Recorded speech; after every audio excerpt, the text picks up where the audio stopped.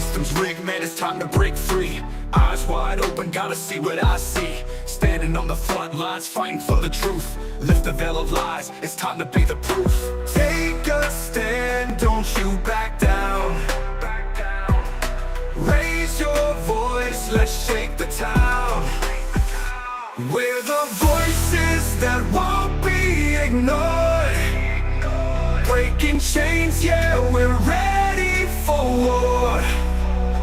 With the power of the people, we'll make them see a world of justice, united and free. United and free.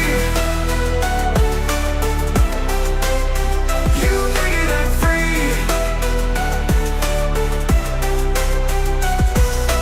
Marching with a purpose, we're taking it higher. Fighting through the struggle, igniting the fire. No more silence, we'll make the noise loud. Together in this battle, standing strong and proud. Injustice fades when courage aligns. Rise up together, break the confines. We're the voices that won't be ignored. Breaking chains, yeah, we're ready for war. With the power of the people, we'll make them see a world of justice, united and free. United and free. United and free. So rise up now, it's our time to shine. Together we'll write a new paradigm. You paradigm, you paradigm. Whoa, whoa. We're the voices that won't be ignored.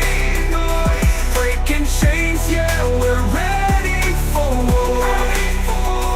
With the power of the people, we'll make them see a world of justice, united and free.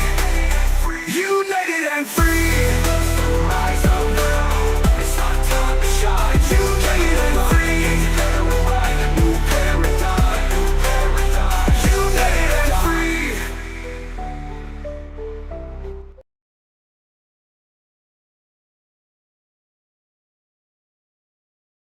CF 2361, State of Florida versus Laurie Shaver. With the parties present, please identify themselves for the record.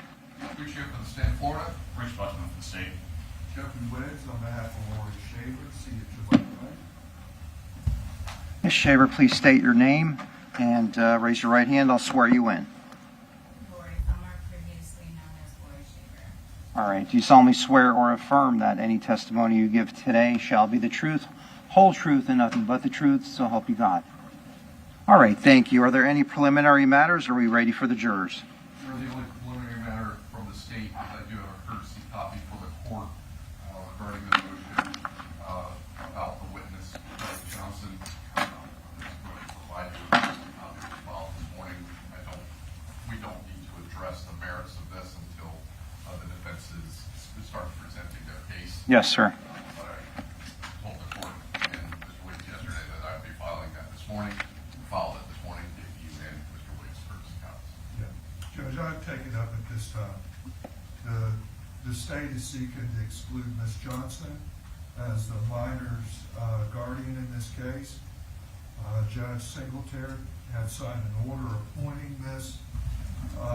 Shaver as counsel on behalf of the minor child. Ms. Johnson on behalf of the minor child. She's aware, the state was aware that the child had a guardian appointed. And the concept was, and the understanding is, that somebody's representing the child and somebody would need to appear at the time that she testifies to vouch that her testimony is free and voluntary. We had filed, in addition to that, a motion to appoint a psychological. Judge Singletary saw fit that Ms. Johnson be appointed in the cause.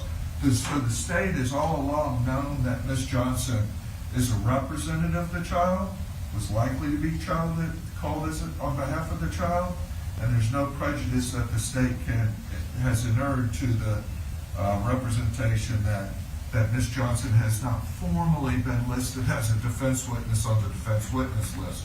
They were on notice the whole time that Ms. Johnson's involved in the case and representing the child. As I advised the state yesterday at the court, that the competency of any minor is always an issue, and somebody has to vouch that the child or the minor's testimony is free and voluntary. That's why we sought the additional appointment of a psychological expert, so there'd be all alleviation of any doubt that the testimony is free and voluntary. And I stated to the court as well that Ms. Johnson's testimony would be called for a limited purpose, and that is to advise the court that she's gone over the rights with the minor child. She's spoken with the child, that the child appears to desire to testify free and voluntary, that there's been no coercion, no tampering with the child, and all testimony and interviews have occurred in her presence.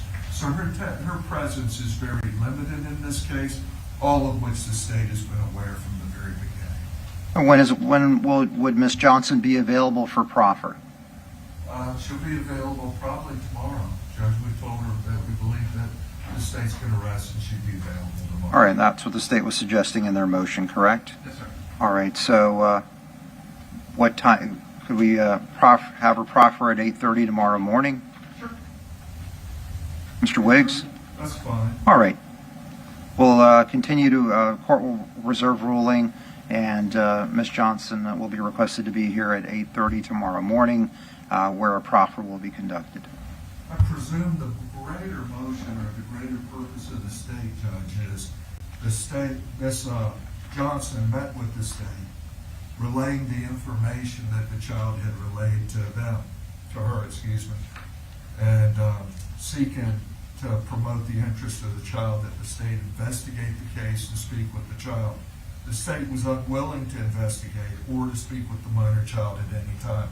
So I believe that's what the shutdown attempt is, but the judge has previously approved the order. The state's had full knowledge that she's involved in the case.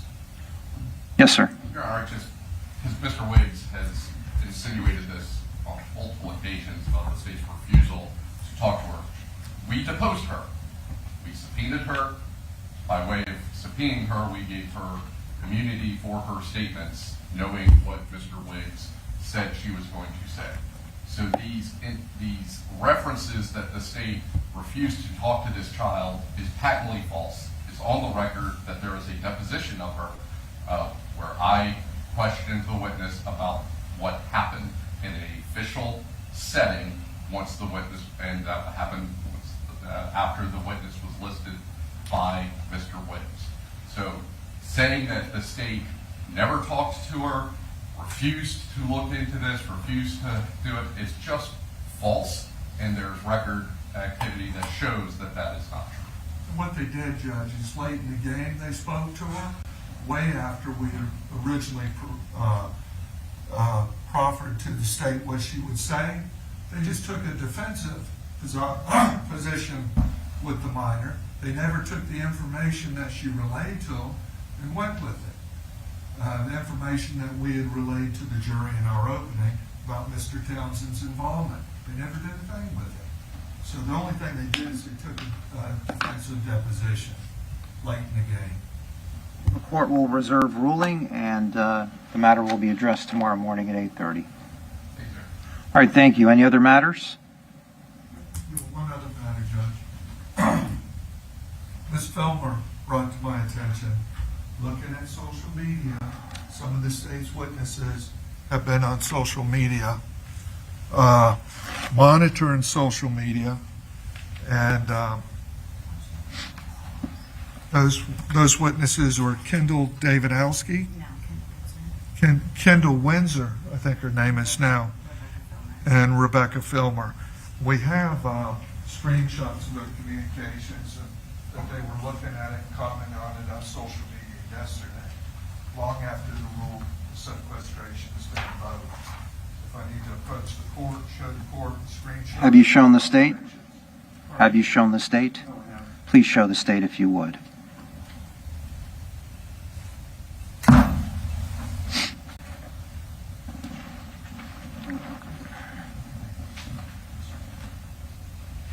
Well, first of all, Kendall Windsor's not testifying. All right, so that's a non-issue. What about Rebecca Filmer? I don't see anything where she's made any sort of comments about Hang on a anything. second, I have another thing for you. All right, take your time.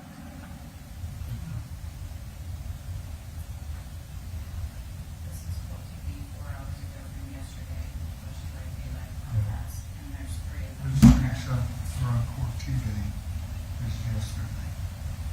We can address it when Ms. Filmer testifies. All right. Then are there any, court will reserve ruling. Are there any other issues? Yes, sir. That's it, Judge. All right, we'll call the jurors in. Thank you. Please call the jury.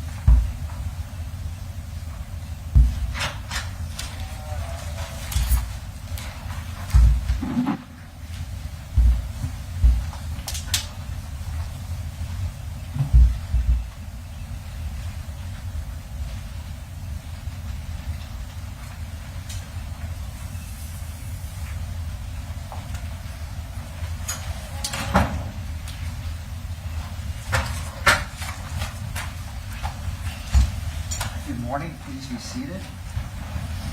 I see that all of the members of the jury have returned. And a question for all of the jurors. Have you spoken to anyone about the case? Okay. Have you spoken to each other about the case? Okay. Everyone has indicated no to those questions. And have you interacted with any of the attorneys?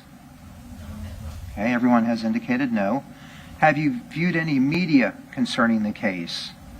Okay, everyone has indicated no. Have you conducted any research regarding the case?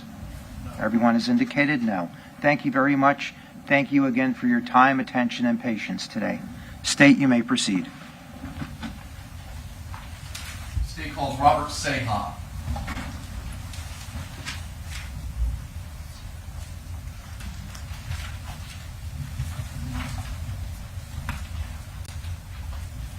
Judge, can we approach, please? Yes, sir.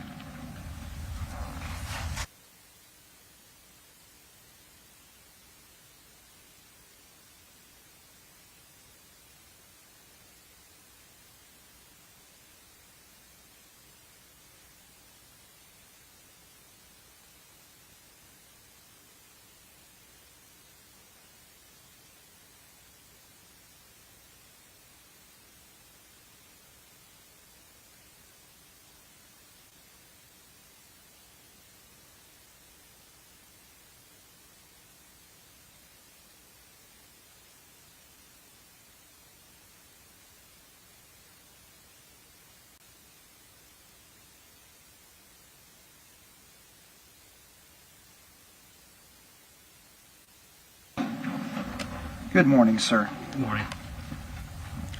Please state your name for the record. My name's Robert Seha. Please spell your full legal name. Robert, last name Ceja. Okay, please raise your right hand. I'll swear you in. Do you solemnly swear or affirm that any testimony you give today shall be the truth, whole truth, and nothing but the truth, so help you God? Yes. Thank you. Please proceed. Good morning. Can you please introduce yourself to the jury? Good morning. I am Robert Seha. I am the owner and operator of the equestrian facility on the premises of the location that you guys were all talking about with this case behind. Yeah, thank you. Sorry. We just asked you a little bit of questions to guide you here. When you're talking about you operate that facility, was that a piece of property which was a neighbor to the Shaver residence? Correct. And through that, did you meet Laurie Shaver? Yes. And do you see her in the courtroom today? Can you identify her by something that she's wearing? Yes. Right over here in the black blazer. Okay. Which seat is she in? In the middle. Okay. Now, did you ever know Michael Shaver? No, Had you ever met Travis Filmer? I have. Now, when did your business move into that property? 2016, operations started to begin. Okay. And do you remember what month? The summer months, construction phases happened a couple months in the summer months, and then started getting heavily right into the summer to the. Now, at some point, did you purchase a firearm from Laurie Shaver? Yes. And what was the circumstances that happened? Circumstances where I got a text, would you be interested in a firearm or someone Okay. that you know of? And who was that text from? Laurie Shaver. Okay. And did you express potential interest? Yes. And can you describe the firearm that she was selling? Yes, it's a pink 38 special with black handle and a little bit of chrome or gray.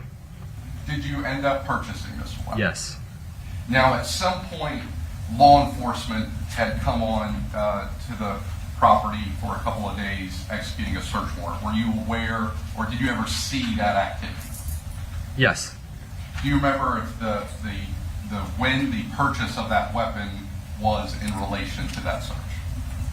Approximately 3 months, 2 to 3 months beforehand. Okay. Um, And did you end up purchasing that weapon? yes. Showing you it's been previously been marked as State's Exhibit R for identification. I'm going to go ahead and just pass a pair of scissors here. Let's go ahead and open it up with the seal there.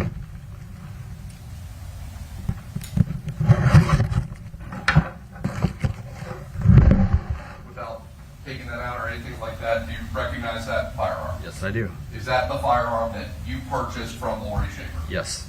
And the color and other features of it are distinctive to you? The colors match and very distinctive.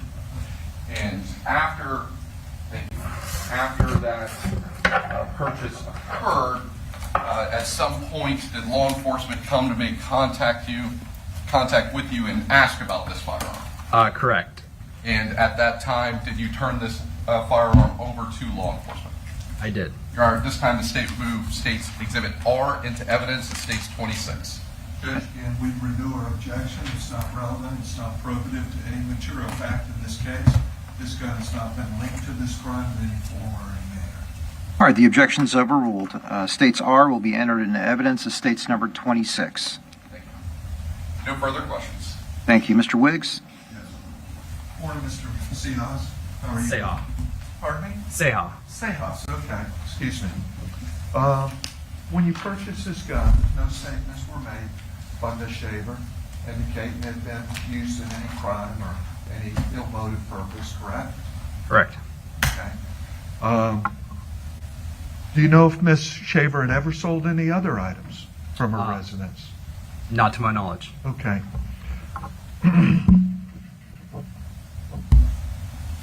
Now, did there come a time when you contacted Ms. Shaver advising her that you'd seen somebody trespassing on her property? Correct. Okay, tell us about that. Okay. So, as stated, Relevance. we have the Sidebar, please. Hold on, sir.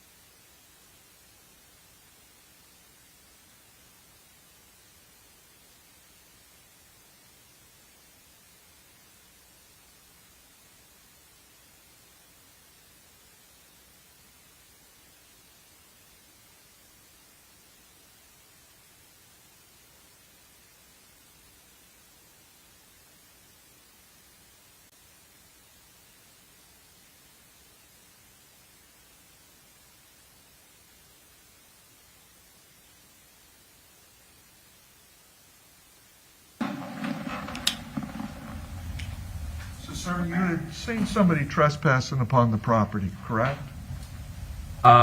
Correct. I wouldn't possibly say just trespass until we're from the horse. I'll get it in perspective. We are 10 acres away. On the other side, I see a human silhouette. I don't know at that time if anyone was supposed to be there or not, but from the current situation of, I believe that Laurie was off the property, no one should be there. At that point, I would assume it would be on the terms of trespassing, but not So 100%. you knew Laurie was off the property at that time or away from the residence? Correct.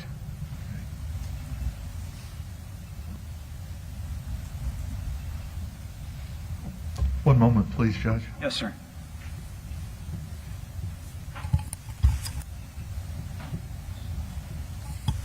No further questions. Thank you, Judge. All right, thank you. State? Just say when did that happen? I cannot recall. Was it 2019, 2020, 2021?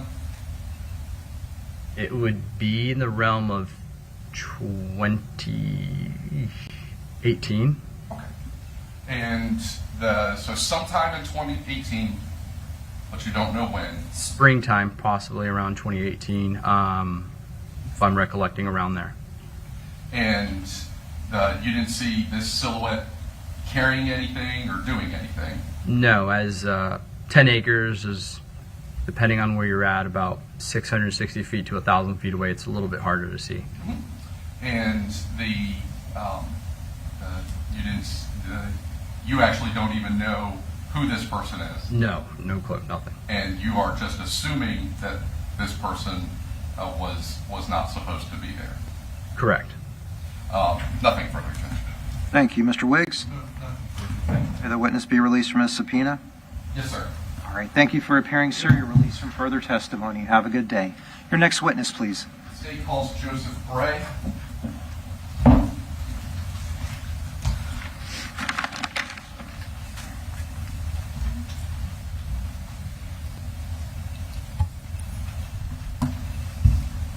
Good morning, sir. Please come up to the witness stand. Make yourself comfortable. Let me know when you're ready to proceed.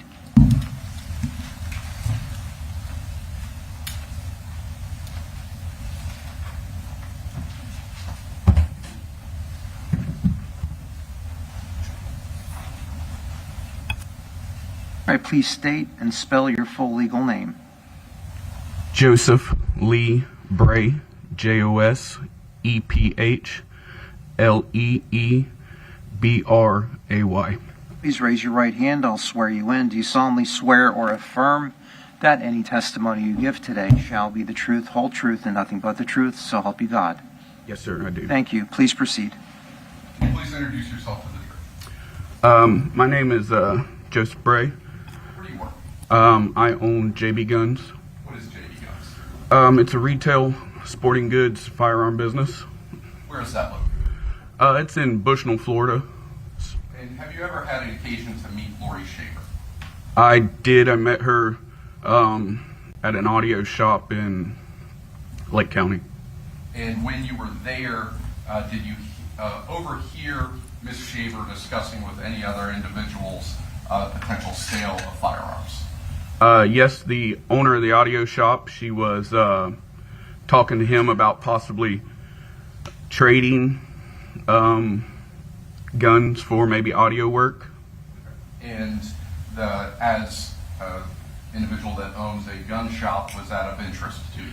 It was. I sat back and waited for her to quit talking to the owner, and once she walked away from the owner, I went up to him and said, if you're not interested in any of this, I would be interested in possibly asking her about purchasing the firearms.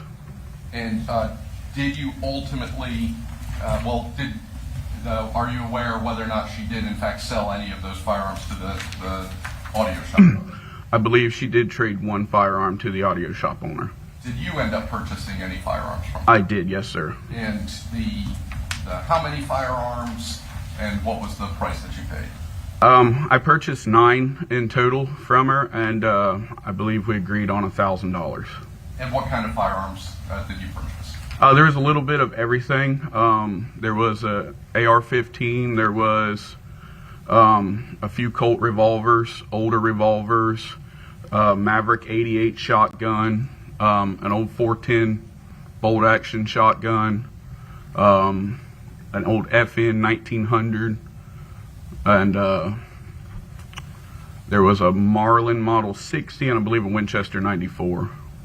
And at some point, did you reach out and tell law enforcement about these firearms that you had purchased? I did, yes, sir. After I saw the news coverage about the missing person, I recognized the house and Miss Shaver, and I reached out to a friend that worked at Sumter County. And ultimately, did you relay this information to the Lake County Sheriff's Office? I did, yes, sir. Nothing further at this time. Mr. Wiggs? Yes, state police report. Yes, sir. Mr. Bray? Was there a male with Miss Shaver? There was, yes, sir. Yeah, tall man, Yes. dark hair? I don't remember his hair color. I just remember a taller, in-shape man with her. Kind of thin? hmm Okay. How high, do you remember? I do not. I just remember he was quite a bit taller than she was. Yeah, taller than me? What's that, sir? Taller than me? I would say so. Was he introduced to you at all? I don't recall. Okay. Now, do you happen to know whether or not any of these guns were tested by law enforcement? As far as I'm aware, they were not. Okay. Were any of these guns returned to you What do you mean returned to me? after law enforcement had done whatever they had to do with them? Did anybody tell you that we don't need these? I had already sold the guns long before law enforcement Okay. found out about them. So you had sold them, Yes, sir. okay, when law enforcement spoke to you. But you recall this male with Miss Shaver, correct? I do, yes, sir. Okay. Thank you. All right, state? Mr. Bray, when did you purchase these guns from Ms. Shaver? Like date-wise, I believe it was December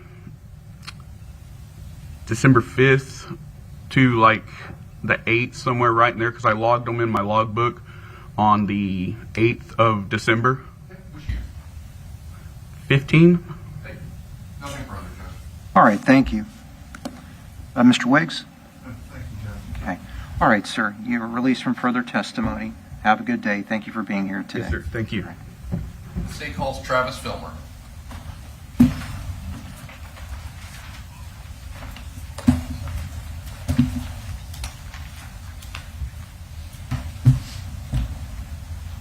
All right, good morning. Please come up to the witness stand. Please be seated. Make yourself comfortable. Let me know when you're ready to go.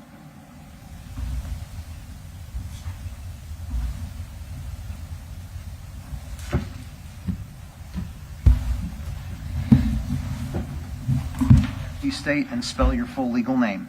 Yes, my name is Travis Filmer, Travisfilmer. All right, please raise your right hand. I'll swear you in. Do you solemnly swear or affirm that any testimony you give today shall be the truth, whole truth, but the truth, so help you God? Yes, sir. Thank you. Please proceed. Morning. Please introduce yourself to the jury. Hi, my name is Travis. I'm Laurie's husband. And are you a convicted felon? Correct. How many times have you been convicted of a felony? I have 2 charges against me. 2 convictions. Would it help refresh your recollection of that if I showed you your judgments, sir? Sure.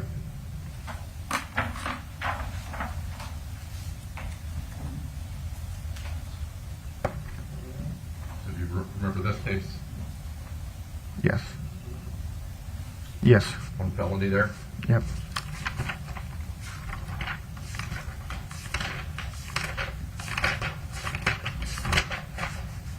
In this case, 2 felonies there. Oh, so when I was 18, that was 2? So you have a total of 3. Okay. Yep. You agree with that? I do. Now, you said you're Laurie Shaver's husband. Correct. Can you identify her and point her out in court today, please? Laurie's right there. And which seat is she sitting in? The second. And how did you meet Ms. Shaver? I met Miss Filmer at through my brother. He knew her from the gym, and he introduced us at her residence at a get-together that he had put together with his now current wife. And when was that get-together? Late January 2016, I believe. And why did your brother put together a gathering at her house? He said it was something for work, a get-together for work. Were you aware of any time that either your brother or his now wife was living at Ms. Shaver's residence? At that time, no. When did they live there? I think his wife was there. She was there sometime before that, I guess. Okay, so she was living there before that time frame in 2016. Correct. And when did you and Ms. Shaver start dating? Late May of 2016. So between January and May, what was your relationship at that time? We didn't have one. Did you communicate, text, phone, anything like that? We had a few conversations here and there, but we didn't. I was in a relationship. She made it very clear to me the first night that we met that she was in a relationship. So we didn't communicate. And at the time that you started dating, had she ever told you what her marital status was? No, sir. Had she ever told you that she was single but she had been previously divorced? She told me that she was in a relationship with a gentleman, but at that time never got into any marital status. Do you remember giving a deposition in this case? I do. Do you remember saying anything different about what her representations of her marital status was at that time? At the time that we first met? I'm talking about when you started dating her. Did she ever talk about her marital status? No. Okay. Do you remember giving that deposition? I remember having a deposition, correct. I'm going to go ahead and refer to page 4, line 25, Mr. Williams, showing a copy of that deposition. Go ahead and read to yourself line 24 and 25. Yeah, that didn't happen at that time. Had she ever told you that she was divorced? Yes, sir. All right. What was her ex-husband's name then? Michael. And what did she tell you about the whereabouts of her ex-husband at that time? She just told me that they were divorced and that he wanted nothing to do with the family, did not know where he was, and he was not around. And had she expressed to you that he left and wasn't having contact with the children? Correct. And how long did you date until you moved into her home? A few months. Do you remember about when you actually moved in, what month it would have been? Probably July, late July. And who all was living at that home at that time? Laurie, her two kids, and Becca. And Rebecca is... Rebecca. Yeah. That would be your brother's girlfriend at the time. Correct. Now, and they're now married. Correct. How long did Rebecca stay living in that home? I don't know. Did she end up moving out around December 31st, 2016? I have no idea. And in December 31st, 2015, did you have some sort of commitment ceremony with Laurie Shaver? I'm sorry, you just said December 31st, 2015. Thank you for correcting me. December 31st, 2016. Yes, sir. All right. And when you say commitment ceremony, what is that? Just a commitment to each other under God. And had you had any discussions about why you wouldn't just get legally married at that point? Yes, sir. And why did she tell you that she didn't want to get legally married? Lori, when we were talking about marriage, in conversation, told me that she did not want to sign. All right, sidebar, please.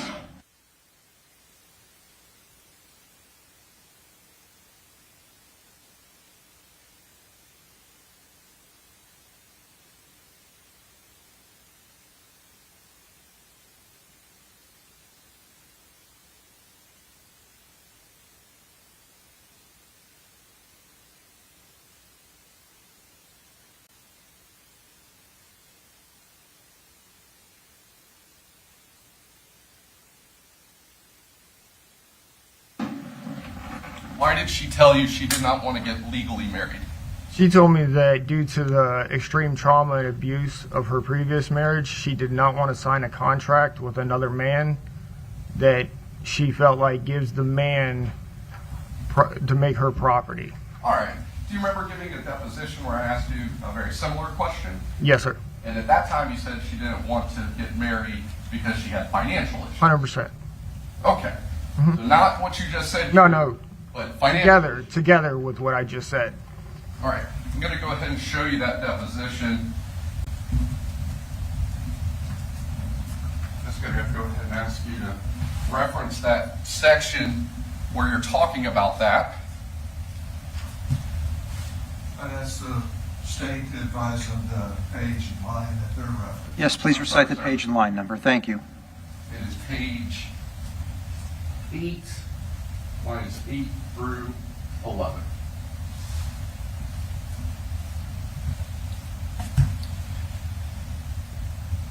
Mr. Filler, you had an opportunity to review that? Yes, sir. And at that time, you did not say anything about the violence, it was about financial issues.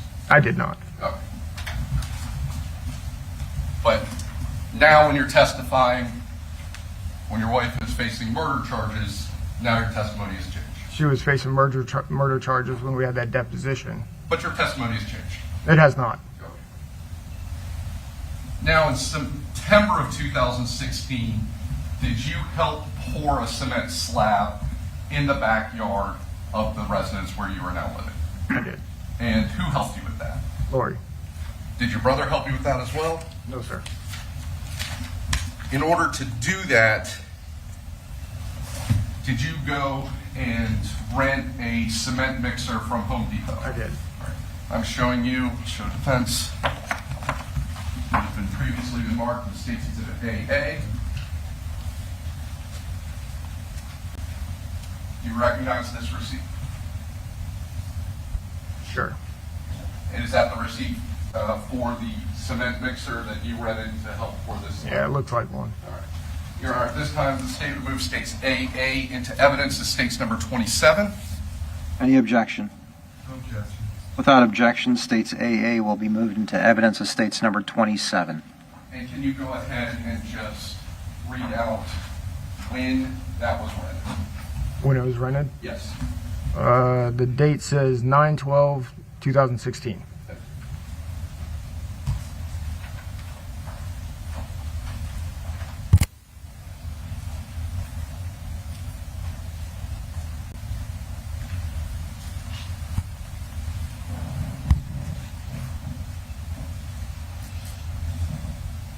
At that commitment ceremony that you referenced in December of 2016, what was Laurie wearing? A white dress. And did someone escort her to where you were? Yes, I'm trying to remember who that was. Was it your grandfather? Yes, sir, it was. Was there basically some sort of official there doing the proceeding? Correct. For anyone looking at this, this would look like a wedding. 100%. And had you represented to everyone that you were getting married at that time? No. Okay. So no one thought that this was a wedding? No. I'm going to go ahead and show you states CC for identification. All right, let's have a sidebar, please.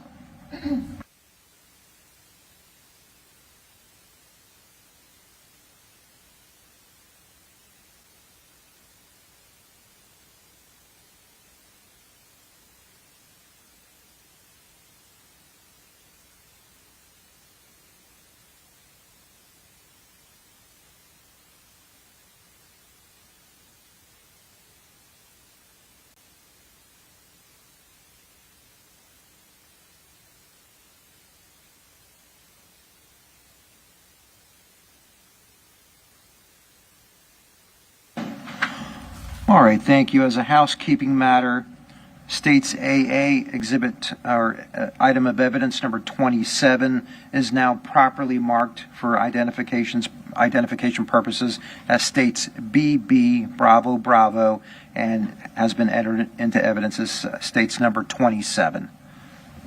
All right, please proceed. Thank you. Showing a witness what has been previously marked as states CC. Do you recognize that photograph? Yes, sir. Is that a photograph from this commitment ceremony? That is. And is this a true and accurate depiction of the ceremony on that day, December 31st, 2016? Yes, sir. At this time, the state moves CC into evidence as the next exhibit. Any objection? Okay. States CC will be entered into evidence as states number 28. Your Honor, may I publish? Yes, sir. So at the time you were doing this ceremony in this fashion in front of your friends and family, you're saying that you had not represented this as a wedding. That we told everybody it was a ceremony, correct?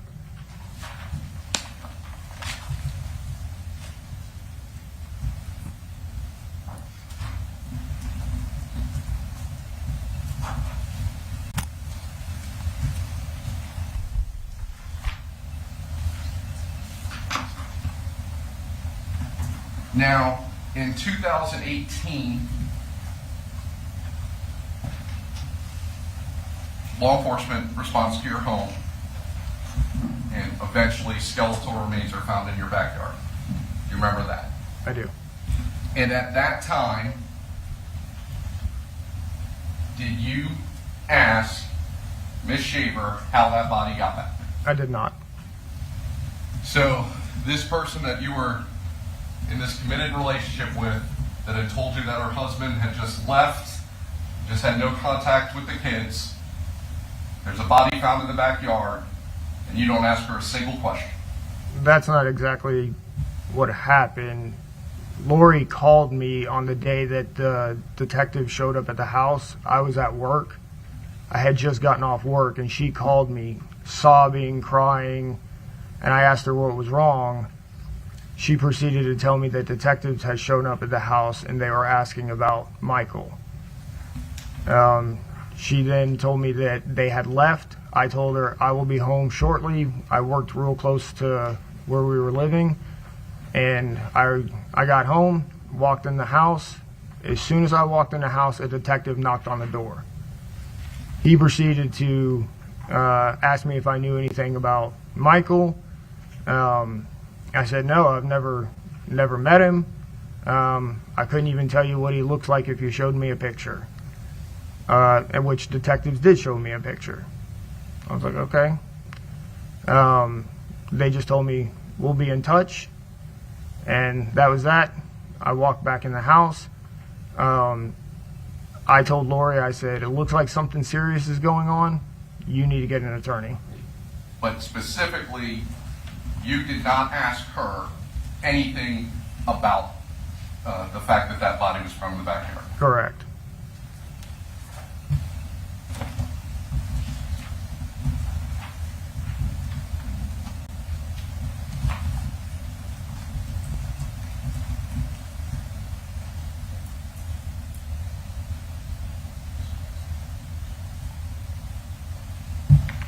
Do you remember ever saying that at one point you did ask her about it and she said she had no idea about it? No, sir. No.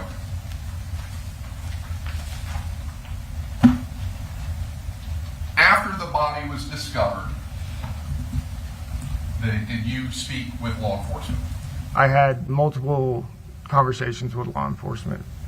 Did you ever make the statement, it is not that he is, the statement relaying from Ms. Shaver, that it is not that he is missing, it is that he is no longer walking the face of this earth? Have you ever made that statement to law enforcement?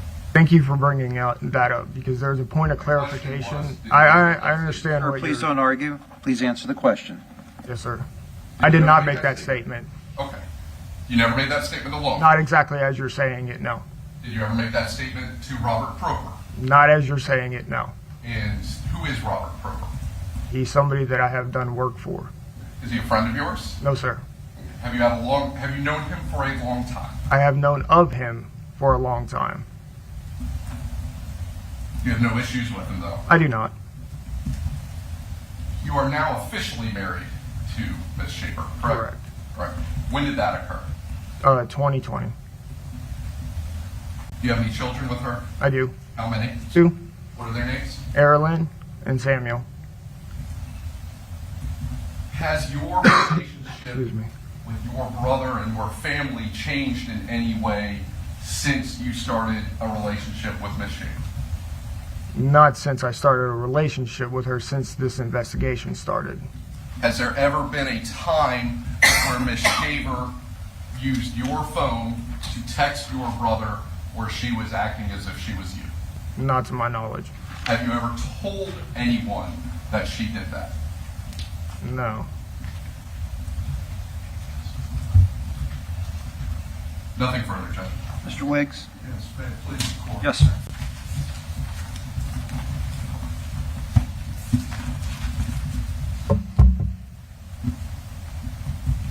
Travis, let's take up with one of the last issues that the state was asking you about some statement. The state was implying that you had made some statement possibly that Laurie made about, well, he's not walking this earth, something of that nature. Could you tell us the circumstances of any questioning by law enforcement? Law enforcement wanted to have an interview with me, and I did not want to speak with them. One of the detectives had told me that if I do not speak with them, I would feel the full force of the United States government. I ended up having a conversation with that detective, and I told him that I was working for Mr. Proper, and that him and I were sitting on the back of my truck at the time, and he asked me what did I think was going on. And I proceeded to tell him that based on law enforcement's response, I didn't think that this was a welfare check. I didn't think that he was walking around anymore. I see. Now, tell me about, did law enforcement come out to the residence and say they were conducting a welfare check? I believe so. Okay, did you confront or speak with law enforcement in the backyard about their presence and why they were there? No, the only time I spoke with law enforcement at the property was the day that they were doing their investigation. Okay. Did law enforcement question you in the yard whether or not you saw anything unusual or anything of that nature? Oh, during the interview, law enforcement asked me if I had ever seen anything unusual, and I pointed a place out in the very back of the yard and said if I had to point something out, I would say this is, and it was a large mound. It was a large mound of dirt. So I pointed that out. The officer had the property pulled up on his phone, Google Earth, and he proceeded to point me towards the fireplace and asked me if there was anything unusual about the fireplace. I said no. I said the only thing that I've ever seen unusual is this very large amount of dirt in the back of the property. He then directed me back to the fireplace, and he did that a few times. And I just told him, I said, I have no idea what you're talking about. I see. Okay. So there was a period of time in which this patio was poured, correct? I'm sorry, say that again? There was a period of time, as the state's referenced, about a mixer being rented, correct? Okay. You and Laurie pouring the patio, correct? Yes, sir. Okay. Now, the state has suggested that this date of death was, I believe, around 9/12/16. Objection, Your Honor. Okay. All right. This Sidebar, please. There's an objection.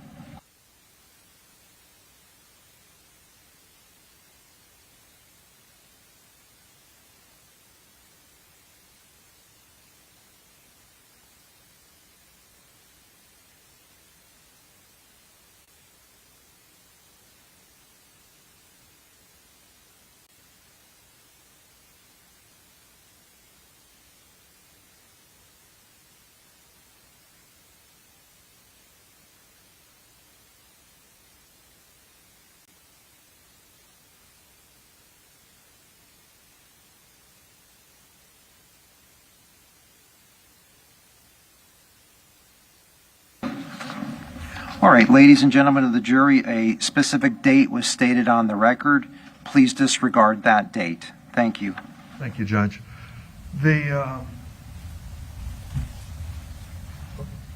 So law enforcement directs you to this patio, correct? Yes, sir. You helped lay the patio, correct? Yes, sir. Did you see anything unusual as you laid the patio? No, when Laurie and I first met, the patio slash fireplace that is in question right now, the dirt was already graded out. The form of the fireplace was already there. So there was concrete bags in one of the sheds that was at the property when I met Laurie. How long had they sat on the property, to your knowledge? I have no idea. Were they there several months or what? After Laurie and I met? Yeah. Oh, it was months.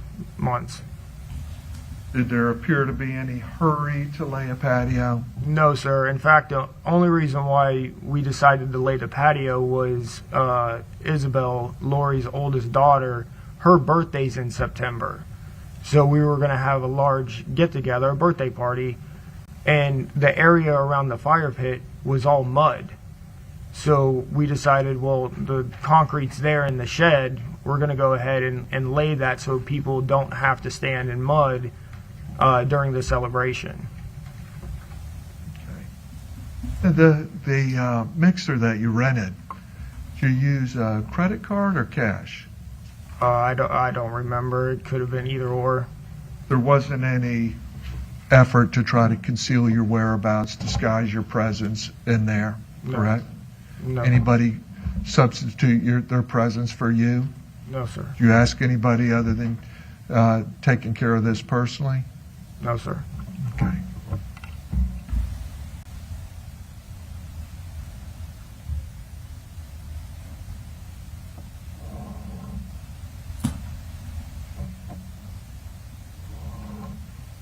Did you see evidence of any crime within the residence No, the sir. whole time you were there? Never.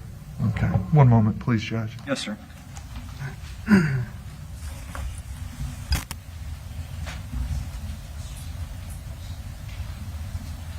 That's all I have. Thank you, Judge. Thank you, sir.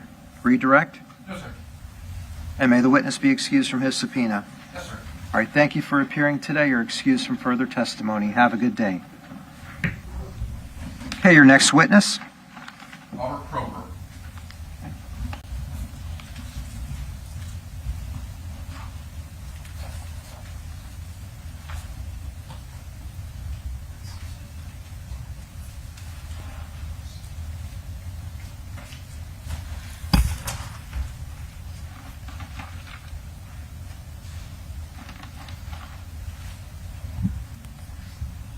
Good morning, sir. Please come up to the witness stand. Please be seated, make yourself comfortable, and let me know when you're ready to proceed.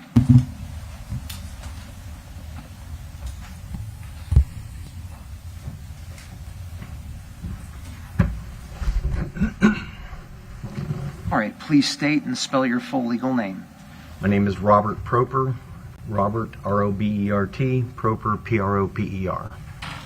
Please raise your right hand. I'll swear you in. Do you solemnly swear or affirm that any testimony you give today shall be the truth, whole truth, and nothing but the truth, so help you God? I do. Thank you. Please proceed. Can you please introduce yourself to the jury? Robert Bob Proper, live in Groveland. I'm not sure what all you need. Do you know Travis Philbin? I do. And how do you know him? Through my church, Real Life Christian Church. And how long have you known Mr. Filmer? Since approximately 2013, 2014, something like that. And what is your relationship with him? With a friend. I believe in mentoring and try to work with young men. And he's somebody that I met, and we became friends. And through that, have you ever met Laurie Shaver? Yes. Has there ever been a time frame where you would socialize with Travis Filmer and Laurie Shaver? Well, we did have some small group sessions together with other couples. We did financial counseling and some marital type relationship counseling. And do you have any personal knowledge about when their relationship started or when they moved in together or anything like that? Not specifically, no. And had she ever made any representations about what had happened with her prior husband? That she was divorced and he was gone. Now, at some point, an investigation starts and law enforcement is on at the Shaver property, and the remains of Michael Shaver are found. Did you have any conversations with Travis Filmer about what was going on at that time? Not specifically about those actions. My interaction with him was a little bit different than that. At any point did he tell you any statements about what Laurie said about her husband? Objection. Sidebar, please.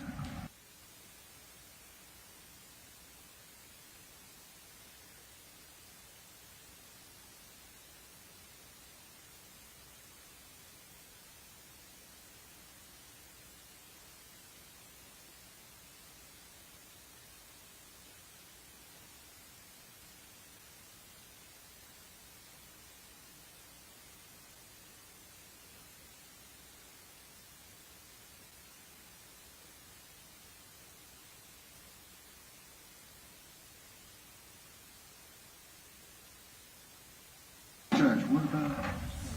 It's okay. All right. Ezra, please.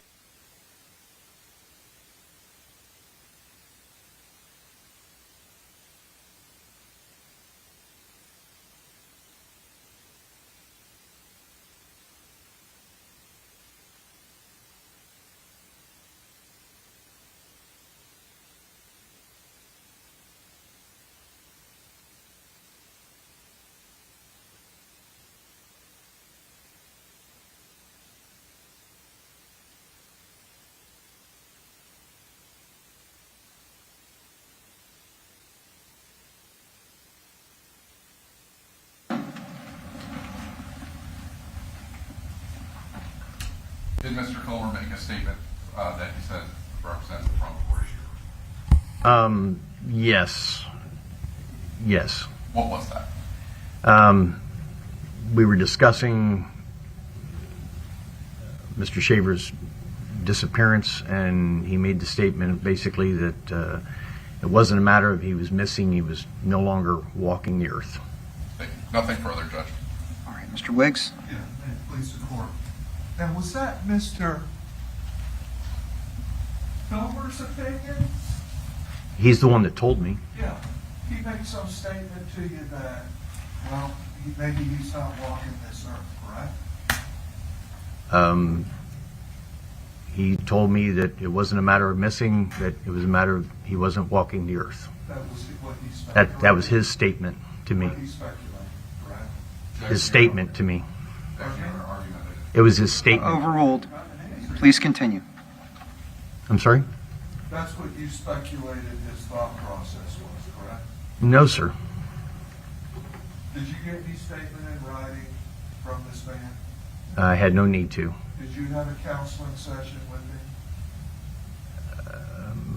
I'm not a counselor. I'm a friend. Do you do any counseling? Not professionally. Okay, do you do any premarital counseling? Not professionally. Okay, well, I mean, you don't hold a degree. Correct. Do you unofficially hold yourself out and do any kind of counseling? I routinely meet with young men and older men. I'm doing that tonight. Okay, so you do some counseling and some unofficiated counseling without a degree? I would call it mentoring. Mentoring, okay, that's what you call it. Well, whatever Travis said to you is not documented, correct? Just just my word. Okay, just your word, and your word may be different from Mr. Filmer's, correct? All I'm doing is repeating what he told me. Okay. And you recognize that reasonable minds may differ as to what was said or what may be interpreted, correct?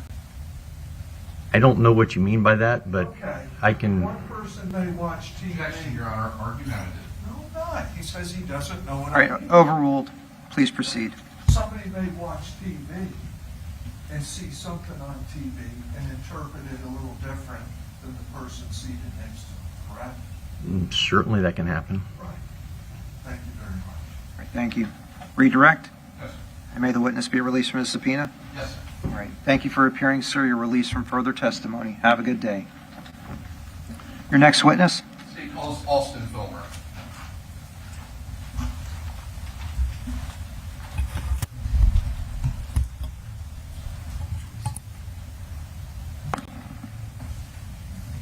Judge, will you approach? Yes, sir. Come on up for a sidebar. Thank you.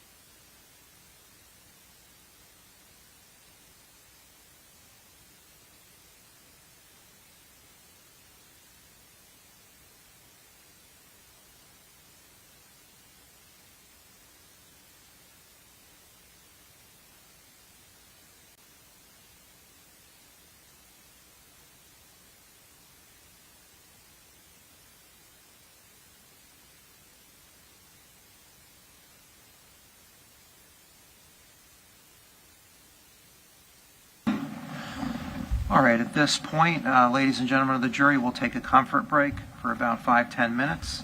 And thank you again for your time and attention. Please take the jurors out. Thank you.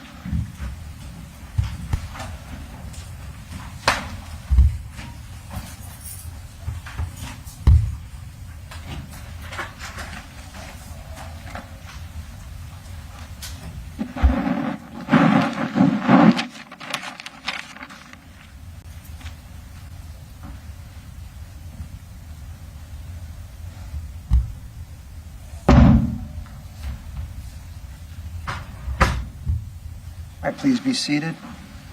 All right, sir, I'm going to make a preliminary inquiry. I'll swear you in. Please state and spell your full legal name. My name is Austin James Filmer, AUSTIN JAMESFILMER. Please raise your right hand. Do you solemnly swear or affirm that any testimony you give today shall be the truth, whole truth, and nothing but the truth, so help you God? Yes, sir. All right, sir. And are you married? Yes, sir. Who is your wife? Rebecca Urbanowski. Okay. And so Rebecca Urbanowski, not Filmer. Correct. She didn't take my last name. All right, sir. And have you at any time seen your wife, Rebecca Urbanowski, conducting any research regarding this case? No, sir. Okay. Did you see your wife viewing any media concerning this case? No, sir. Okay. Have you done any research concerning this case? Have you viewed any media concerning this case? No, sir. Has your wife Rebecca spoken to you about conducting any research in the case? No, sir. Has she spoken to you about making any comments on social media about the case? No, sir. All right. And does the state wish to inquire? Okay, Mr. Wiggs. Do you know if your wife's been looking at any social media? No, sir. Okay. Thank you. All right. Is that to the satisfaction of the parties? Yes, Judge. All right. Then let's take a 5-minute comfort break while the jury's out. And Mr. Filmer, you're welcome to leave the witness stand if you wish. And Okay. We'll call you back. As soon as the break's over, we'll call you. All right. We're in recess. Yes. There. Okay. Understood.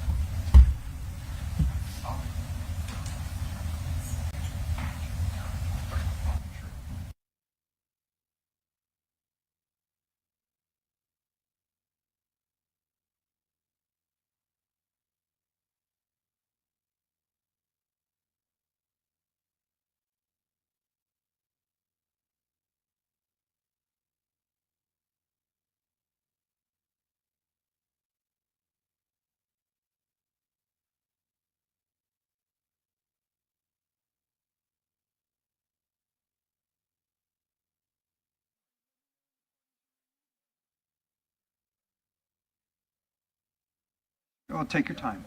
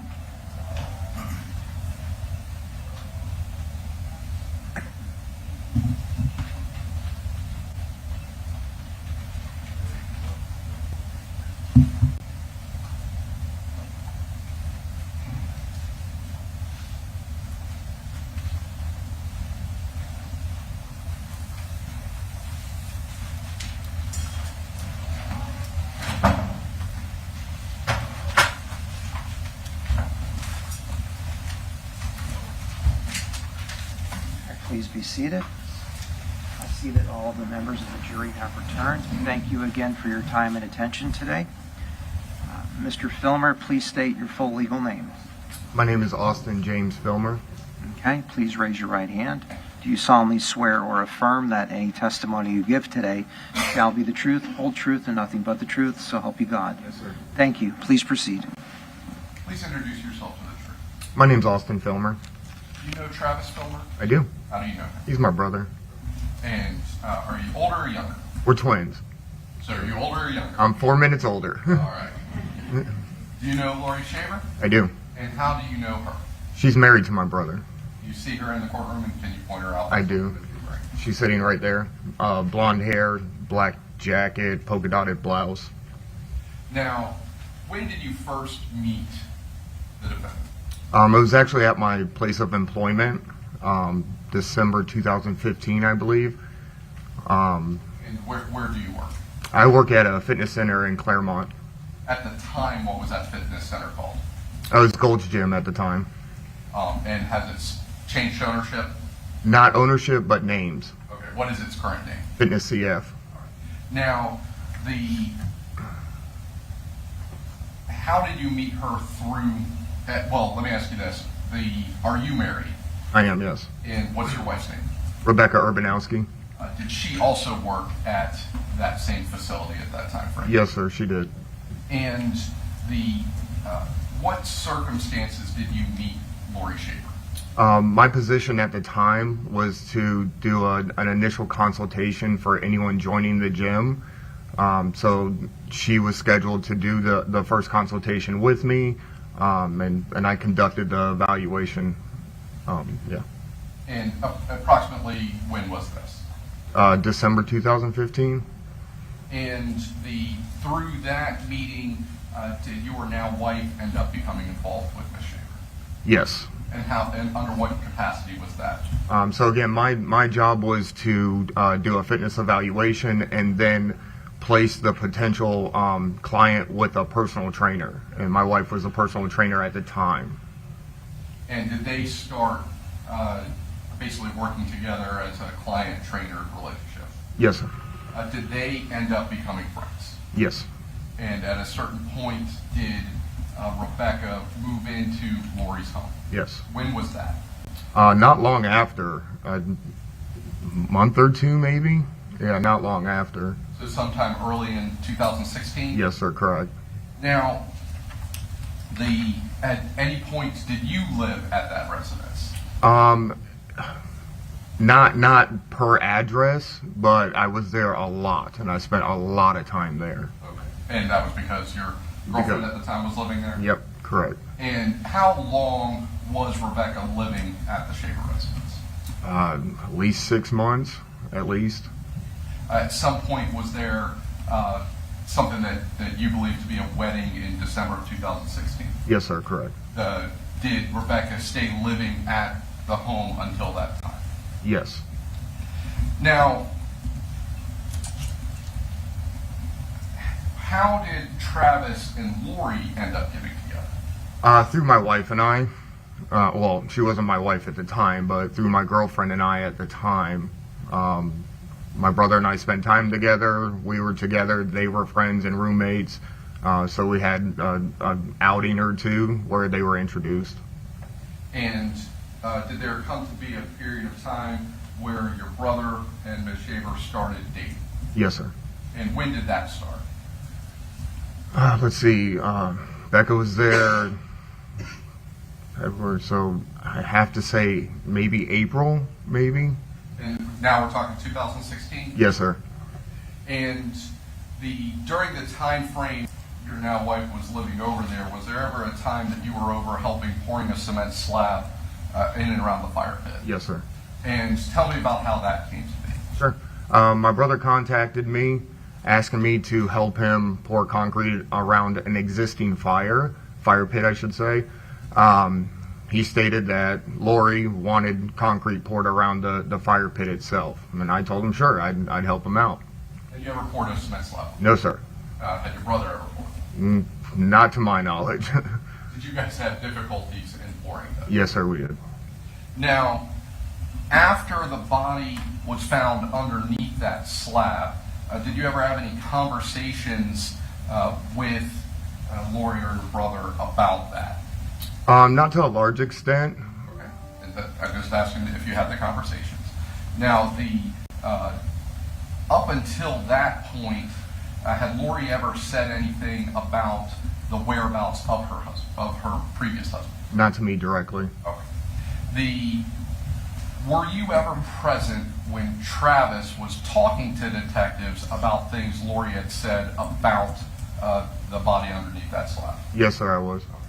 And what did you hear him say to the detectives about her husband and the body being under that slab? Objection. Hearsay. Sidebar, please.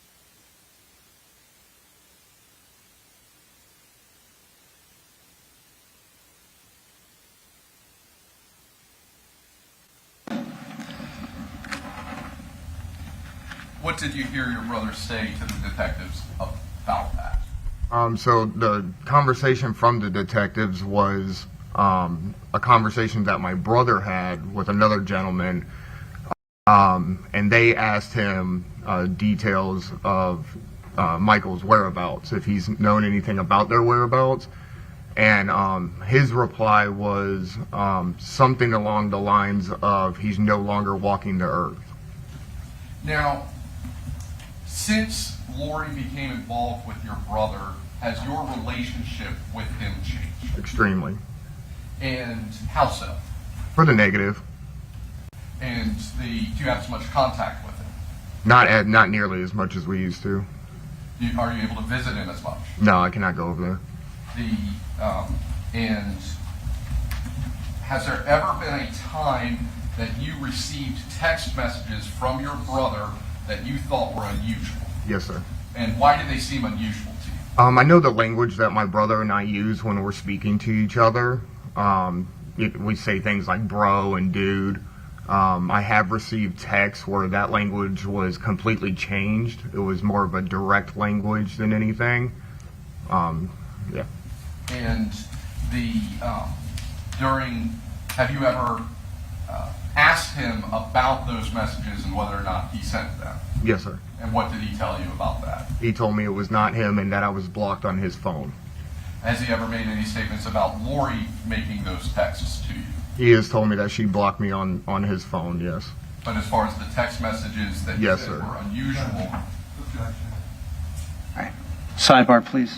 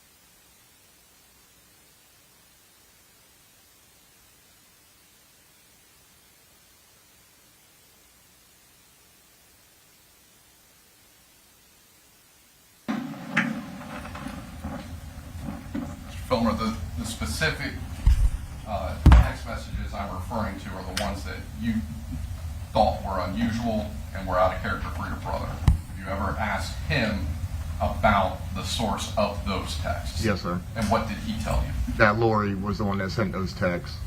Okay. Now, the December 31st, 2016, did you attend a wedding ceremony at the Shaver residence? Yes, sir. And who was that between? My brother and Laurie.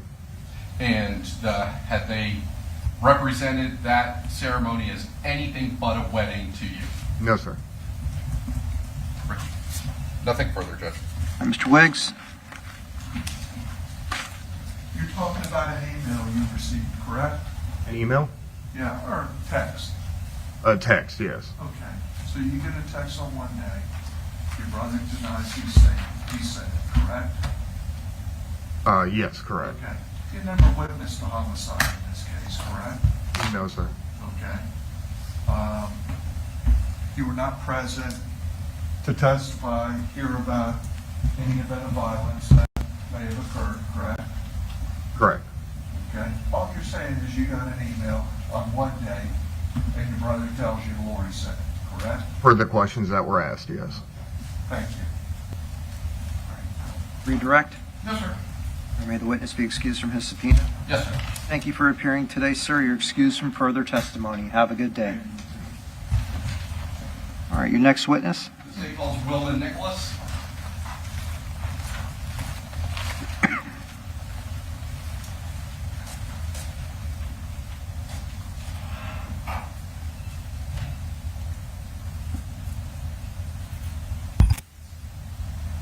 Good morning. Please come up to the witness stand. Please be seated. Make yourself comfortable and let me know when you're ready to proceed.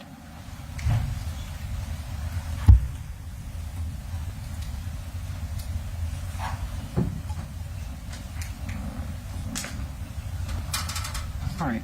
Please state and spell your full legal name. Wilma Nicholas. It's N-W-I-L-M-A-N-I-C-H-O-L-A-S.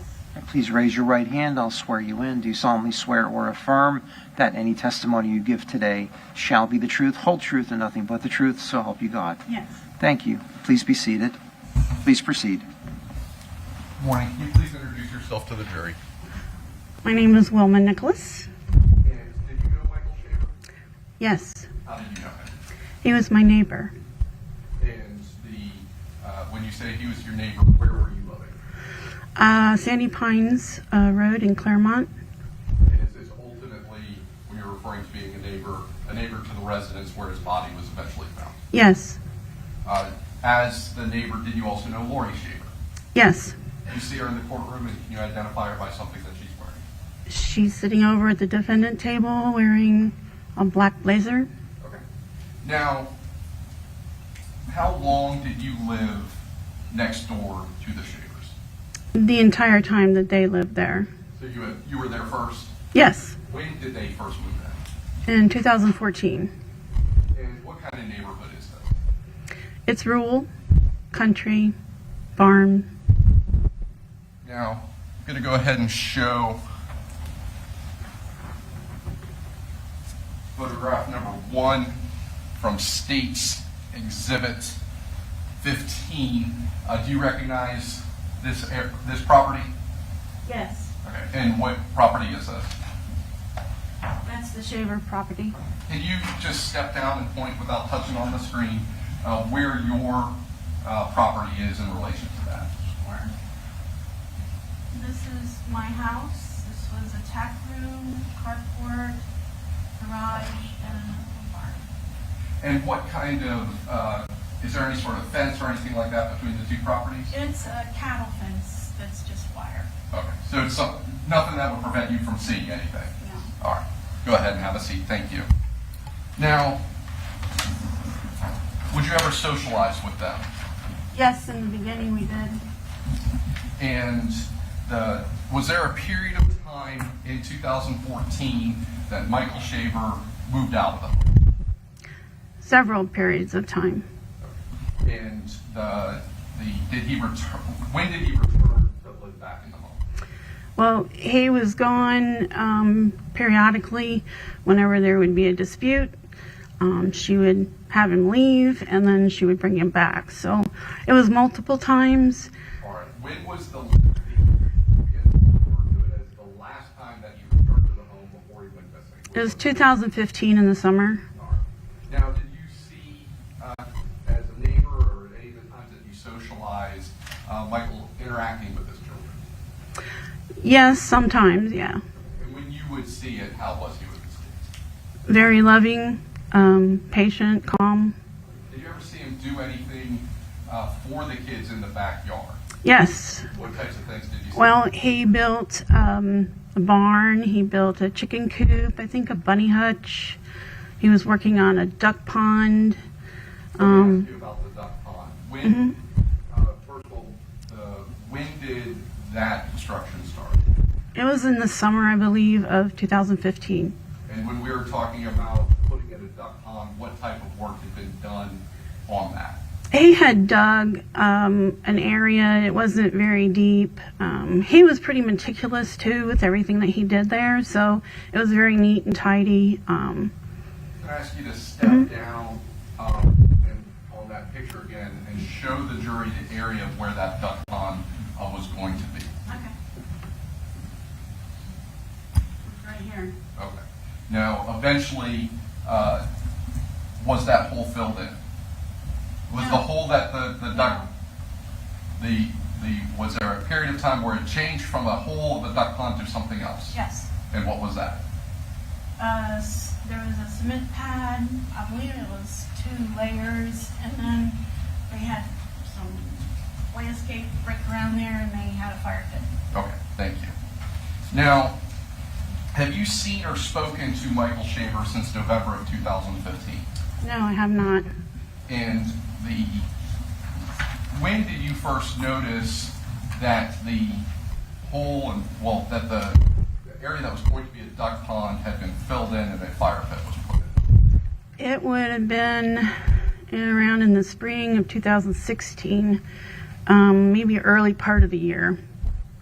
Now, between the time frame in November of 2015, where you last saw or spoke with Michael Shaver, and when you noticed that that fire pit started being put in, did you smell anything unusual in the proximity of your home, the neighborhood, things of that nature? Yes.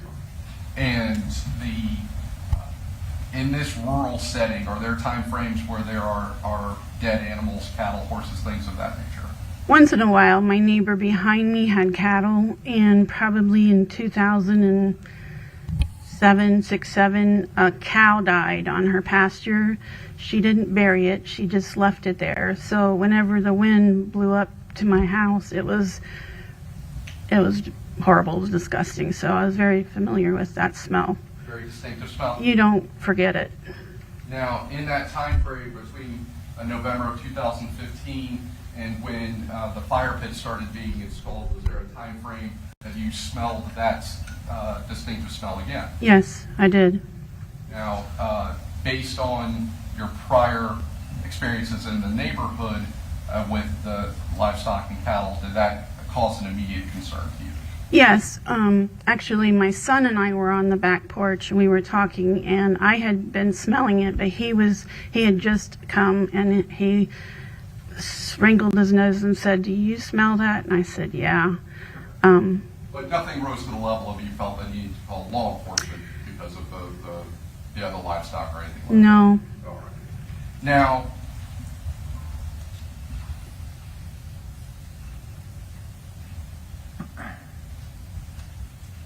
at some point, did that area that was being used as a fire pit have a cement slab put in? Yes. And do you remember when that was? It was around in 2016. I believe there's 2 layers of cement that was done. The first one, I think, was in the beginning of the year, springtime. And then later on in the year, during the summer, I know it was an area that they actually launched fireworks off of during the 4th of July. So I believe it was covered by then. Nothing further, Judge. Mr. Wiggs? Yes, ma'am, please support. Yes, sir. Ma'am, you testified that you had smelled a dead cow in the area, correct? Many years ago, yes. Okay. And the Shavers also had pigs, correct? Not at that time. Well, tell me what time it was. Pigs came in probably later in 2016, I think. Okay. I think there was one potbelly pig that was in and out of the house, and I'm not sure exactly when that arrived. Okay. Now, you never had dinner with the Shavers, did you? Yes. Not dinner. Yeah, we did. You sat down? Yes. How frequently would you go over there? I didn't go to their house to have dinner. We had invited them over to our place it was an Easter barbecue cookout, and I'd made Easter baskets for the 2 kids and my grandson, and they went and hunted eggs that day. You never had dinner at the Shaver residence? Not inside the house, no. And in fact, looking at this photo, this is your house, correct? Correct. And there's not a clear line of sight between your house and this fire pit, is there? Yes, there is. There's a clear line of sight? Yes. The jury can look at that and see a clear line of sight? Yes. Okay.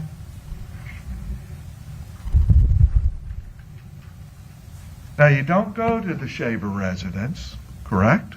Yeah, I'd been to it several Did you times. sit down with Miss Shaver on occasion, have tea, sit there and talk to her? Not having tea, but I do recall I did go one time and sat and had quite a lengthy conversation with her. Was that complaining about the pigs? No. You ever complained to Miss Shaver about any of the animals? No, not to her, no. Did they ever kill a pig over there? I don't know. They had animals that died frequently over there. Okay, so they had animals on the property. They had some pigs, correct? Yes. Okay. And there was a neighbor behind y'all with horses, correct? They came in 2016 and started a horse farm back there. Okay, so we had horses in the area, a lady with a cow that died. We had the Shavers next door with some pigs, correct? There were not pigs there at the time. Okay, okay. So, do you know the date of death of Michael Shaver? No. Okay, so when you say at the time, you don't know when Michael Shaver died, do you? I do know there was a period of time in 2015 and there weren't pigs there at that time. They have any rabbits or other animals? They did have rabbits, and I believe that came a little later. Okay.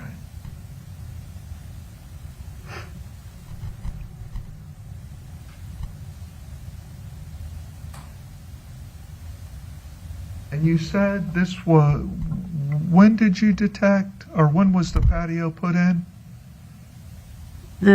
I believe some cement was poured sometime around in the spring of 2016.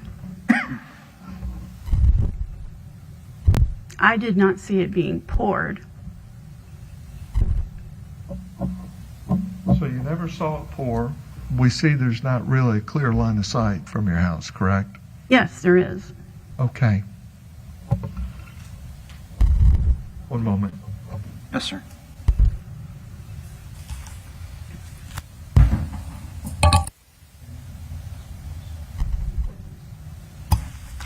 That's all I have. Thank you, Judge. All right, thank you. Redirect? Ms. Nicholas, Yes. can you explain to the jury why you're saying you have a clear line of sight over it? Well, in the back, on the back side of my house, I had a really large deck porch, and from there I could see directly over. Also, as I mentioned, it was a carport, which was completely open all the way through. I'll go ahead and show photograph number 4 from State's exhibit number 15. Can you just kind of show the jury the areas that you're talking about? Yes, go ahead and set that. Okay, this you can even see right here, it's open. You can see the front end of a car. That was open. This was probably 10 feet wide. And I was always over in this area because I did have horses. I did have a barn that used to be right here. That was an open barn. It was a pole barn that didn't have walls. It was just a roof, basically. And so when I would come over and feed the horses here, I could see everything that happened along here. And I'll go back to photograph number 1 from State's exhibit 1. Does this photo, the area over on the left side, show your total property area, or is it? No, just half of it. Okay. So can you just demonstrate to the jury the rest of where your property would be on there? Well, this is my property starting down here all the way, and then it was a whole 5 acres, and then it was further on over that way. The whole thing was only enclosed by cattle fence. Nothing further, Judge.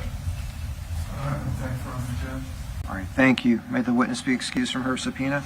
No, she's subject to recall and rebuttal. All right. And thank you for testifying here today. Please remain at the courthouse. Would you like the witness to remain at the courthouse? Or? No, we'll tell her when she needs to come back. All right, please be available for recall. Thank you. Have a good day. Your next witness.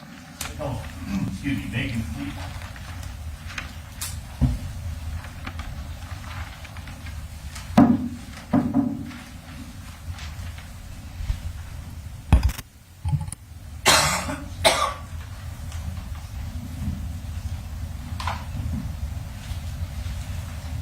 Please come up to the witness stand. Please be seated, make yourself comfortable, and let me know when you're ready to proceed.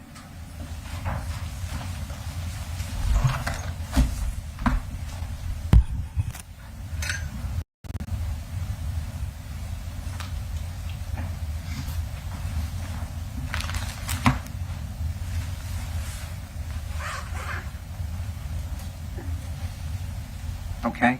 Please state and spell your full legal name for the record. Megan Cleek. First is Megan. Last is Cleek.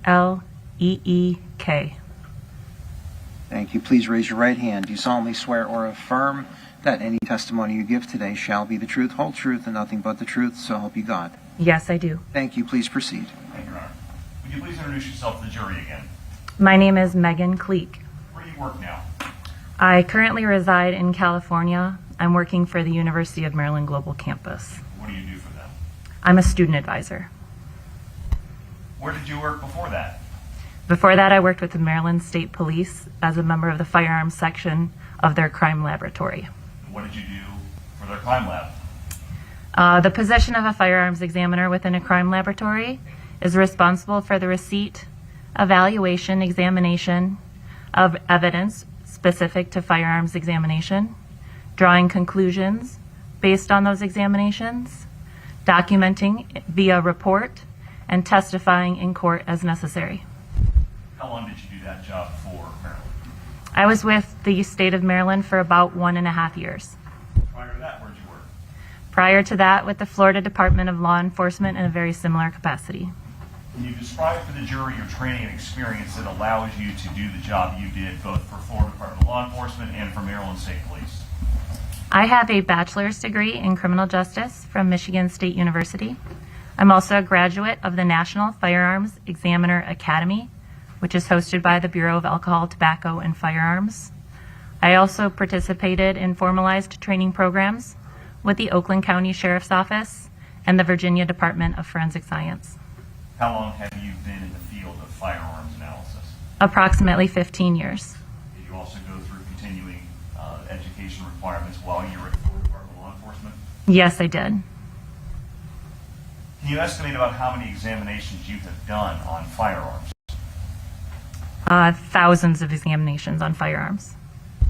Have you been asked, in many of those examinations, probably most, to examine a firearm and determine whether or not a fired projectile or a spent shell casing is connected to that firearm or is fired from a firearm?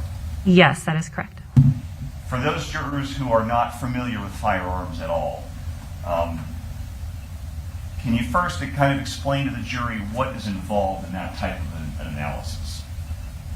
The purpose of firearms identification is the examination of fired ammunition components, most often bullets and cartridge cases, for the purpose of determining whether or not they were fired in or from a specific firearm. That's made possible by the design of the firearm and the manufacturing process, and the marks that are left on bullets and cartridge cases as a result of the firing process. What does the term class characteristics mean in firearms analysis? Class characteristics are the features of a firearm that are determined prior to its manufacturing process.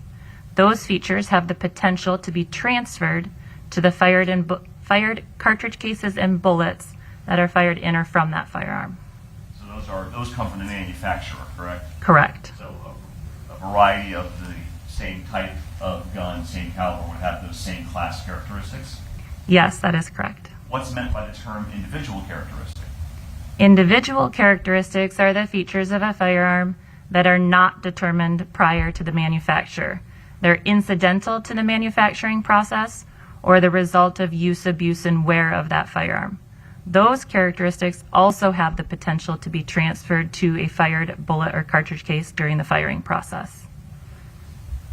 Again, for those jurors who are not familiar with firearms, can you explain to the jury how a firearm works, and specifically addressing the difference between a revolver and semi-automatic as well? There are multiple steps in the process of a firearm being fired. One would be to load the cartridges, the unfired ammunition components, into the firearm. The second would be to cock the firearm. That is preparing the firearm to be fired. The third is to release that cocking mechanism. This strikes the head of a cartridge case where the primer is located. That primer creates an explosion when struck.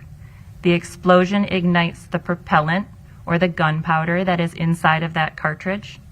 That propellant burns very quickly and creates a large amount of gas. That gas forces the bullet out the muzzle end of the firearm. In turn, this can also, at times, cock the firearm, readying it to be fired again. The primary difference between a revolver and a semi-automatic firearm in this case is that the ammunition components, the bullet and the cartridge case, have a different experience during the process. In both, the bullet exits the muzzle of the firearm during the firing process. In a semi-automatic firearm, a cartridge case would be extracted and ejected from the firearm during the firing process. In a revolver, that fired cartridge case would remain inside the firearm until manually removed by the user. Are there different sizes of ammunition that fit in different firearms, also known as calibers? Yes. Can you explain that? Yes, a caliber can refer to either the nominal or the true measurement of a bullet.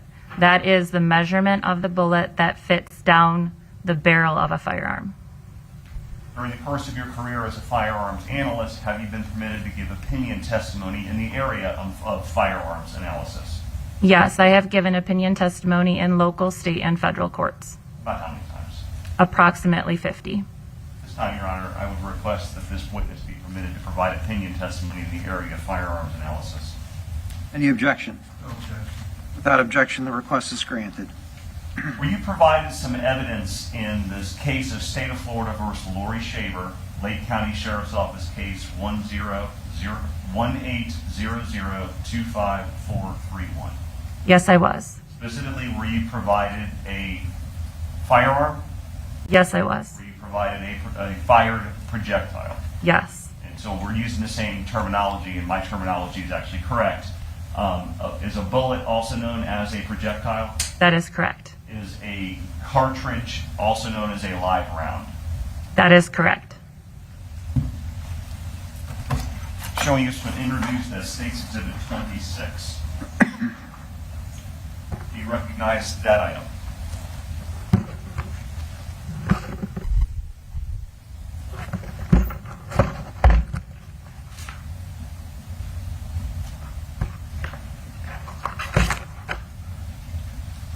Yes, I do. How do you recognize it?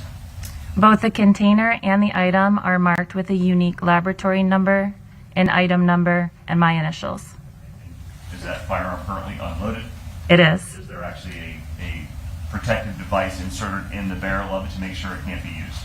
There is a zip tie through the cylinder that prevents it from being locked into the firearm, yes. Can you describe for the jury, and if you could show it to the jury as you're describing it, describe the firearm?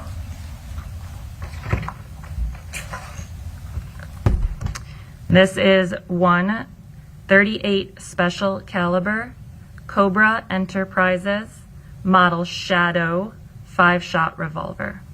Did you examine that firearm? Yes, I did. Is that firearm considered a single or double action firearm? This is a double action only firearm. Can you explain to the jury what that means? Pulling the trigger of this firearm causes both the cocking and releasing of the hammer, which is responsible for striking the primer of a cartridge that's in the cylinder. How is that different than a single action firearm? In a single action firearm, the cocking of the firearm, the process that prepares it to be fired, is a separate process from pulling the trigger. It's resultant of either manually pulling a slide to the rear or from the shot before causing the firearm to be cocked. Does it require more effort to fire a double action firearm? It does require a longer or more aggressive trigger pull, as it requires both the cocking of the hammer and the releasing of the firing mechanism. And what's meant by the term trigger pull? Trigger pull would be the weight that is required to pull the trigger fully to the rear, cocking and releasing the firing mechanism. When you examined this firearm, did you perform any kind of a trigger pull analysis? I did not. At the time, did Florida Department of Law Enforcement do that type of testing? It would not have been required on this particular examination. Okay. What did you do with that firearm to begin your examination of it? The first step in the process of examining a firearm is to evaluate its design and its function. This is for safety purposes. So I documented the make, the model, the caliber of the firearm. I also documented how it would function. And what were your results of that? That's where I determined, again, that this is a Cobra Enterprises firearm. It's a model shadow. It's a double action only function. It has a cylinder that holds 5 cartridges. And I apologize, that's it. Did you test fire it? I did, yes. What's your purpose in actually firing the gun? The purpose of firing the firearm in the laboratory is, one, to determine its function. The second is to create known test fires. These are known exemplars, bullets and cartridge cases that I know, because I processed the firearm, to have been fired in and from this specific firearm. Did the firearm function as it should when you fired it? Yes, it did. And I'm assuming when you fire the gun and retrieve those test fires, do you fire it into like a water canister of some sort? Yes, it's a large tank of water. Are you then able to take those fired projectiles and compare them to other projectiles provided to you by law enforcement? Yes, creating known test fires allows me to compare unknown bullets and cartridge cases to, again, exemplars that I know to have been fired from a specific firearm. Did you do that in this case? Yes, I did. Can you explain to the jury the process you take and what you do when you have this known test fire that you personally fired and you make an attempt to compare it to a projectile provided by law enforcement? The first step in the examination of known test fires and the examination of evidence bullets and cartridge cases is to examine those items independently. The test fires were examined and compared to one another to determine reproducibility of the marks that are created during the firing process. Likewise, the evidence bullet is examined independently. It's examined for the presence of class characteristics, which we mentioned earlier, and then for the presence of individual characteristics. The purpose of this examination is to first determine, is it possible that a fired bullet or cartridge case was fired in an evidence firearm? If it is possible, then a microscopic comparison of individual characteristics is completed. What kind of markings are left on a projectile after it's fired out of the gun? The class characteristic markings that are left on a projectile as the result of firing would be the land and groove impressions. These are the helical grooves inside the barrel of a firearm that produce the spin to a bullet. Much like we throw a football with a spin, a bullet is fired with a spin. These helical grooves have a certain number, a certain direction, and a certain width. And those direction, width, and number will differ between firearms. These are the class characteristics, again, that are transferred to a bullet during the firing process. There are also individual characteristics that are transferred to a bullet during the firing process. These are called striations. They're resultant of the manufacturing process in that those helical grooves are cut by a tool into the barrel of a firearm. They're unique to that firearm in the sense that the tool wears during the firing process, and those striations also wear in the firearm as a result of its use, abuse, and wear over time. I'm assuming when you test fired a gun and retrieve those projectiles from the water tank, they're in very good condition. Yes, the purpose of firing into a water tank is to recover projectiles in a good condition. Because they are in good condition, are you better able to see those individual markings left by the firearm on the projectile as it's fired? Yes, a part of the early comparison process when looking at test fires compared to test fires for the purpose of determining whether there or not there are reproducible marks on a fired bullet is that process that was mentioned is because they are in good condition, those marks are easier to compare to one another. Were you also provided a projectile recovered from the skull of a Michael Shaver, Yes. showing you what's been introduced into evidence to State's Exhibit 20? Did you examine, do you recognize that item first?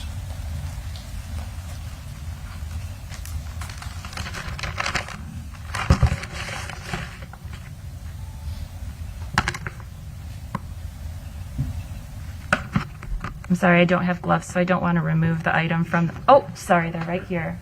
And while you're doing that, you mentioned the test fires that you fired. Are those also contained in the package with the gun? Yes, they are.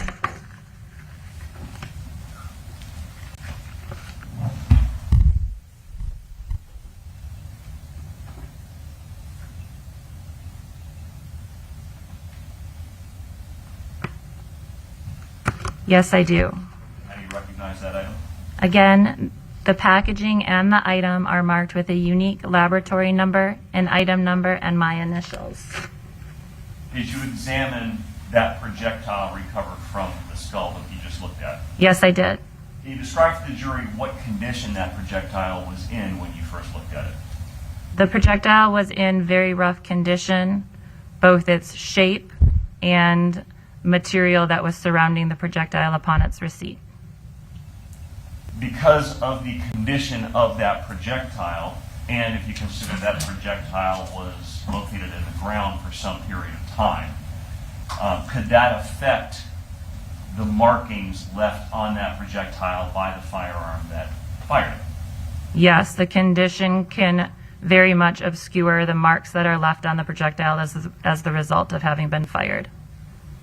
Despite the damaged condition of that projectile, were you able to determine the caliber of the projectile or caliber class of the projectile? Yes, I was. And what is meant by caliber or caliber class? Caliber, again, can be the nominal or actual measurement of the diameter of a bullet. It can also be the measurement of a bullet that would fit down the barrel of a firearm. In this case, the caliber was determined to be 38 caliber class. That means it belongs to a family of calibers that are very similar, but there was not enough information in this case due to the damage of the bullet to determine an actual caliber. Therefore, it was determined that it belonged to the 38 caliber class or family of projectiles. And what calibers are included in that 38 caliber class or 38 caliber family? This is a 38, a 380, a 357, or a 9 millimeter. Did you examine that damaged projectile to determine whether or not it could have been fired from the firearm we looked at earlier, that pink and black Cobra revolver? Yes. Again, going back to the early steps of a comparison, first we determine the class characteristics of a firearm and the class characteristics of a fired ammunition component. If the class characteristics of the two agree, then I can move forward to a comparison of the individual characteristics.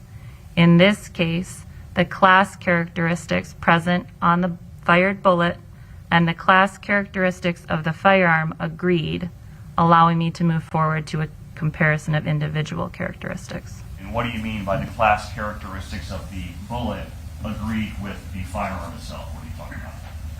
The class characteristics agreement would allow this projectile to have been fired in this particular firearm. That means that the caliber is the same, the number of lands and grooves, or those helical impressions, agree, their direction of twist, and their width are in agreement. So the number of lands and grooves, the direction of the lands and grooves, and the width of the lands and grooves of that firearm is consistent with the fired bullet you looked at. In addition to the caliber, yes. Okay. So all that was agreed, all that was consistent. Correct. You then proceeded to do the individual examinations to look at those individual characteristics. Yes. Can you explain to the jury how that process worked?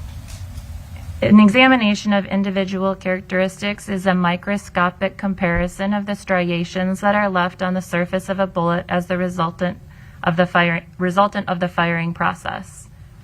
In this particular case, the individual characteristics left on the test fires, which were compared to each other first, were not well defined, and it was a very difficult process. I did move forward to the comparison of the individual characteristics between the test fires and the evidence bullet.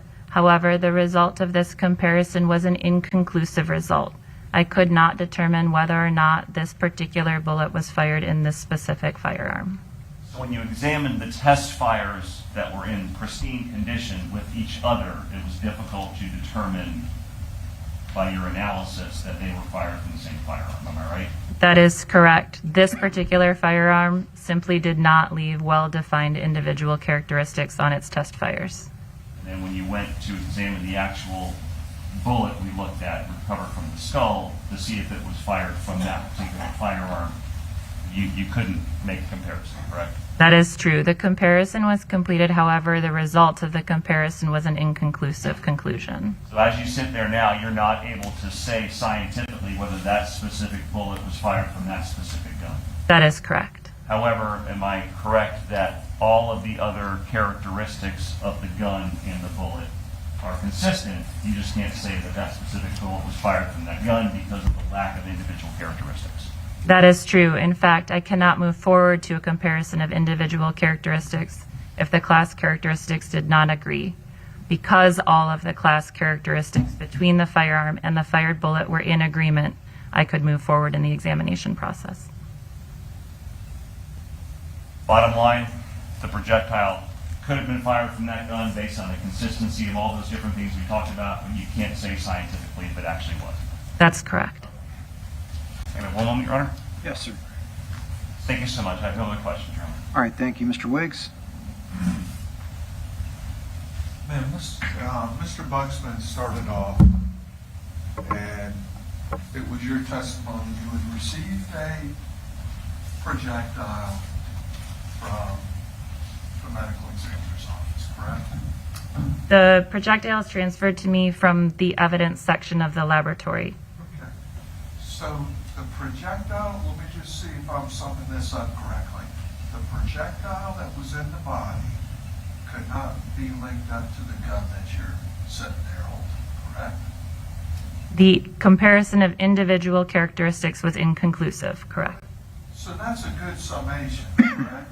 There was no connection between that gun there and the projectile that was delivered to you, correct? The examination resulted in the conclusion that all class characteristics were in agreement. The result of the individual comparison was inconclusive. Okay.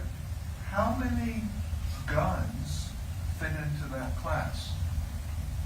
Thousands of guns, if not tens of thousands, correct? So there's thousands of guns that fit into that class, and not one individual characteristic linked it to this homicide, correct? The result of the individual characteristic comparison was inconclusive. I would not say not one. That would. Correct. And we were talking about double action, single action type firearms. Did you fire the projectile sample? I was responsible for firing the test fires. Okay. What's the poundage, the amount of force that's required on that gun to discharge a projectile? The trigger pull on this firearm was not measured. Okay. Any specific reason? That was not part of the policy or procedure for an examination of this type. Did law law enforcement ever contact you at any time and request it? They did not. State Attorney's Office ever contact you and request that? The state attorney's office would not contact me directly. Okay. When you have a double action pistol as well, you can pull the hammer back and lock it, correct? Not in a double action only firearm, no. Okay. Can you pull the hammer back, lock it, and then discharge it by the trigger? In a double action only firearm, no. Okay. Single action. In a single action firearm, a hammer can be pulled back and locked into position. Okay. And then it can be released by a separate trigger pull, correct? Yes. Okay. So once the hammer is locked back, does it require less force on the trigger on that type of gun? That is a question that could not be answered because the trigger pull of this double action only firearm was not measured, and I do not know the trigger pull of a single action. One could or could not be heavier than the other. Anything prevent the child from firing that gun? I would not be qualified to answer that question. Okay. Well, you've been in the business how many years? Approximately 15 years in firearms examination. Okay. And you don't know anything about trigger pulls and capacities? I don't know anything about a child pulling a trigger. Okay. 1 second, guys. Yes, sir.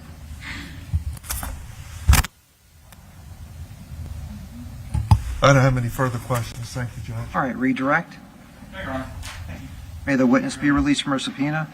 Okay, thank you for testifying here today. You're released from further testimony. Have a good day. Thank you very much. Yes, ma'am.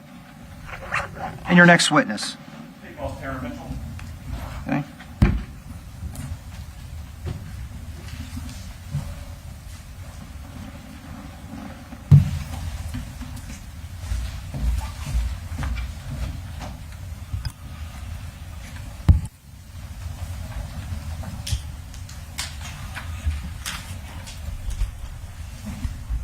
Please come up to the witness stand.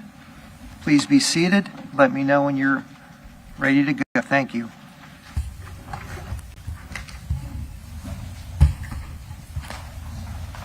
Good morning. All right, please be seated if you would. Thank you. Please state and spell your full legal name. My name is Tara Mitchell, T-A-R-A, Mitchell, M-I-T-C-H-E-L-L. Thank you. Please raise your right hand and I'll swear you in. Do you solemnly swear or affirm that any testimony you give today shall be the truth, whole truth, and nothing but the truth, so help you God? I do. Thank you. Please proceed. Thank you, Your Honor. Could you please introduce yourself to the jury? Good morning. I am Tara Mitchell. What do you do for a living? I currently work with mental behavior at Livestream. Prior to that, where did you work? I was the manager at Mariner Finance. What did Mariner Finance do? We did personal secured loans, secured and unsecured loans. How long did you work there? 9 years. What were your day-to-day duties when you worked at Mariner Financial? To solicit and collect and distribute money to those that need. I want to direct your attention back to November of 2015. Were you working at Mariner Financial in that same capacity then? At that particular time, I was an assistant manager. Senior assistant manager. What duties did that involve, specifically as a senior assistant manager? Basically the same. Okay, understood. Did Mariner Financial extend a loan to Michael Shaver in November of 2015? At that time, we had mailers that came out from the corporate office, and they were sent out to several different people in several different cities. Can you explain to the jury kind of how that worked? Were they just kind of sent unsolicited to people's residences? I'm not totally sure as to how corporate determined as to who they were going to send it to, but it would have something to do with their credit. And we call them LBMs, which is the loan by mail. And so they would send them out to different people. So this is not a situation where somebody comes to your financial institution and says, hey, I need a loan. This is the financial institution reaching out to people to say, hey, do you want a loan? Absolutely, and it made it look really good because they gave you a certain amount and all it required you to do was fill some information on the back. Your Honor, at this time, the state would move into evidence State's Exhibit D as in dog, as State's Exhibit 29. There's a business record certification and notice has been provided. Any objection? All right.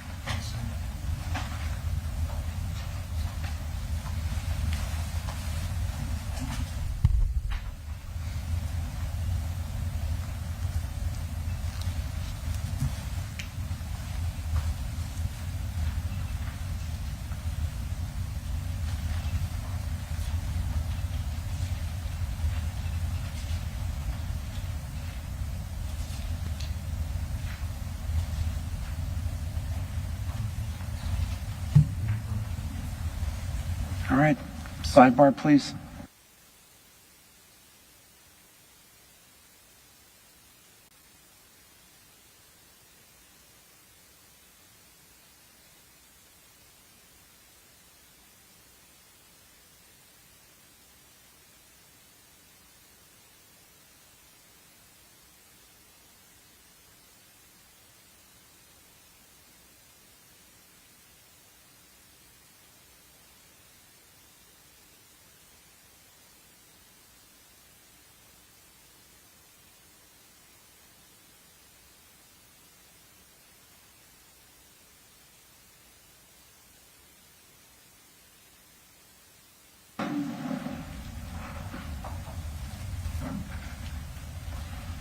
All right, so State's Exhibit DD will be admitted into evidence as State's number 29.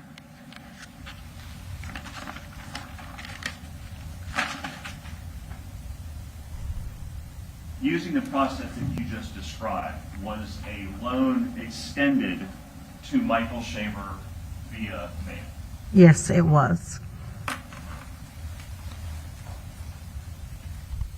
And how, in what form would that loan have been extended to them?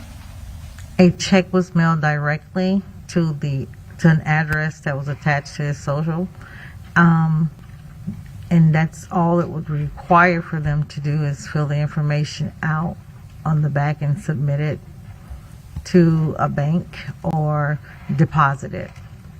So a check is sent to Michael Shaver's residence in the mail, which basically is a loan check. Yes. Describe the process. How would somebody accept that loan or accept the money in that check when it was mailed to the person? They would be required to sign it on the back, put their telephone number Okay. as to how they could be reached. I'm going to show you what's been introduced to State's Exhibit 30.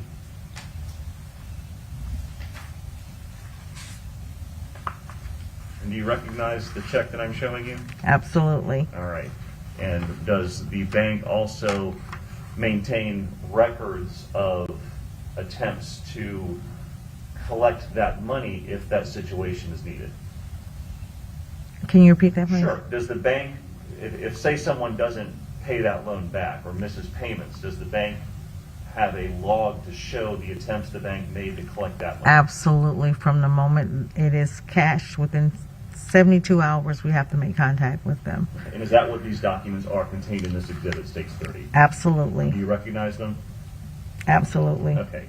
Are they accurate? Yes. Okay.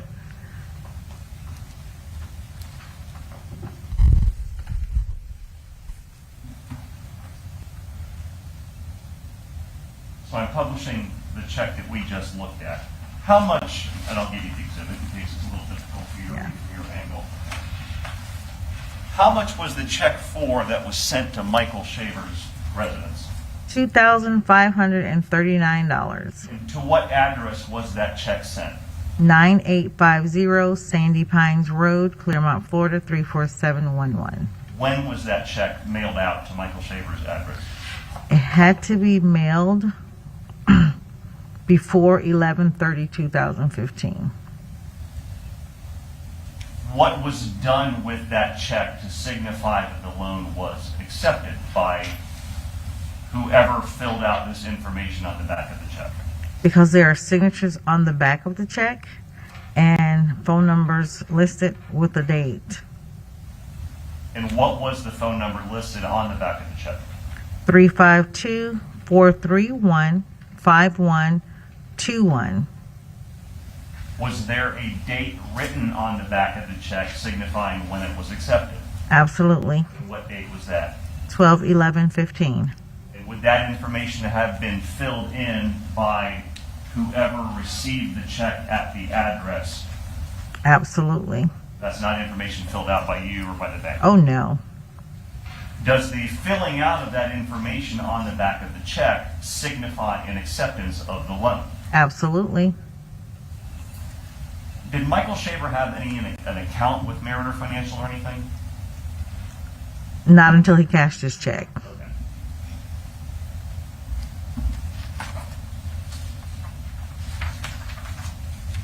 What were the terms of the repayment of this loan? For instance, if the loan was accepted, what would be the monthly payments to be made? 30 monthly payments of $122.89. Were any of the monthly payments made in this case regarding this loan extended to Michael Shaver? Absolutely not. All right. Was there ever any personal or phone contact from Michael Shaver to the Mariner Financial Institution regarding the repayment of this loan? Absolutely not. What was done to try to reach Michael Shaver from Mariner Financial to get this loan paid off? We first did solicitation calls to have him to come in, but we never made contact. And after 30 days being delinquent, it goes into collections, and we start collection calls on a daily basis. What do you mean by a solicitation call was made? When LBMs, the loans by mails, are sent out, there's really no real contact with the customer other than what is written on the back of the check. So to make it more of a personal, we solicit an extra $500 for coming into the bank and signing up to come over onto a Mariner paper, whereas we're able to have better access and know a little bit more about the client. Okay, so you reach out to the person who accepted the loan and say, hey, why don't you come on into our bank? According to the number that they put on the back of the check. Okay. When is that done in relation to the acceptance of the loan and you getting information that the loan has been accepted? Within 24 to 72 hours, we're notified that a check has been cashed. So it automatically appears in our system of new loan by mails. And That when you reach out for these solicitations and say, hey, come into our bank. that is correct. Was that done in this case? Absolutely. Was any response received by the bank from Michael Shaver? There were no answering of the phone calls. When the time for the first payment came due, you had already indicated that no payment was made. What did the bank do, or you do, to try to make contact with Michael Shaver? We started reaching out with the number that was on the back. We will use free websites where we can look up to try to find if there's any other numbers that's attached to the name. Did the bank continue to try to reach out to Michael Shaver for a lengthy period of time? Oh, absolutely. It doesn't charge off until 180 days. What do you mean by charge off? We have no payments. So unfortunately, The bank has to eat it. yes. Okay. Let me direct your attention specifically to February 17th, 2015. Did you specifically try to call the number that was listed on the back of the check? I did. And what happened when you did that? A female answered the phone and stated she had just gotten that particular phone that Friday before. Basically indicating, I don't know what you're talking about, this is a wrong number. Absolutely. Did you have any personal knowledge as far as who you were speaking with? I had no idea. Was the loan eventually turned over to collections when payments weren't made? We keep it up to, yes, it was.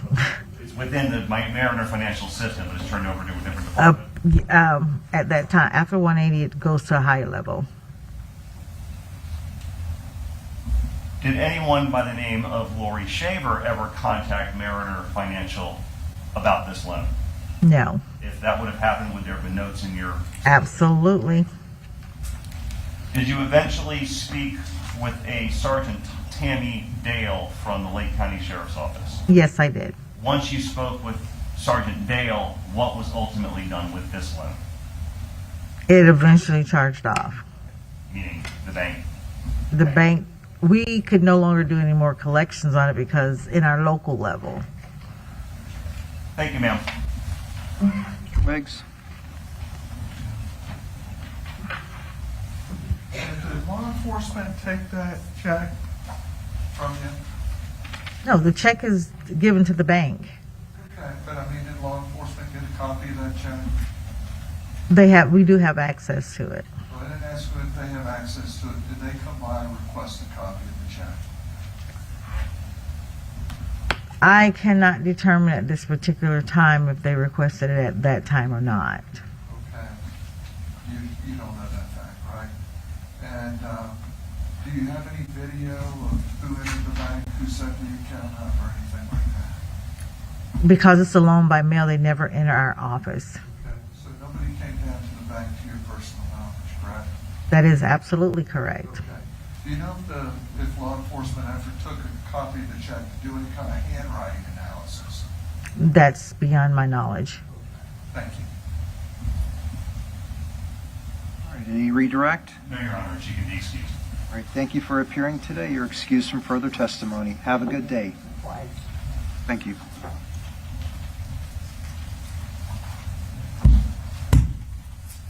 Here, before the next witness, can we just take a brief break to get the exhibits ready?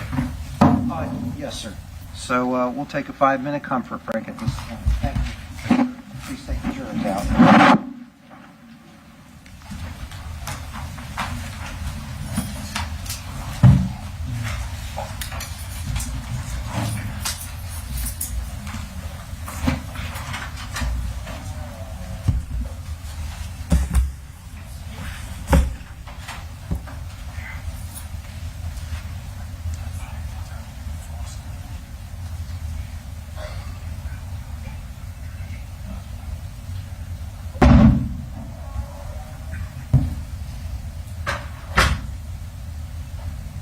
All right. Thank you. Yes, sir.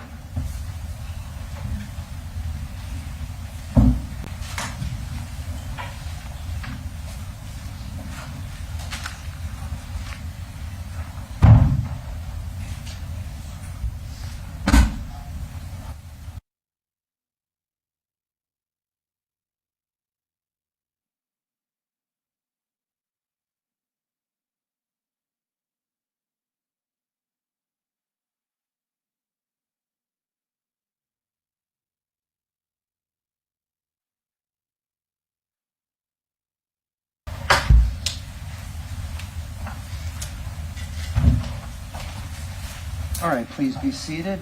I see that all of the members of the jury have returned. Thank you again for your time and attention today. You may proceed. The state calls Vanessa Townsend.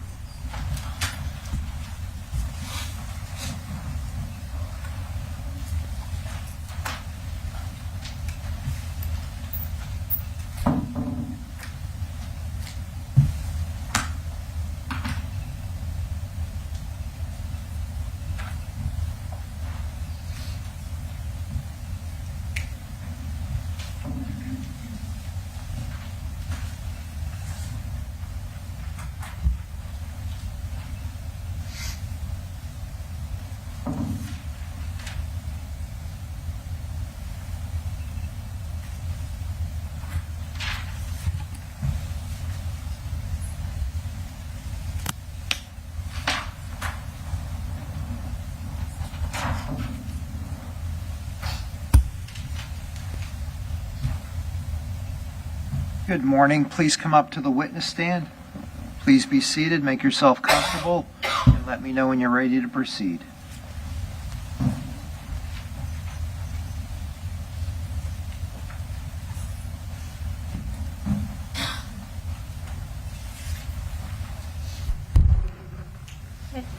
Please state and spell your full legal name. My name is Vanessa Townsend, VANESSATOWNSEND. Please raise your right hand and I'll swear you in. Do you solemnly swear or affirm that any testimony you give today shall be the truth, whole truth, and nothing but the truth, so help you God? I do. Thank you. Please proceed. Good morning. Can you please introduce yourself to the jury? I'm Vanessa Townsend. And do you know what Jeremy Townsend? I do. How do you know? He's my husband. When did you get married? April 12th, 2008. And do you have children together? We do. How many? 1, How old is your child? 14. And in 2016, where were you working? Pine Ridge Elementary. And what was your position there? A teacher. Did you work there the whole school year, 2015 to 2016? Correct. And in 2016, while you were at work, did you receive an unexpected delivery? I did. And what was that delivery? Sidebar, please.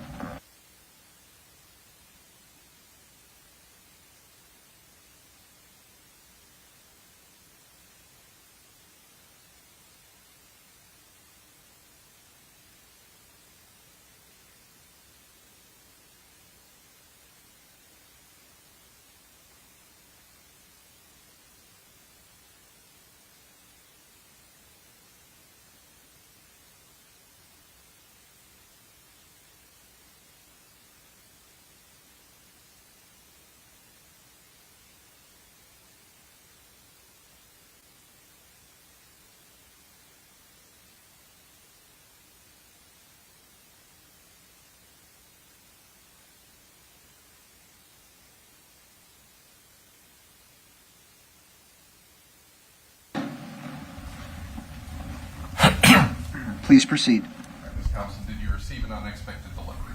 I did. And what was that delivery? Flowers. And did those flowers come with a card? They did. Your Honor, may I approach? Yes, sir. Showing what offense has been previously been marked as State's Exhibit T. Judge, may I file a motion with respect to this?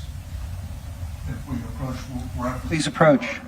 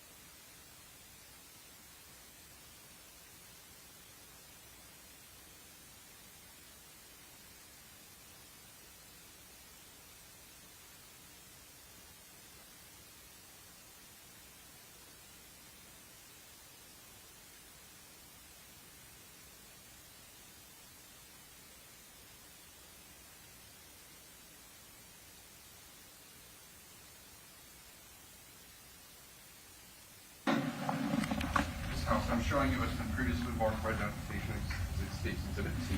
I'm going to go ahead and just ask that you cut along the top here and just take a look at the card that is inside.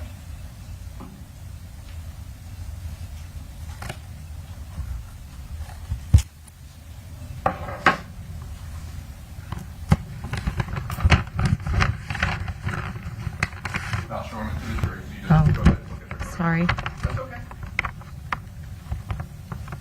In the envelope. Yep, you can pull that out. Oh. Sorry. Sure. And And go ahead and open it up. Is that the card that you received with the flowers?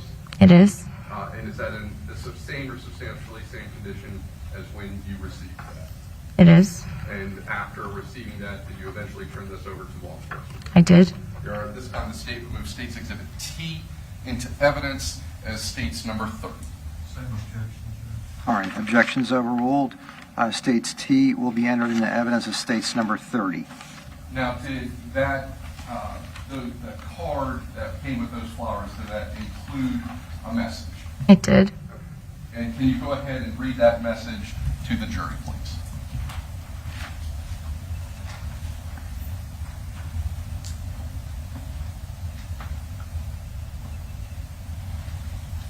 Sorry. That's okay. Ms. Townsend, is this a difficult day for you? It is. It says, roses are red, violets are blue. My wife is a whore. Your husband is too. Sorry about this. Check your Facebook message. We need to talk. Mike. Now, up until this point, had you ever had any interactions with this particular Mike or a Michael Shaver? No.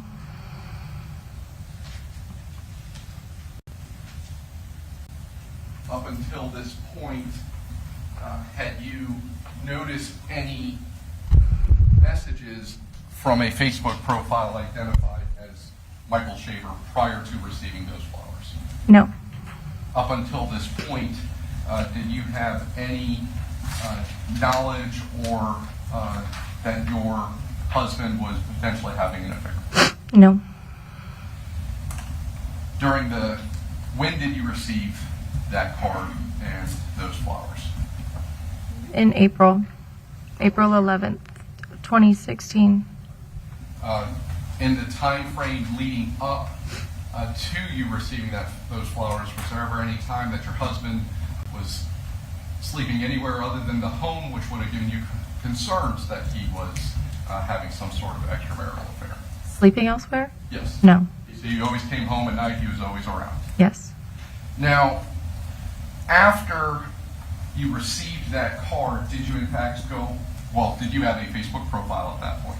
I did. And after receiving that card and that message, did you go onto your Facebook profile and realize that there had been either a friend request or some sort of messages from Michael Shaver's Facebook account? I did. And once you saw that request had come in and those messages had come in, what did you do specifically as it relates to Facebook? I contacted the person back. Did you accept this friend request to be able to look at these messages? I did. And did you go through the messages that had been sent to you up until the point that you had received those flowers? Yes. All right. I'm going to go ahead and show Defense State's Exhibit EE. Thank you. Just need one. Thank you.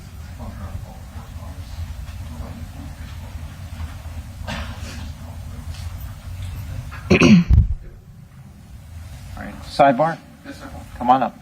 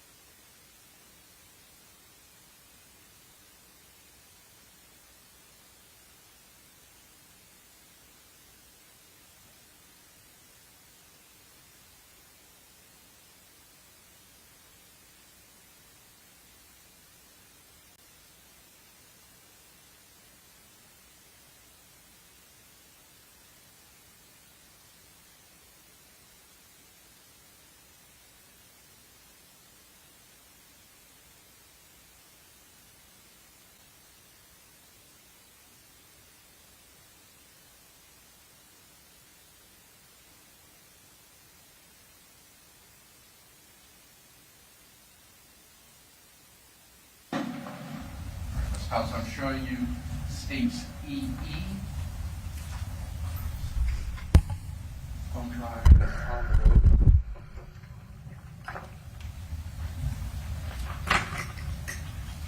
You recognize that thumb drive. I do. And what does that thumb drive contain? The messages from the Facebook account. And does that contain all the messages that you received from Michael Shaver's Facebook account, including any still screenshots of text messages, these Facebook messages we're referring to here, along with photographs that may have been sent to you?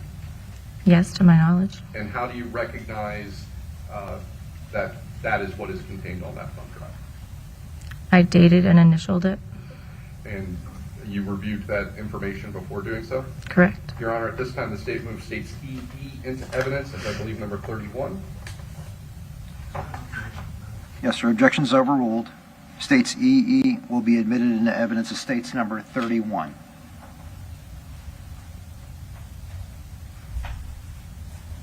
Now, I want to start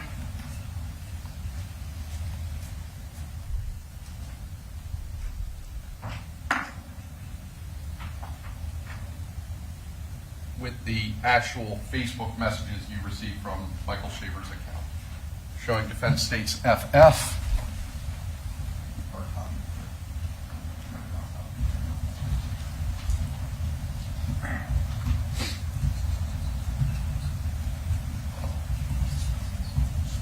Judge, same objection. Yes, sir. That's all items. Yes, sir. All right. The objection is overruled. Showing you it's been previously regarded as states FF. Go ahead and take a look at those documents.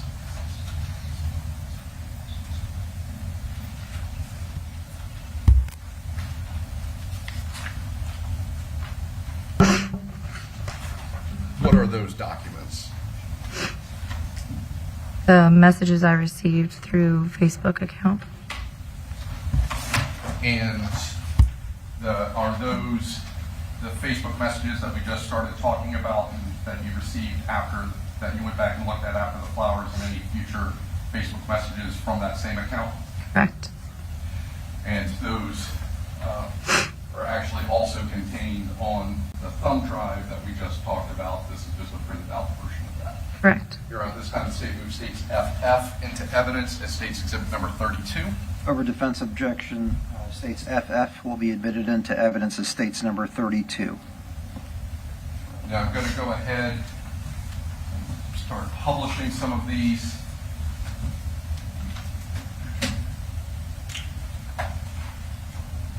Now, on page, looking at the blue numbers on top, page 2447, is that where the first message that you would have received from the Michael Shaver Facebook account?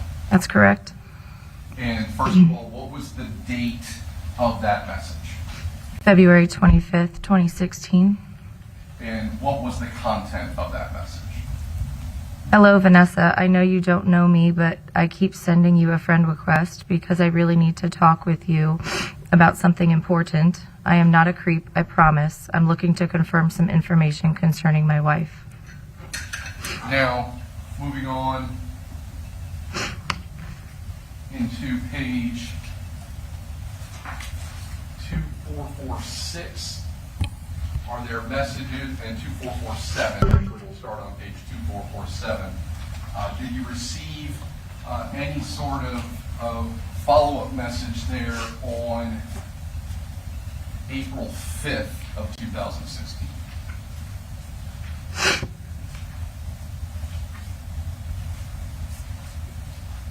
So the message would be on the top of page 2447, the date would be on page 2446. I don't see 2447. I'm sorry. I apologize.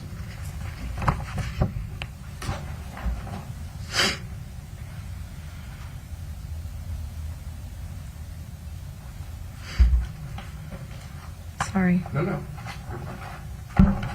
Looking at the message there from April 5th, what is that statement? So April 5th, 2016, it says, I don't think you are seeing my messages. I just sent you something. Hope you contact me when you receive. And moving on to the preceding page, if you flip the next page, is there a message then from April 9th, 2016?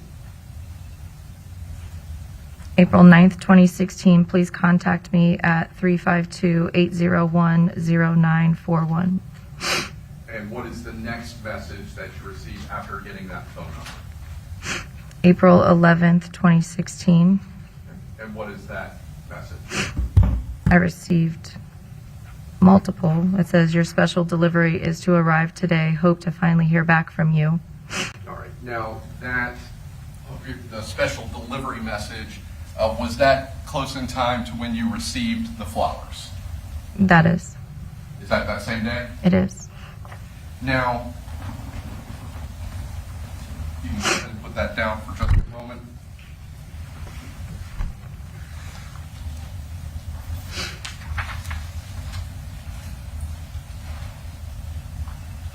After you accepted the friend request, did you start communicating with this Facebook profile identified as Michael Shaver?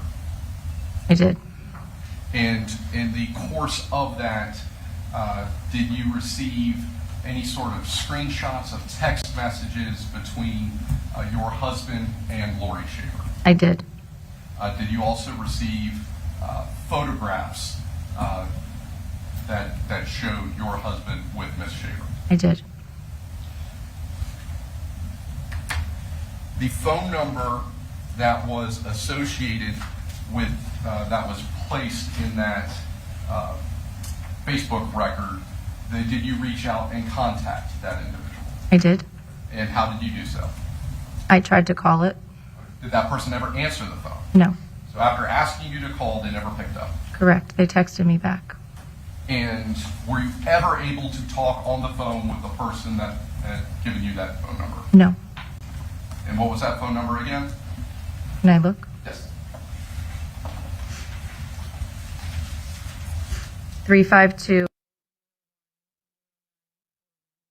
I'm showing you it's been previously been marked as State's Exhibit GG for identification.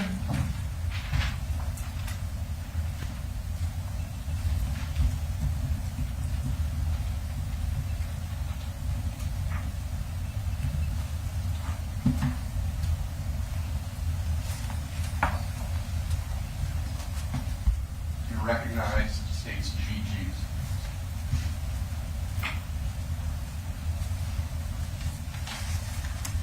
I do. And what is State's GG? Text message. And is that the text message that you reached out or received back from that phone number you just stated? That's the one I received back. At this time, the state removes State's GG into evidence as, I believe, number 32? 33. 33. Says objection, Judge. Objection is overruled. State's GG will be admitted into evidence as state's number 33.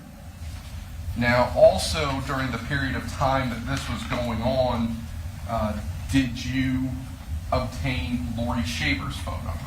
I did. And did you reach out and send a text to that number? I did. And did you correspond with Ms. Shaver through that phone? I texted, but I never received a message back. I am showing what's previously been marked for identification as states RRR.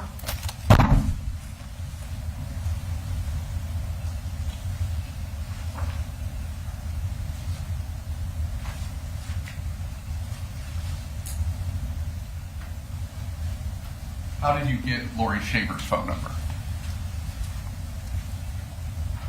Was it included in the screenshots of the text messages that you received? I don't remember if it was text message or Facebook, but it was given to me through one of those two. I'm showing you what's been previously been marked for identification as states RRR. Do you recognize that? Yes, I do. And is that a screenshot of text that you sent to Laurie Shaver's phone? That's correct. At this time, the state moves states RRR into evidence as states number 34. Any objection? No objection. All right, over defense's objection, states RRR will be admitted into evidence as states number 34. During the time frame that you were corresponding with the individual utilizing the Michael Shaver Facebook account, did they encourage you to get a divorce? Yes, they did. Did they make any offers to you in relation to that? I don't know what you mean offers, I'm sorry. Did they bring up matters of a divorce attorney? Yes, they did. They recommended one. Now, ultimately, when you got this information, did you confront your husband about it? I did. And at that time, did you both decide to stay together, married, and in the relationship? We did. And when did that process and that period of time begin? For the end of April, May.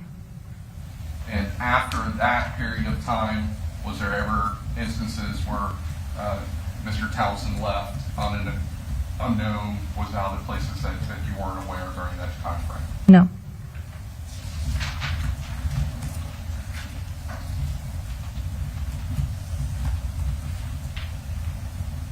No further questions at this time. All right, Mr. Wiggs, I don't have any questions. Thank you, Judge. okay, may the witness be released from her subpoena. Yes, sir. Thank you for appearing today. You're released from further testimony. Have a good day. Yes, ma'am. Your next witness.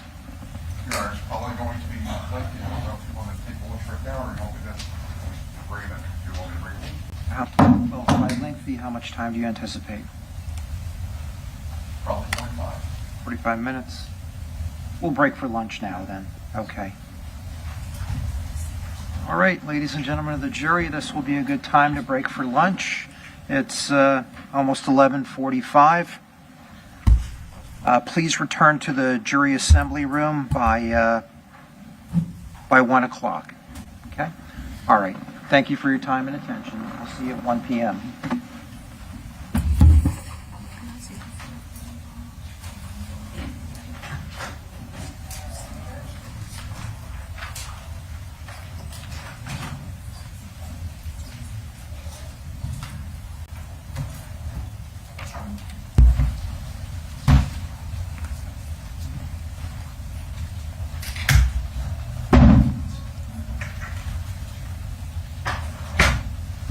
All right, thanks everyone. We'll reconvene at 1:15. Are there any matters before we break for lunch? All right, see everyone at 1:15. Thank you. We're in recess. But I do need Jared in here. 1 p.m. I need Jared Yes, to ma'am. come in here. Thank you.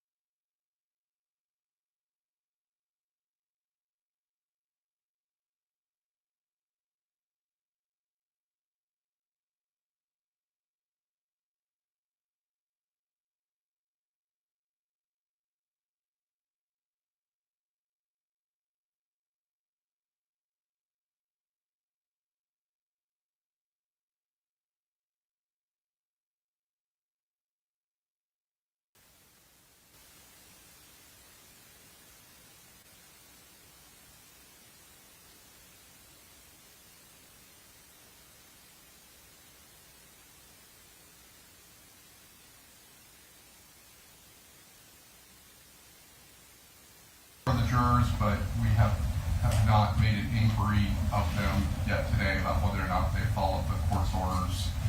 So we did? Oh, I apologize, I missed that. Yes, sir. Happened this morning. I apologize. Yes, I'm ready to go. All right, Mr. Wiggs? Yes, sir. Okay. Please bring in the jurors. Thank you.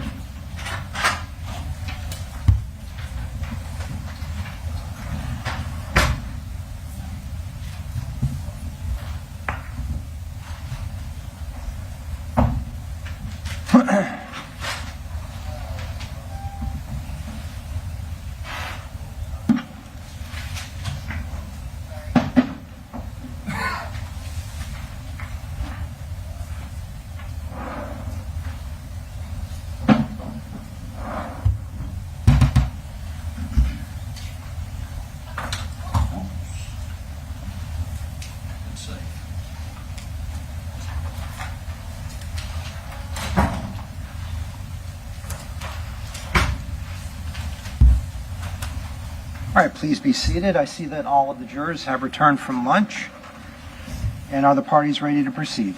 Yes, sir. Okay. Please call your next witness. State calls Detective Jared Strickland.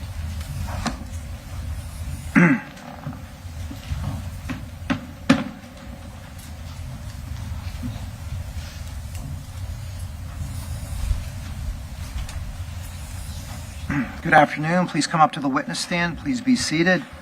Make yourself comfortable. Let me know when you're ready to proceed.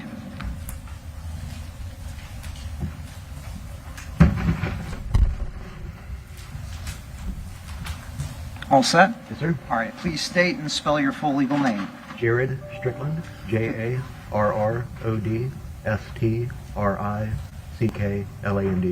Thank you. Please raise your right hand. I'll swear you in.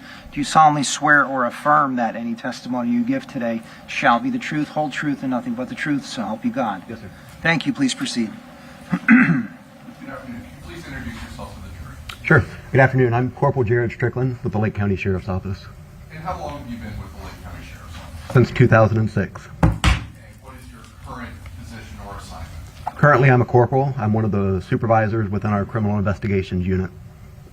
And how long have you been in that position? Since 2021. Now, taking you back to February of 2017, what was your position then? In February 2017, I was one of our economic crimes detectives. And what is it, when you say economic crimes detectives, what kind of crimes would you investigate? Different types of fraud, credit card fraud, identity theft, sometimes things that deal with computers and electronics. And how did you become involved into the investigation into the death of Michael? Sure. I was asked to start getting bank records, financials from the different people that are involved, and to review those records as well as social media. Now, let me ask you this. When a case, a homicide case in particular, is being investigated by the Lake County Sheriff's Office, is it assigned to just one detective or a whole team working on this issue? Sure. Typically, it's an entire team of detectives that are working on it because we all bring different things to the table. And was your background, training, experience with various forms of financial, social media records and things like that from your economic crimes background useful in the investigation of this? Yes, it was. Now, as part of the records that you looked into, did you seek out information and documents from Facebook in this case? Yes, I did. And in order to obtain records from Facebook, how do you go about doing that? We have to get a search warrant. And first of all, did you prepare warrants to get information for a Facebook profile associated with a Michael Shaver? Yes, I did. I'm showing you has already been entered into evidence. This states exhibit number 10. Just wait. Okay. It's already in evidence.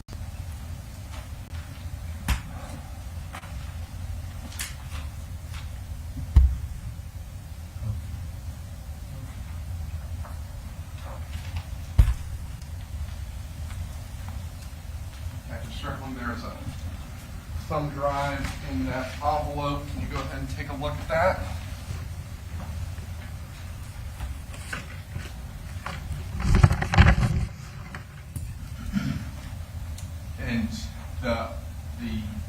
case number 10, are those the Facebook records that you obtained through Facebook? Yes, they are.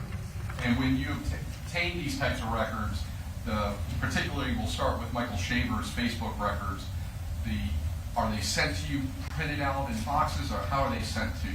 They're not. So Facebook has a law enforcement records request portal where they will upload all of that information to, and then we then download it in a zip folder because it's usually quite large. And do they assign it a special number to associate with the request that you've made? Yes, they do. And does that number appear in the records themselves? Yes, it does. And then does that number also appear on the business record certification that's included in that folder? Yes, it does. Now, the records that we're dealing with there are on a thumb drive. Do we have over 3,000 pages on that thumb drive? Yes, correct. Now, as you've gone through, after you've initialed it, you have gone through all of those records, looked at the pictures, things of that nature. Yes, I have. And as you went through that, are there pieces of information that identify the potential owner of that profile? Yes, there is. What kind of information is included in there? There's a phone number as well as an email that's associated with that, along with what Facebook calls the vanity name, which is a unique identifier that cannot be changed within the Facebook records. And as you went through those particular records, does that include photos that the user may have uploaded or someone using that account may have uploaded? Yes. Did you see photographs of Michael Shaver throughout the Facebook profile associated with the Michael Shaver account? Yes, I did. Now, are you familiar with Facebook? I am. Did you ever have a Facebook account? Previously, yes. You no longer have one? No, sir. All right. What is the process that you go through in order to log into Facebook? Sure. So Facebook is typically it's used on a mobile device. It can be logged into on a computer, but if it's in either case, if the password is stored on whatever that device is, you can just load right into it. There's also a way that you can use biometrics such as Face ID or your thumbprint, depending on what kind of phone you have, or if you have the device that was previously logged into it and it hasn't logged out. Is there anything that would prevent another individual from logging into someone's Facebook account as long as they had either the password or a device that was already associated with that and currently logged in? No. What is an ISP? So an ISP is a internet service provider. That is the company that you pay for internet through, whether it's Spectrum, CenturyLink, any number of the different providers that provide cable, internet, fiber services. And what is an IP address? An IP address stands for Internet Protocol.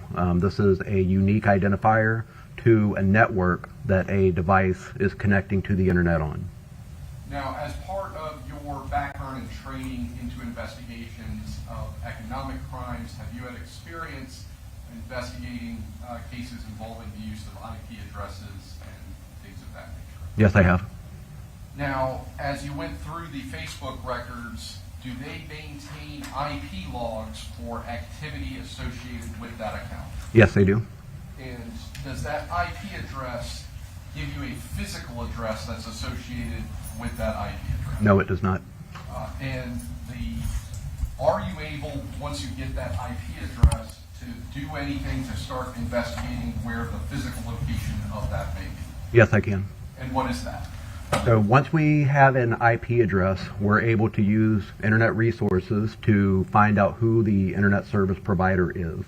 Once we have the internet service provider, depending on what kind of request they want to release records, typically it's a subpoena or sometimes a court order, we can send them a subpoena and they will give us subscriber information, which includes the service location, the names on the account, billing information if we request it, and so forth.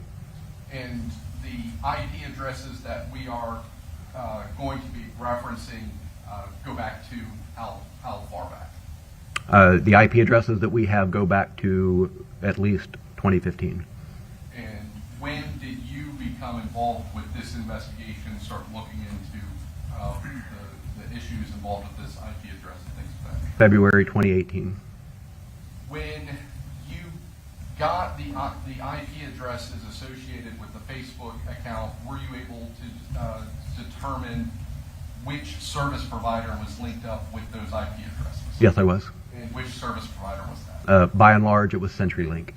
And when you went to try to obtain information from CenturyLink to associate it with any physical addresses, were you able to get that information? I was not. Why not?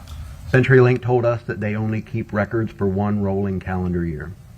So trying to get records of physical address associated with IP addresses in 2018 for stuff that happened in 2015, 2016 was just impossible. That's correct.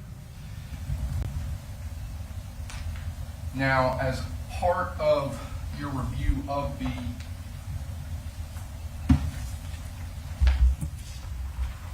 Facebook profiles, did you also obtain a search warrant in order to get the information from Laurie Shaver's Facebook? That's correct. I'm showing the defense what has previously been marked as state speech H.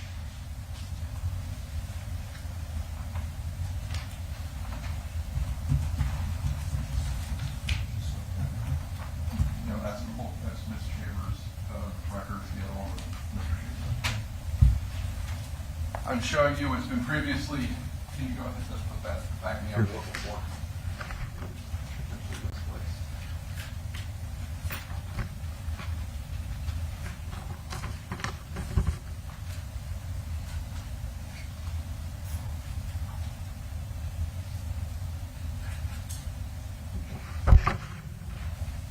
Showing you as was previously remarked as states HH, you recognize those records and the thumb drive contained within.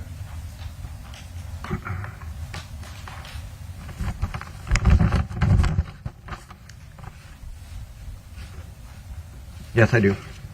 And what is contained on that thumb drive? These are Laurie Shaver's Facebook records. And how do you know that's what's on that thumb drive? Have you reviewed it and initialed the thumb drive Yes, itself? yes, I have.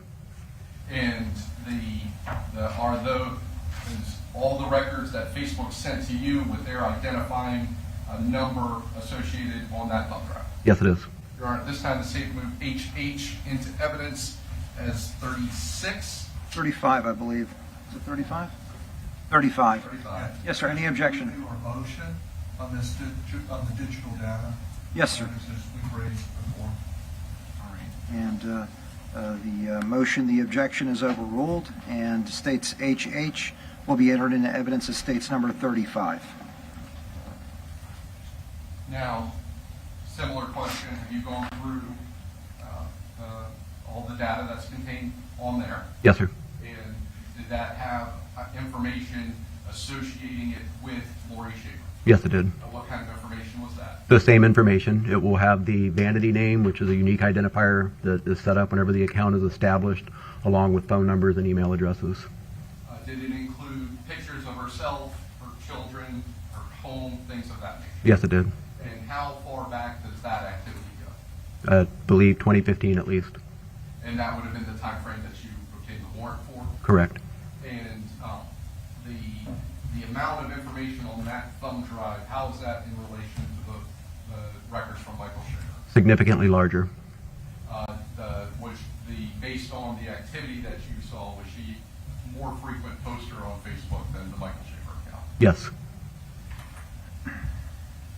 As part of those records that are already in evidence, does Facebook maintain all of those IP addresses associated with the activity? Yes, they do. And now, does that mean every single time somebody just pulls up Facebook, scrolls, looks at a picture, does something like that, that activity is going to be referenced on those IP logs? Typically, no. What types of things register on the IP log history that you get from these records? Sure.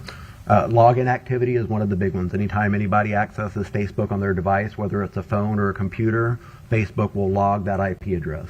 Whenever messages are sent, photos are shared, statuses are updated, Facebook will log that IP address for that activity.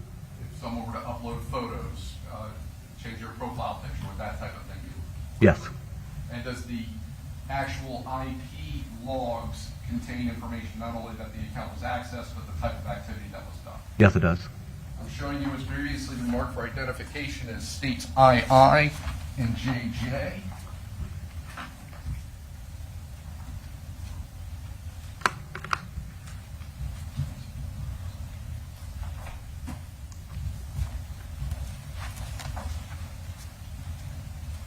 Do you recognize these two exhibits?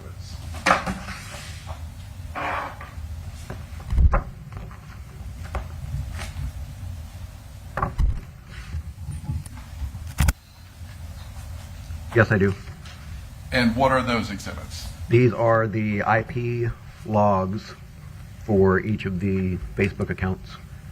And specifically, does II match up with the IP logs for Michael Shaver? Yes, it does. Your Honor, at this time, the state moves states II into evidence and states 36. Any objection? Same objection as to the motion that's previously been held on this and the testimony received. Yes, your objection's overruled. States II will be admitted into evidence as states number 36. And states JJ, is that the IP log history for Laurie Shaver? Yes, it is. Your Honor, at this time, the state moves states JJ into evidence and states 37. Same objection, Judge. Yes, your objection's overruled.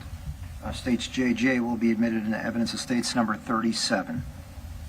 Now, can you first pull up Michael Shaver's IP log history and just tell the jury how many pages you have in there? I believe the number at the top. Sure. The Michael Shaver IP logs for Facebook span 13 pages.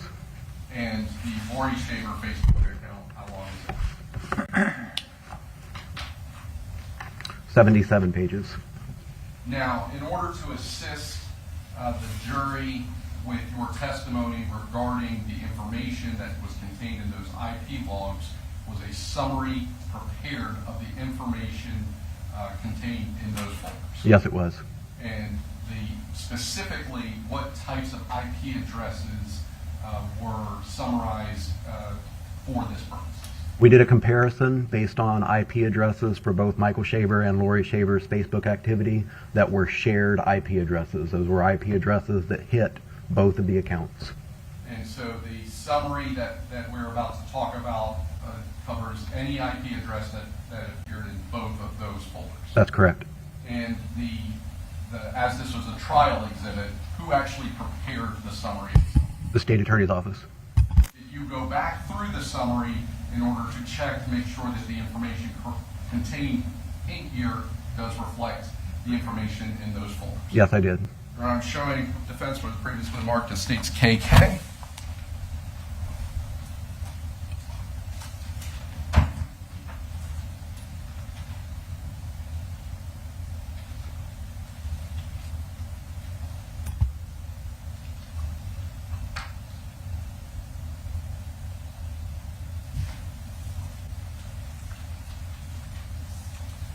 Your Honor, same objection to the data log summary as to this is not a business record, it's a summary, it's not been stipulated to, and it doesn't fall within. Come up for a sidebar, please. Thank you.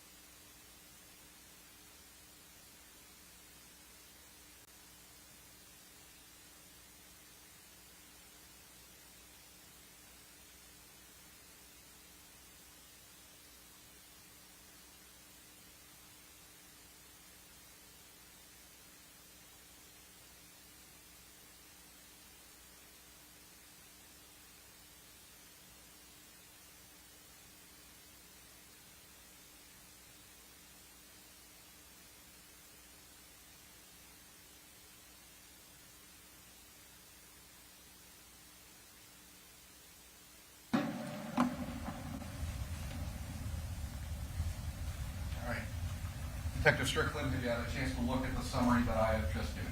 Yes, I have. Is that the summary that we have just been discussing? Yes, it is. Your Honor, at this time, the state moved A into evidence as number 38. All right, over defense objection, court will move exhibit KK into evidence as states number 38. Your Honor, I'd ask that the witness be allowed to step down. Certainly, please feel free to move about the courtroom. And go ahead and bring all three of those folders. Yes, sir.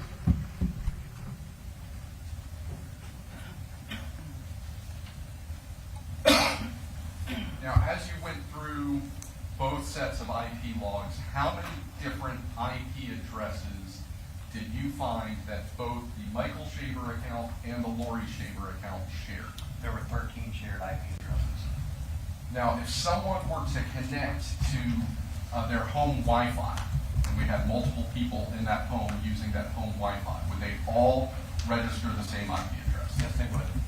And similarly, if I went to go visit you, and you gave me your Wi-Fi password, and then I started utilizing my mobile device, would I then be utilizing your Wi-Fi? Yes, And then therefore your IP account? that's correct.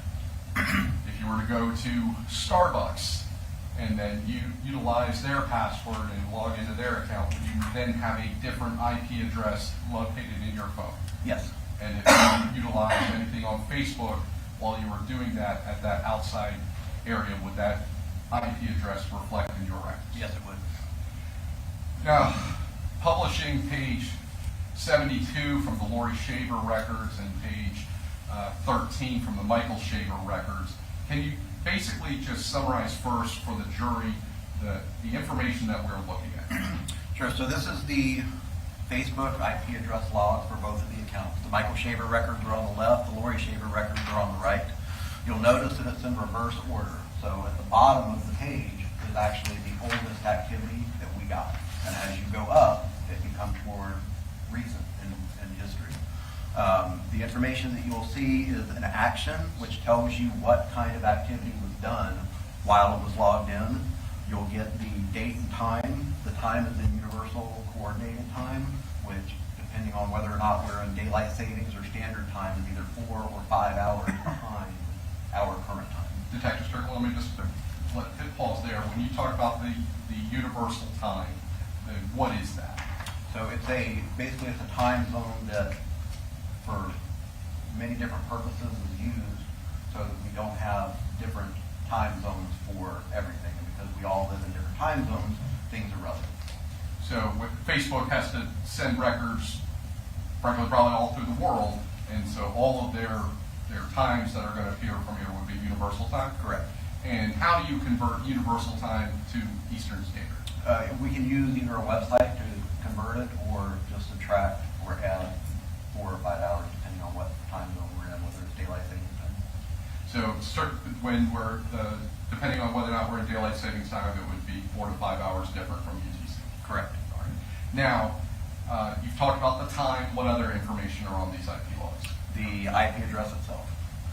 Now, the area, first of all, that is in the blue box, both on the Michael Shaver records and the Laurie Shaver records. What is the significance of those two entries in that blue box? So those are the same shared IP address that both of the accounts conducted activity on within a certain amount of time of each other. And can you just point to those two IP addresses and read them out loud for the jury? Sure. 71.49.14.136. 71.49.14.136. Okay. And then what is the next line in that blue box? The next line is the time. So January 5th, 2016 at 16:05 Universal Coordinated Time. January 5th, 2016 at 2:08 Universal Coordinated Time. And then what is the last line that is in the blue box in each of those? The action that was done, photo uploaded, photo uploaded. Now, what about the red box? Is that the same IP address that appeared in the blue box area? It is the same IP address. What is the time difference between when the device accessing the Michael Shaver records access compared to the device accessing the Laurie Shaver records? 2:03, 1:03. So approximately within an hour. Correct. And because it's utilizing the same IP address, that indicates that those devices were in the same area. That's correct. Moving on to the next slide, what information is, first of all, is this from the summary? Yes, it is. Now, is this how the information from the previous two pages from the individual records themselves have been compiled into the summary for purposes of the jury? Yes, it is. So the area in the red box on here, is that the same information that's on the previous slide? Yes, it is. And then the blue box? Yes, it is. So if the jury were so inclined, they could actually take the original IP logs from those two folders and look and verify all the information that's in the summary if they chose to. Yes, they could. All right, moving on to the next slide. First of all, what is the date of this activity? The date of this activity is April 3rd, 2016. And can you just show the jury on the summary where they get that information? All right, and for the actual chart itself, is that labeled on the chart as far as the date? Yes, it is. And can you show them there? The date is right here. And then April 2016, and then the date is in that column. Thank you. Now, this particular April 3rd date, is that utilizing the same IP address? Yes, it is. And is that why it's together on that same line? Yes, it is. And the activity on the Michael Shaver account and the device associated with that, how far apart is that from the activity on the Laurie Shaver account? 11:39, 12:07. So that's within a half an hour. Correct. Moving on to May, still April of 2016, specifically April 21st, was there another instance of close activity? Yes, there is. And can you describe that for the jury to show them by using the summary? The action on the Mike Shaver account was a login, and the activity on Laurie Shaver's account was an uploaded photo. And what was the time differential? 17:09, 17:41, 30 minutes. And the summary that we have, and that's been admitted into evidence, does that also have the time conversion to Eastern Standard that you, using the formula that you described to the jury? The summary does, yes. Okay. And can you show them where that goes? In the parentheses. So everywhere after the UTC time where it says EST, that would be local time. That's correct. Moving on now to May 3rd of 2016, what was significant about the activity on the two accounts here? The same IP address, Mike Shaver's account was a login, Laurie Shaver's account was a uploaded photo. The times were approximately 15 minutes apart.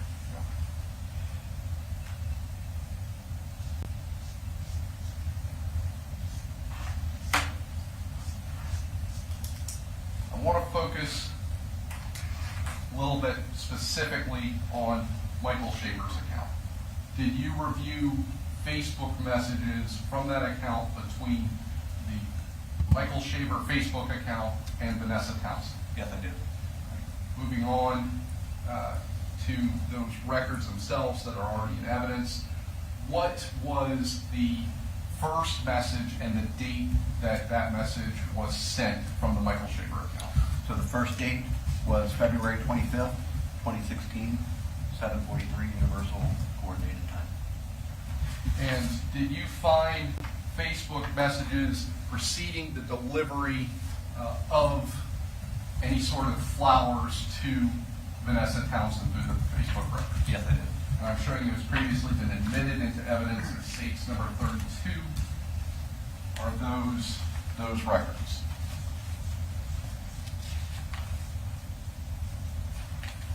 Yes, they are. And as we go through, moving on to the messages themselves, when was the message sent that said that the individual utilizing the Mike Shaver account had something for Miss Townsend? It is the top, which is on 2 pages, April 5th, 2016. And what about, was there a phone number shared to Vanessa Townsend utilizing this account? Yes, there was. And what was that content and when was that sent? That message was sent on April 9th, 2016 at 21:26 Universal Coordinated Time. The message read, "Please contact me at 352-801-0941. And then is there something that indicates that Vanessa Townsend should receive something that day? Yes. And when was that sent and what was the content of that message? On April 11th, 2016, the message stated, "Your special delivery is to arrive today. Hope to finally hear back from you." When you went back to the IP logs, were you able to find consistent IP shared history on February 25th from the Michael Shaver account and the Laurie Shaver account? Yes, I was. All right. And can you go ahead and describe to the jury the information that we have here? Sure. These are the Facebook records that we received, the IP activity log that was put into the summary. This is Michael Shaver on this side, Laurie Shaver on this side. The purple highlight is all for the same IP addresses, and it also shows the dates and times and what activity was conducted. And is there activity from Michael Shaver's account using that IP address on the day that these messages start being sent? Yes, there is. And what was the date and time? That was February 25th, 2016 at 21:57 Eastern Time. And then did Laurie Shaver's account utilize that same IP address on that same day? Yes, it did. And what was that time? February 25th at 7:06 Eastern Time. Now, when did Michael Shaver's Facebook account have the most activity during the time frame that you were looking? Sure, the most activity was concentrated around this time, the end of February 2016. And then did that extend to the time frame that messages were being sent to Vanessa Townsend? Yes. What was the time frame that you obtained these Facebook records and IP addresses for both the Michael Shaver and the Laurie Shaver account? We tried to go back to 2014 until whatever the present time was that we got these records sometime in 2018. Is it fair to say that this shared IP history extends from November 2015 to November of 2017? Yes.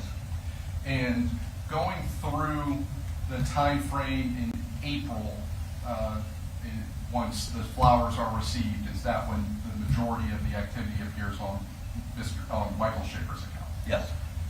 And going ahead and just, we're publishing page 27 and 28 of the history, of the summary, sorry.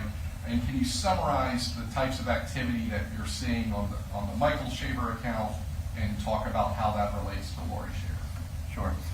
So according to the summary, it looks like once a day, Michael Shaver's Facebook account was accessed using the same IP address that Laurie Shaver's account was also accessing while Laurie Shaver was uploading photos. Now, during this time frame, is this when Facebook messages are being sent to Vanessa Townsend prior to the flowers actually arriving at Vanessa Townsend's work? Yes. And these are the time frames that the messages were not being responded to? Correct. And then what is going on Laurie Shaver? Is Laurie Shaver's account utilizing the same IP address throughout that same time frame? Yes, it is. Moving on to pages 29 and 30 from the summary, does this activity reflect actions that happened after the flowers had been received by Vanessa Townsend? Yes, it does. And what type of activity is being reflected here? So this activity, there are photos that are being uploaded, but there are also photos that are being sent. Now, when it says photo, does that differentiate between an actual picture and then screenshots of text messages? It does not differentiate. And during this time frame, of all of this activity on the Michael Shaver Facebook account, are there large number of photos and shared, basically screen captures of text messages between Laurie Shaver and Jeremy Townsend sent to Vanessa Townsend? Yes, there are. Moving on to page 31 and 32 of the summary, what is the activity? So it's very similar. You have logins. This one says that there were 40 photos that were sent, 8 photos sent, another login, 16 photos sent, 29 photos sent, 30 photos sent. Pages 33 and 34, this is still all the same day as the previous page? Yes, it is. All right, and what is the activity here? 44 photos sent, 29, 15, 31, 44, 31, 27 photos sent. And moving on to page 35 and 36, are we seeing activity both on Michael Shaver Facebook and Laurie Shaver Facebook utilizing that same IP address? Yes, we are. Now, all of these pages that we have gone through here during this time frame, all of these IP addresses are consistent? Yes, they are. On both accounts? Yes, they are. 37 and 38, what information, first of all, what date time frames are we talking about here? April 22nd, 2016. This is the 23rd. This is the 24th. So this is basically everything that we have here as far as once this activity heightens up is from April 16th to April 24th. That's all this activity is just over a week. Correct. Now on April 24th, does Laurie Shaver's account start utilizing that same IP address that we've been talking about the whole time again? Yes, it does. And is there a entry at approximately 2,100 hours that is close in time to each other? Yes, there is. And what is the time difference between the activity on the Michael Shaver Facebook account and the Laurie Shaver Facebook account on April 24th? So this is about 2,100 to 2,100. So within minutes for the Mike Shaver, and then Laurie Shaver's account is at 2,130, 30 minutes. So approximately with 30 minutes gap for these two profiles to be accessed from the same IP address. Correct. Which means we're in the same area. Connected to the same network, yes. That flurry of activity over that week where you kept on saying this many pictures, how much actual data are we talking about that was sent to Vanessa Townsend? There were approximately 500 images that were sent, 40 of which were actual photos. The rest were screenshots and text messages. I'm showing you, let me show the defense. States PPP for identification.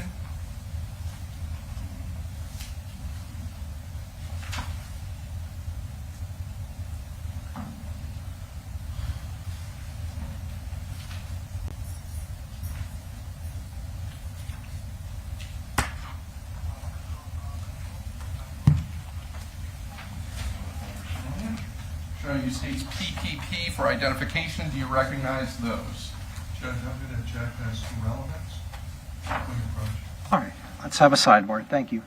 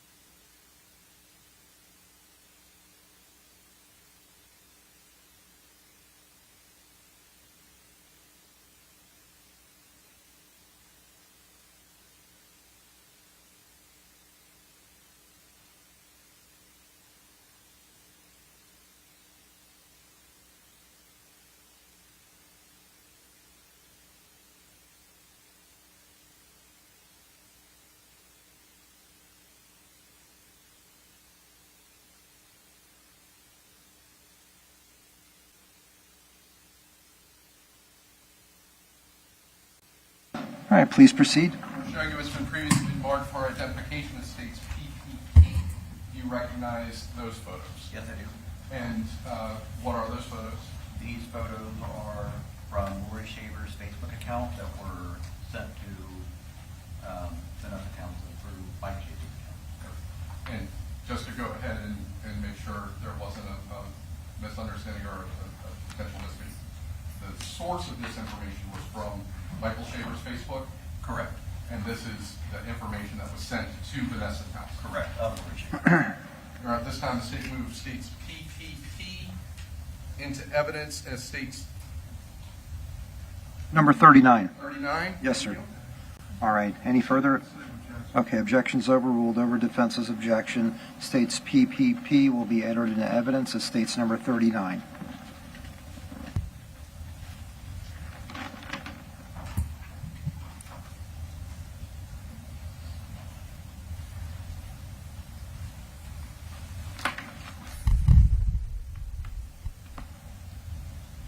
Publishing portions of those photos.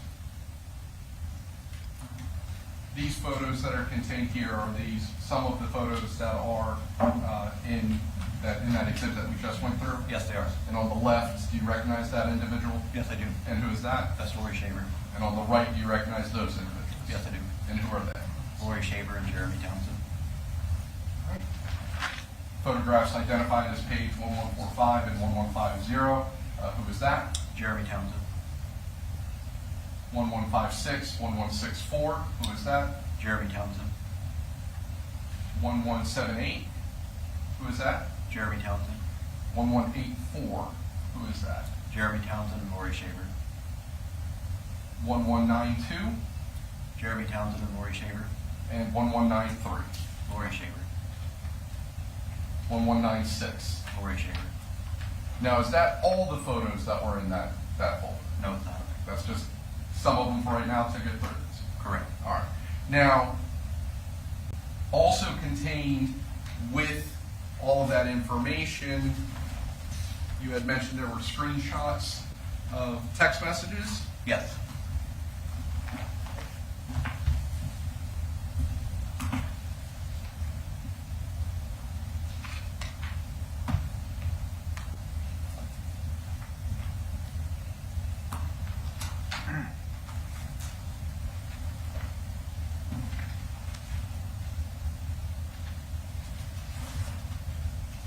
I'm sorry, I got ahead of myself. We'll put that in the next time that you're going to testify. Now, the last message to Michael Shaver's, from Michael Shaver's Facebook account to Vanessa Townsend, when was that posted?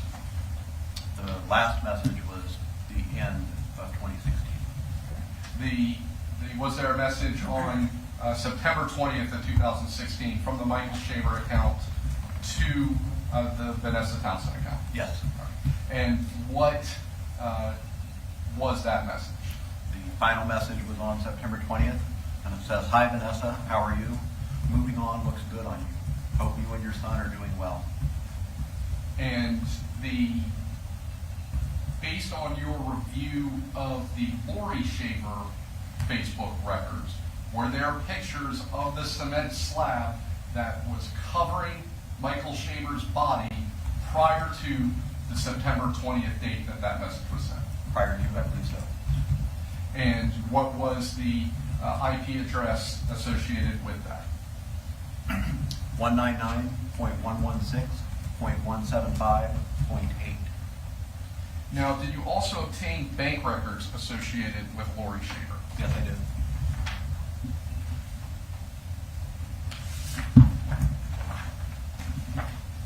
Showing the fence states LL.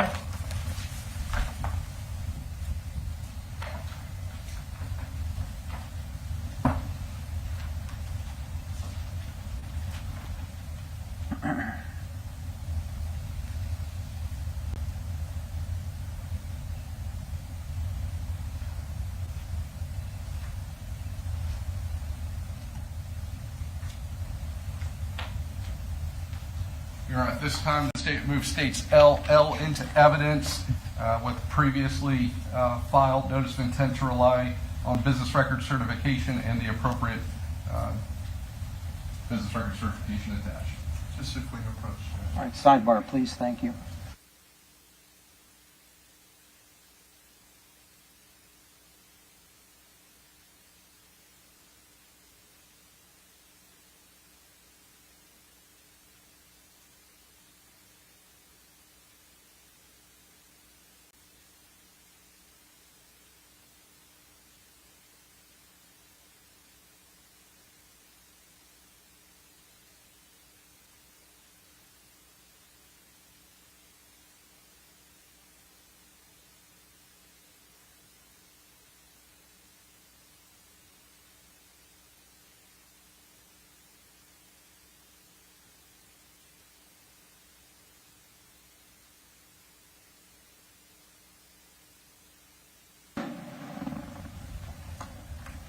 I'm showing you the state renews its motion to have this admitted as business records. Business records. All right. And yes, sir, number 40. So over defense's objection, states LL will be admitted into evidence as states number 40. Showing you states 40. You recognize those documents? Yes, I do. And what are those records? These are Laurie Shaver's BB&T bank account statements. And did Michael Shaver and Laurie Shaver maintain separate bank accounts? They did. And we'll talk about Michael Shaver's bank account when we call you later this afternoon. But was there activity contained within those records that show payments to CenturyLink, the internet service provider that we have discussed? Yes, there was. And also, was there any sort of records associated with the purchase of flowers around the time that the flowers were sent to Vanessa Townsend? Yes, there was. And publishing portion of that exhibit, the area in red, can you go ahead and state the date of that? The date that the transaction posted to the account was on April 8th. Says BB&T check card purchase from You Flowers. Transaction date was April 7th in the amount of $42.98. Now, is it unusual in your experience, both personal and in investigating financial crimes, that the actual purchase would come on the bank records on a date other than the purchase day? Yes. And the actual purchase that we are looking at here, is that consistent with the flowers that were sent to Vanessa Townsend? Yes, it is. The company that is reflected on there, is that a local business or is that an online company? From You Flowers is an online company. So whoever's purchasing flowers through that business would not be writing out a card or anything like that, but they include a message to be sent with the flowers? Correct. Right. And then is that From You Flowers, do they then associate with local florists who do the actual delivery? That's correct. And was this transaction associated with the local delivery of the flowers sent to Vanessa Townsend? Yes, it is. Nothing further at this time. Mr. Wiggs? Hold on one second. Oh, just one moment, Mr. Wiggs. Okay, and just to be clear, because I did mention the fact we would be talking about Michael Shaver bank records, these BB&T records, do they indicate in there who this account belongs to? Yes, it does. And who does this account with the flower purchase belong to? This is Laurie Shaver's account. All right, thank you, sir. And anything further? No, sir. Mr. Wiggs, please proceed. Thank you. Please, that's all. Yes, sir.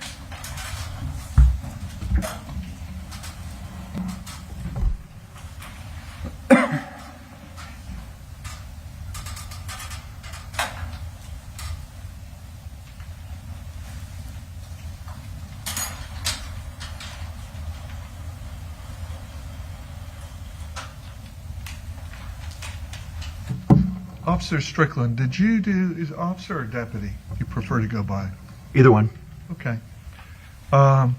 Did you just handle the digital data that you've just testified to in this case? Did I handle it? Yes, sir. Okay. Anybody else? Yes, sir.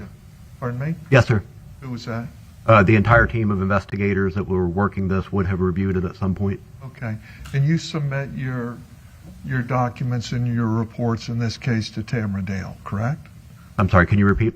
Who was the lead officer on this case? There were several of us that could have been considered the lead detective. Who did the primary report? There were a few of us that did Okay. primary reports. Tell me everybody that did who was the primary on the case? Okay. I did very lengthy, several reports. Now Lieutenant Tammy Dale also did lengthy primary reports, as well as Detective Dorier also did primary lengthy reports. Okay. Anybody else? Yes, there were several. Okay. Who all? Sir, I couldn't name them all without seeing all of them. I know Detective Clay Watkins did reports. I know that the initial responding deputies did reports. There were a multitude of people that did several reports. Okay. Who handled all the digital data as to the officers involved? So I can only attest to myself to maintain that chain of custody. Whenever I received those records, I was the one that was responsible for submitting it to evidence. Once it was put, typically back then, data was put on a CD. Once it was placed into evidence, I would have a working copy on my computer that would then be shared with the other detectives that were also working the case. But the records that as they were received in their original format, I was responsible for those, and I can't speak to everybody else. Okay. Thank you. You had mentioned early on that there were, and I think this is the way you phrased it in your documents, that you were advised that the IP addresses were rolling accounts or rolling IP addresses, correct?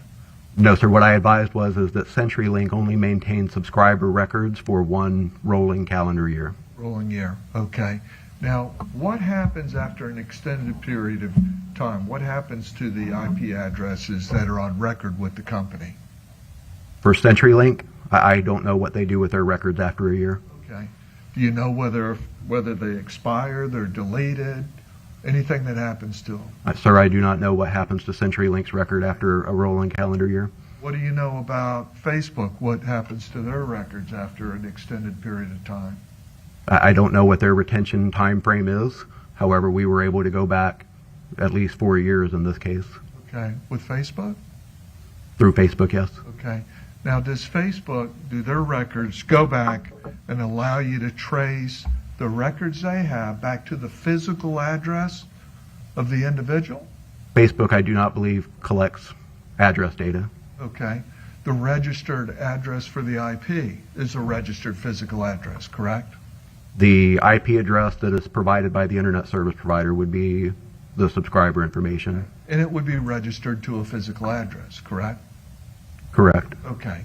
Now, after a period of time, do you know whether or not that data is deleted, expires, or anything happens to it? Some companies are different. Some companies, their records will expire sooner than others. Some companies keep their records for perpetuity. Okay.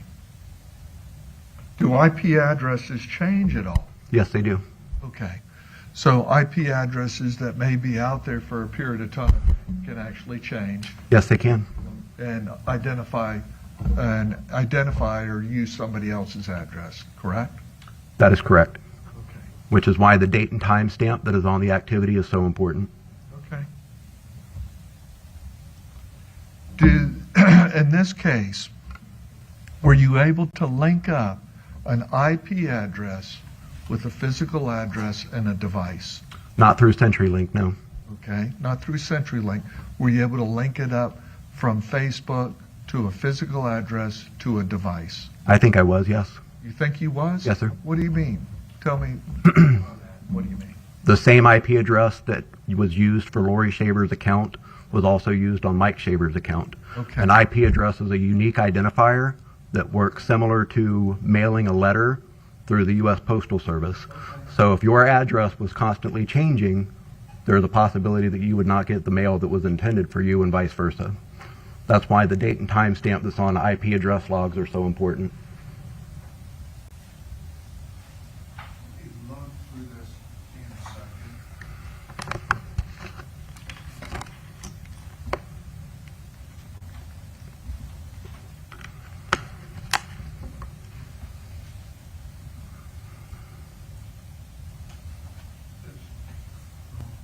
going to show you State's Exhibit 35 for identification.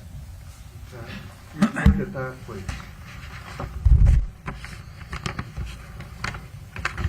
On the first page, I think there's a business record certificate, correct? Yes. Okay. And on that business record certificate, where did that come from? This comes from Facebook. Facebook. Okay. Does Facebook identify with any degree of specificity what was sent or delivered to law enforcement? They received a search warrant requesting IP address logs, messages, photos, transactional information, and other content for the Facebook unique identifier. In response to the warrant, Facebook, Meta, as they're called now, provided responsive records on March 8th, 2019, and those records were downloaded by me. Okay. Does it identify the records? It does by the Facebook user account number, Okay. Does it identify the records themselves? by the user Facebook identity. Okay.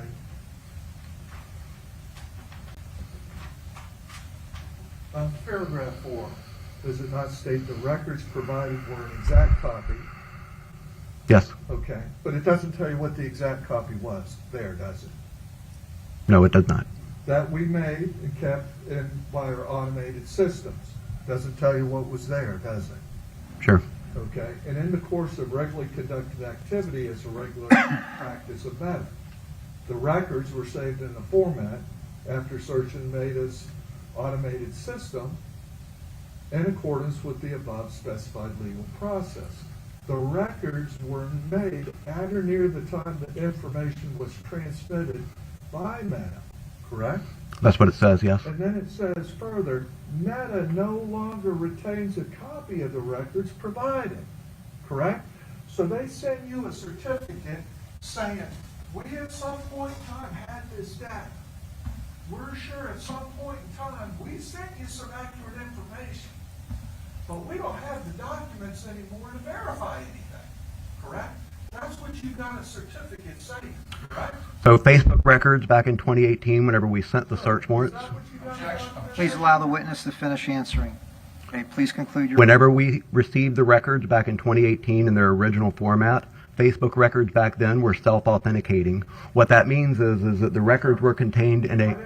Please allow the witness to finish the response. Thank you. Okay, please allow the witness to finish. Please finish your response. The records were received in a .zip folder because the files were so big that it had to be compressed to where it could be sent via internet portals.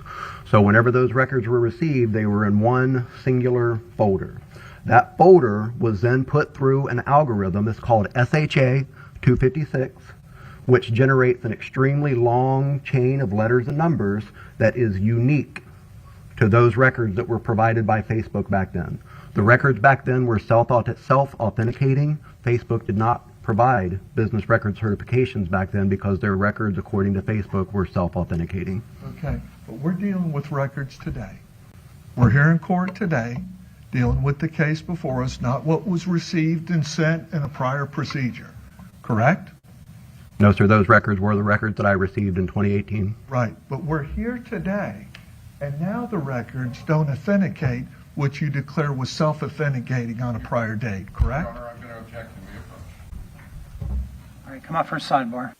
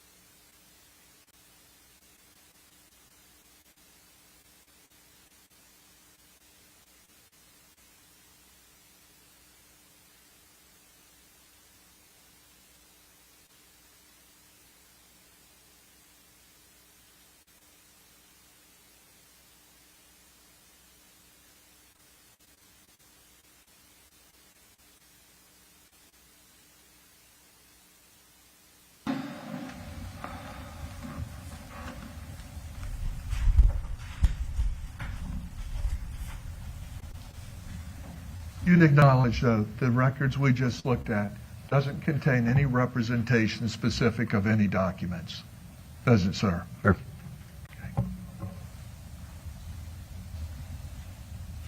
And your testimony is based as well on a vanity name, correct? And that's a method that you use to verify the documents that you proclaim that you received, correct? Can you please repeat that? Yeah. You were talking about on direct examination that there's ways of verification, and one was the vanity name on the account, correct? Sure. The vanity name is one of the unique identifiers. Okay. Do vanity names ever change? Vanity names that are internal to Facebook cannot change. Can anybody use another person's account? Absolutely. Okay.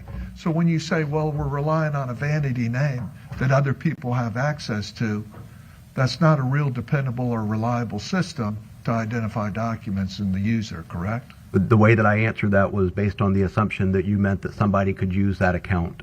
No, the vanity name is not recycled. It cannot be issued to somebody else. That vanity name is unique to that account forever. Yeah, but I just spoke to you and I just said other people can have access to that account, correct? Sure, if they have access to the device that it's logged into. Right. If anybody within the residence has access to the browser or knows the password, they have access to that information. Access to the device or knows the password, absolutely.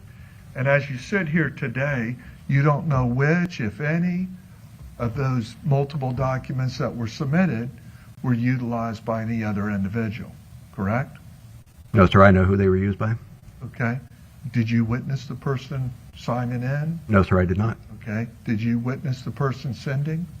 No, sir, I did not. Okay. Did you witness who was at the house at all hours, all times? No, sir, I did not. Okay. And when somebody is at, as we spoke at like Starbucks and people are accessing one account, you would acknowledge other people can access that same account, correct? Sure. Accounts can be hacked, correct? They can. So out of the multitude of all the documents you've spoken to, you can't direct attention to this specific document or this specific document and say that came only from Laurie Shaver. No, sir, I believe I can. Okay. In light of what you just testified to, correct? The multitude of the evidence when taken as a totality and taken as a whole, yes, sir. Okay.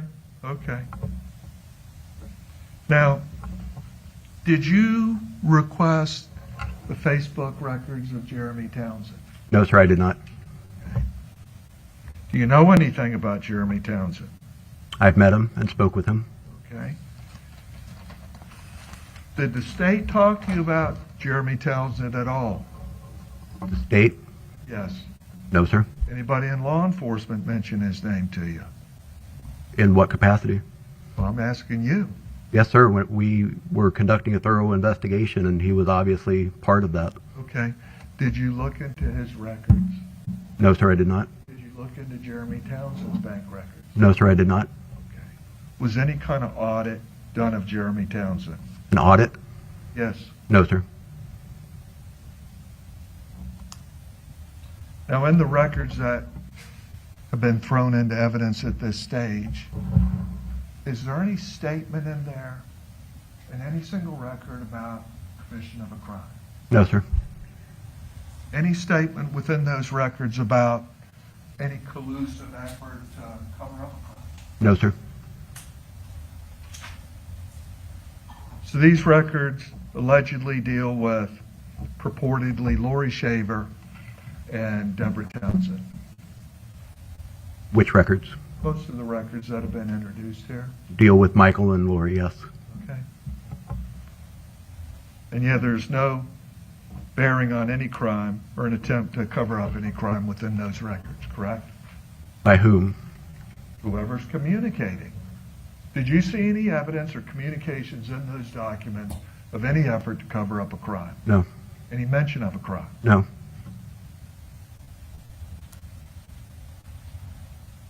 And had there been, surely law enforcement would have made an arrest, correct? Yes.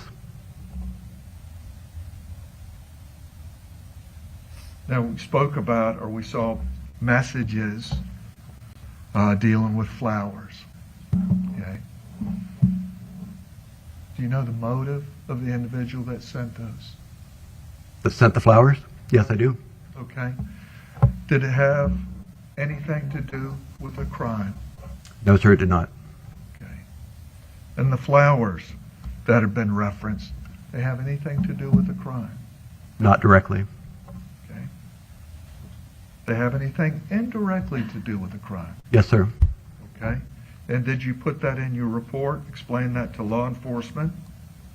The portion of the flowers was not part of my investigation other than the finding of the records in the bank statement.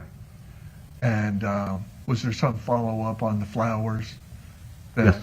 showed that the flowers were utilized in the commission of a crime? Not in the commission of a crime, no, not directly. Okay. Now, CenturyLink, is that associated in a connective link with Facebook? That was the internet service provider that the IP addresses using Facebook were accessed from.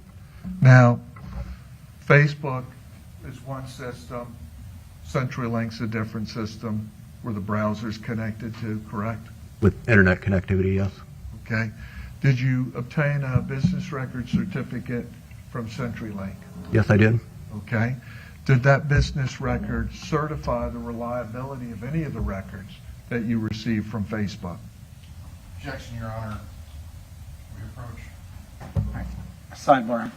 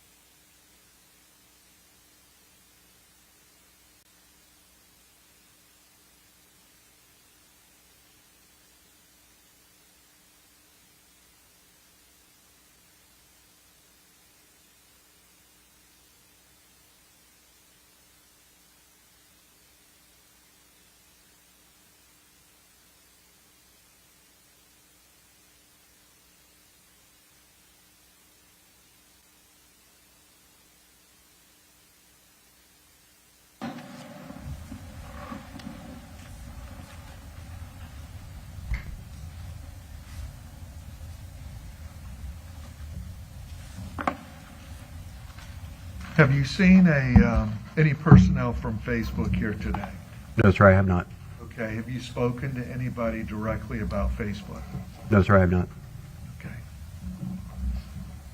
Now, when we talk about routers as well, and people having access to a router, if somebody's in the vicinity of a router, they can proceed through that router if they can hack it or have access to it, correct? As long as they have access to the passkey.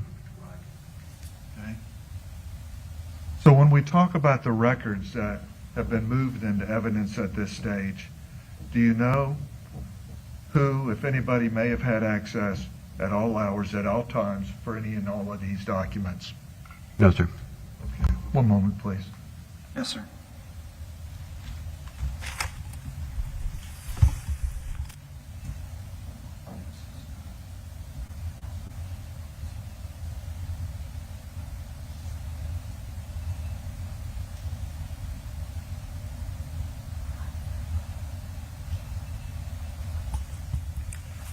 I don't have any further questions. Thank you, Judge. All right, thank you. Redirect.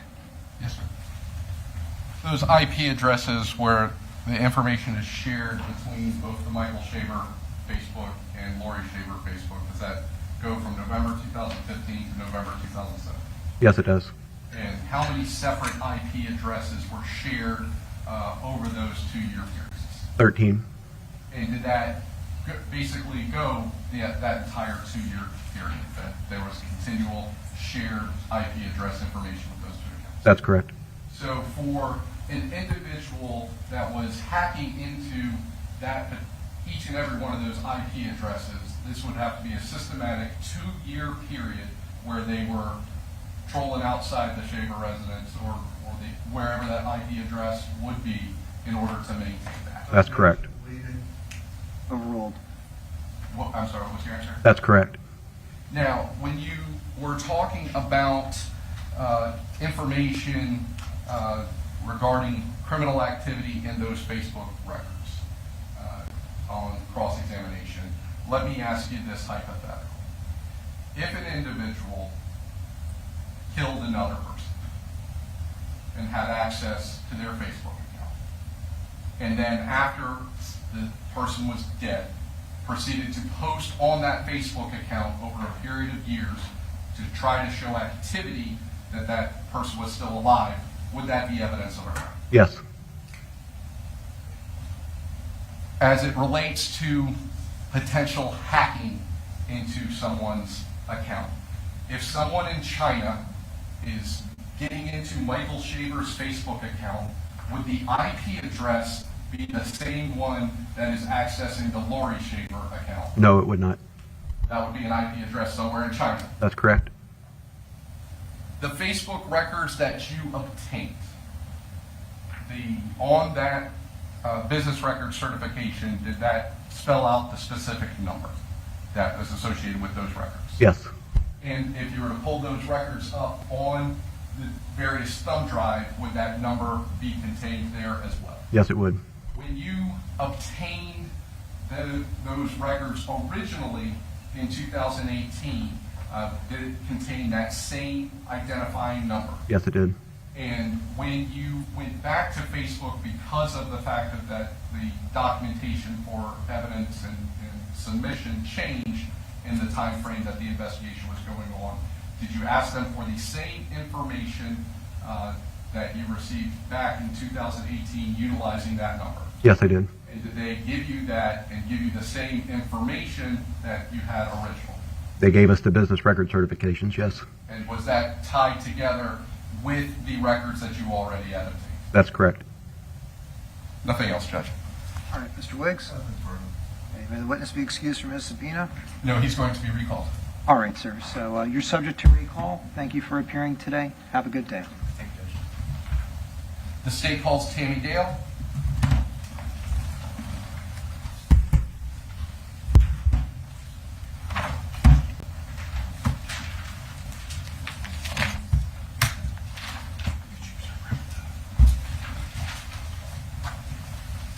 All right, please come up to the witness stand. Please be seated. Make yourself comfortable. Let me know when you're ready to proceed.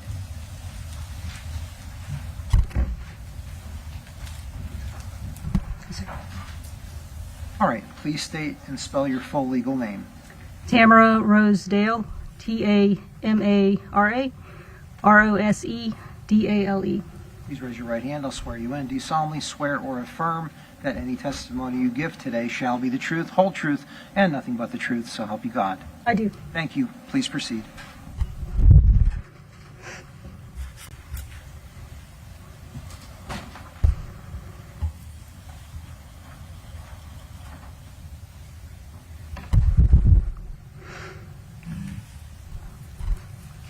Please introduce yourself to the group. Yes, sir. Good morning. My name is Tamara Dale, Where do you work? Lake County Sheriff's Office. And how long have you worked there? Been there for 21 years. And what is your current position? I'm a lieutenant in criminal investigations. So what does that mean? So unfortunately, lieutenant is a lot of administrative duties now, but I supervise detectives, specifically major crimes detectives, homicide, sex crimes, child abuse. Back in 2018, I was a sergeant in criminal investigations. and how did you become involved in the investigation relating to the death of Michael Shaver? So the lead detective in that case, she moved positions just within criminal investigations, and I became her supervisor, her sergeant at the time, and the case moved with her. When did that occur? I don't remember exactly when she moved positions, but I think it was sometime in 2018. Now, at some point, did Detective Dorier leave the sheriff's office? Yes, she did. And when she left, did you kind of step up in order to take on some of the responsibilities of this investigation at that point? Yes, I did. Now, during the course of this investigation, were you provided with potential names from Mr. Wiggs that he thought you needed to look into and investigate? We were, yes, sir. And what were those names? Jeremy Townsend and James or Jimmy Ballou. And were those individuals interviewed? They were. And did law enforcement go and look into the assertions made by Mr. Wiggs about them? Yes, sir. Now,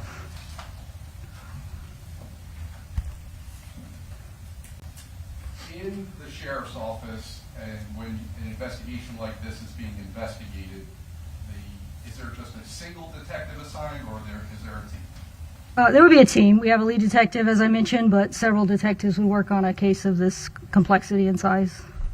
And does basically everybody work together, so not everybody's doing every interview, but all the information is being consolidated? Correct, yes, sir. The lead detective kind of organizes everything and delegates to some of the other detectives some duties.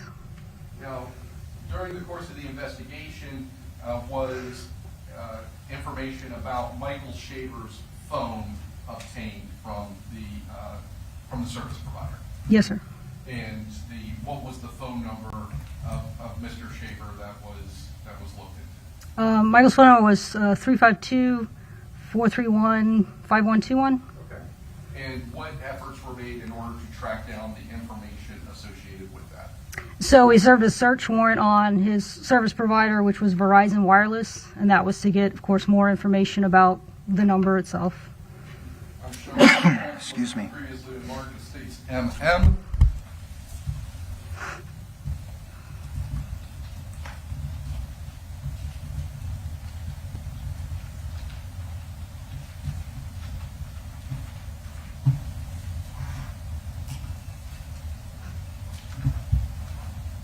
At this time, the state moves states MM by way of business record certification and proper notice as the state's number 41. Any objection? No objection. Without objection, states MM will be admitted into evidence of states number 41. I'm going to go ahead and present this to the witness. Can you go ahead and take a look at those records?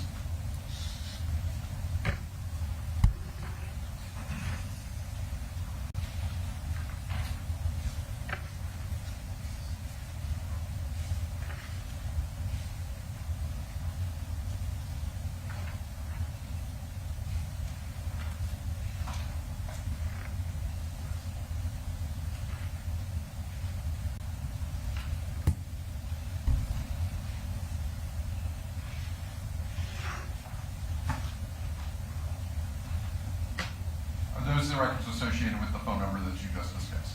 Yes, sir, 5121. Now, who actually is does that include information, subscriber information about who the account is assigned to? Yes, sir. And who is the account assigned to? Laurie Shaver? And were there multiple phone numbers associated with Laurie Shaver through this account? Yes, sir. Focusing first on the phone records associated with the 5121 number associated with Michael Shaver, what information is contained in those records? So it has, we call it a call detail record, and it details date and time that calls came to or from this phone, duration of those phone calls, of course who the subscriber is, like you just mentioned. Does that include information that would include content of text messages or things like that? No, sir. The records that you have solely talks about actual phone calls then? That's correct. And when we are looking at the various phone calls, does it indicate incoming, outgoing, things of that nature? It does. And does it indicate call duration? It does. Now, throughout the records, are there numerous entries for calls that have a duration of 1 minute? Yes, sir. Does that mean that every call of that type of duration is necessarily answered by the person that is being called? No, sir. And if you were to look at the records of the person being called, if the call was not answered, would it then not register on their account? No, it would not register on their account. And the time frame for which you got the phone records associated with the 5121 number, what is that? What we asked for or what we received? What you asked for? We asked for August 1st, 2015 through March 9th, 2018, that being the day Michael Shaver's body was found. And I want to go ahead and direct your attention to November of 2018, and if you need to step down in order to demonstrate to the jury the information that we have here, please be my guest. Please feel free to move about the courtroom. Now, first of all, up here in this red box, what information is contained there? It says detail for Laurie Shaver, which again is the person who pays for the phone. The person the phone is in and the name the phone is in. And it says 352-431-5121, so the phone number. Now, what is the last phone call that was made from the device associated with 512, meaning the last phone call out? That's highlighted in blue at the bottom, and that's on November 7th, 2015 at 5:48 p.m. And what the phone number was called on November 7th of 2015? 407-560-6999. And did you do research into what that phone number went to? Yes, we did. It's a landline for Epcot, which is where Mike worked at the time. Now, the phone numbers and the activity that's highlighted in yellow, what phone number is the areas highlighted in yellow associated with? That number is 352-431-0419, which we know, at least at the time, was Laurie Shaver's cell phone number. Okay, and how do you know that? We would ask, at the time, we would ask other people, what's Laurie Shaver's cell phone number? Did you also obtain that information from Verizon and stuff? We did. And is that the other number back in November of 2015 that was associated with the Laurie Shaver account? Yes, on the same account as this. And can you go ahead and summarize the activity between the two numbers, the 5121 and the I believe you said 0419 number, for the month prior, the time prior leading up to the November 7th, 2015? 0419, yes. So this would be Mike's cell phone, and these are all his incoming or outgoing calls to or from the 0419 number or Laurie's cell phone. And leading up to the month or the day that he disappeared, there were 19 attempted or completed calls to or from Mike's phone to Laurie's phone, to or from. And you say to or from, so this is back and forth. He's calling her, she's calling back. There's at least some entries where they actually talk. Correct. And some of these entries that you're referring to here that appear on these records, do they have that duration time of 1 minute? Yes, several of them do. Okay. And so some of the activity that we might see in the 5121 number, if it is a call out to the other number but the duration is 1 minute, we might not see any activity on that other number's account. That's correct. Now, is there any activity on the 5121, the number associated with Michael Shaver's account, after the November 7th, 2015? There is one incoming call after that. I'm going to go ahead and move to that. What call was that? So that was on February 17th, 2016 at 3:47 p.m., an incoming call. All right. And what was the number associated there? 352-787-2277. And did you do research into where that phone number was associated with? We did. It belongs to a loan company called Mariner Finance. I'm showing you what has been entered into evidence at states number 29.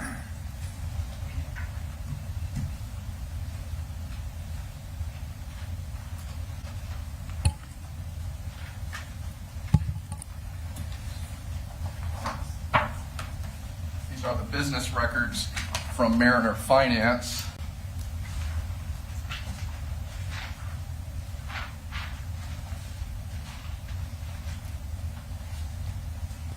These records reflect a phone call to that 5121 number on February 17th of 2015. Yes, sir. 2016. 2016. Yes, sir.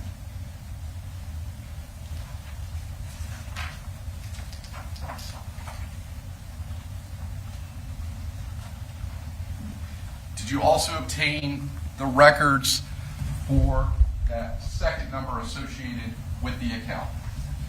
0419, yes, sir. Yes. Yes, sir, we did. And then was that also obtained through the search warrant? Through a separate search warrant, yes, sir. Showing defense what's been previously marked as State's Exhibit NN.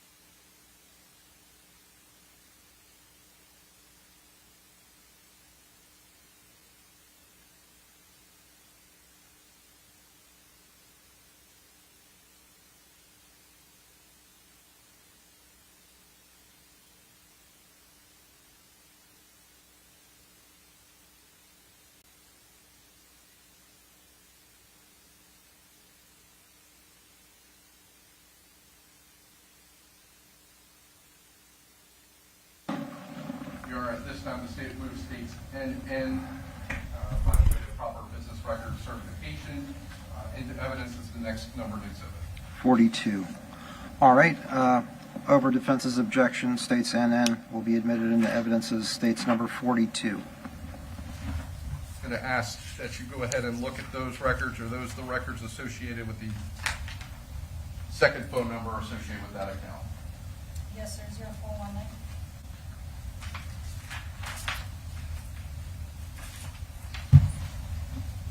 And do these records also reflect activity to or from the 5121 number belonging to Michael Shaver preceding November 7th, 2015?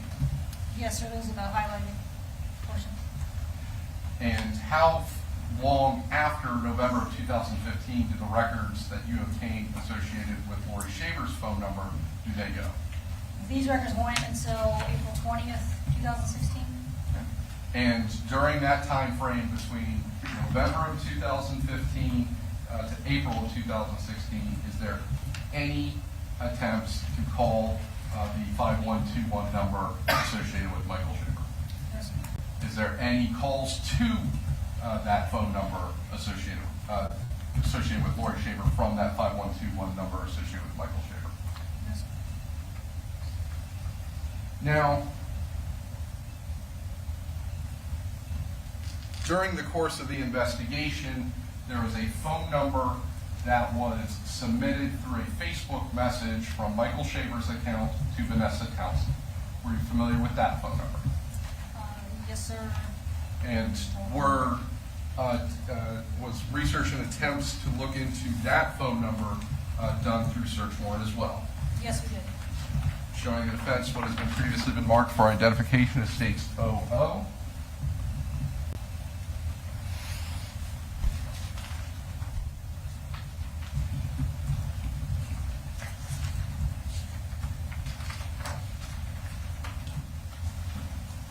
Judge, same objection as to the certificate. All right, over. And are you moving the 00 into evidence, sir? Yes, because of proper notice, business record certification and notice, we would move states 00 into evidence, it states number 43. All right, over defense's objection, states 00 will be admitted into evidence as states number 43.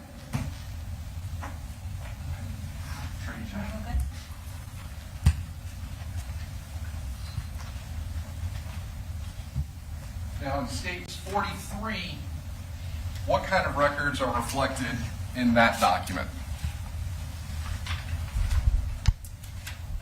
These are called customer notes by Verizon. First one I came to. And what type of activity is referenced there? So it's kind of an ongoing narrative, I guess, typed by a customer service representative of activity on the account. Maybe they added a feature or took away a feature, things like that. Does it also include information when an account holder does things such as changing a phone number? Yes. And is there record activity on that Verizon account for the 5121 number being changed at any time? Yes. And first of all, when was that 5121 number changed? It was April 16th, no, April 6th, thank you. Okay. April 6th, 2016, 5121, which is Mike's number. Cell phone number was changed to 352-801-0941. And now, in order to have a phone number change that is consistent with the individual having the device itself to change the phone number. Correct. And the period of time that the phone number was sent to Vanessa Townsend, was that after that April 6th, 2016 entry? That was 3 days later, I believe, on April 9th. And how long did that phone number, that 0941 number, remain under Laurie Shaver's account? That was for 10 days until April 16th. All right. And what happened on April 16th? So the number was changed again. Okay. On April 16th, 2016, 0941 was changed again to 352-431-8444. And did you do any research into the phone number ending in 8444? Yes, we did. Your Honor, I'm showing the defense was previously marked as State's Exhibit PP.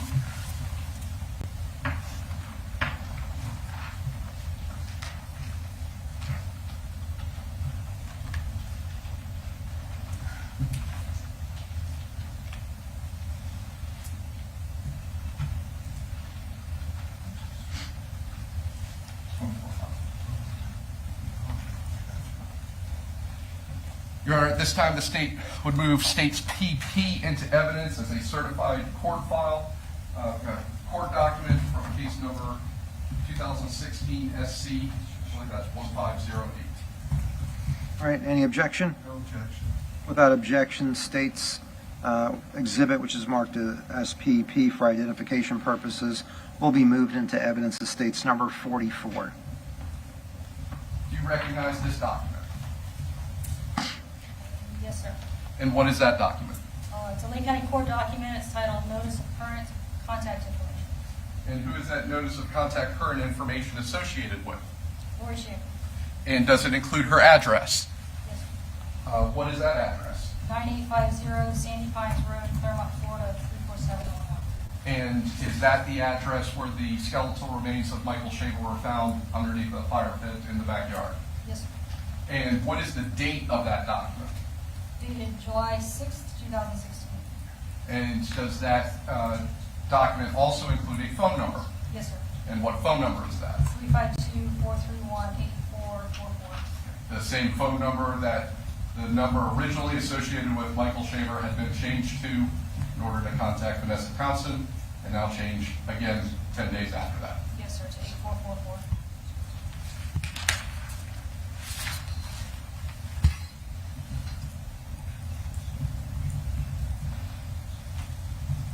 During the time frame, you can go ahead and have a seat.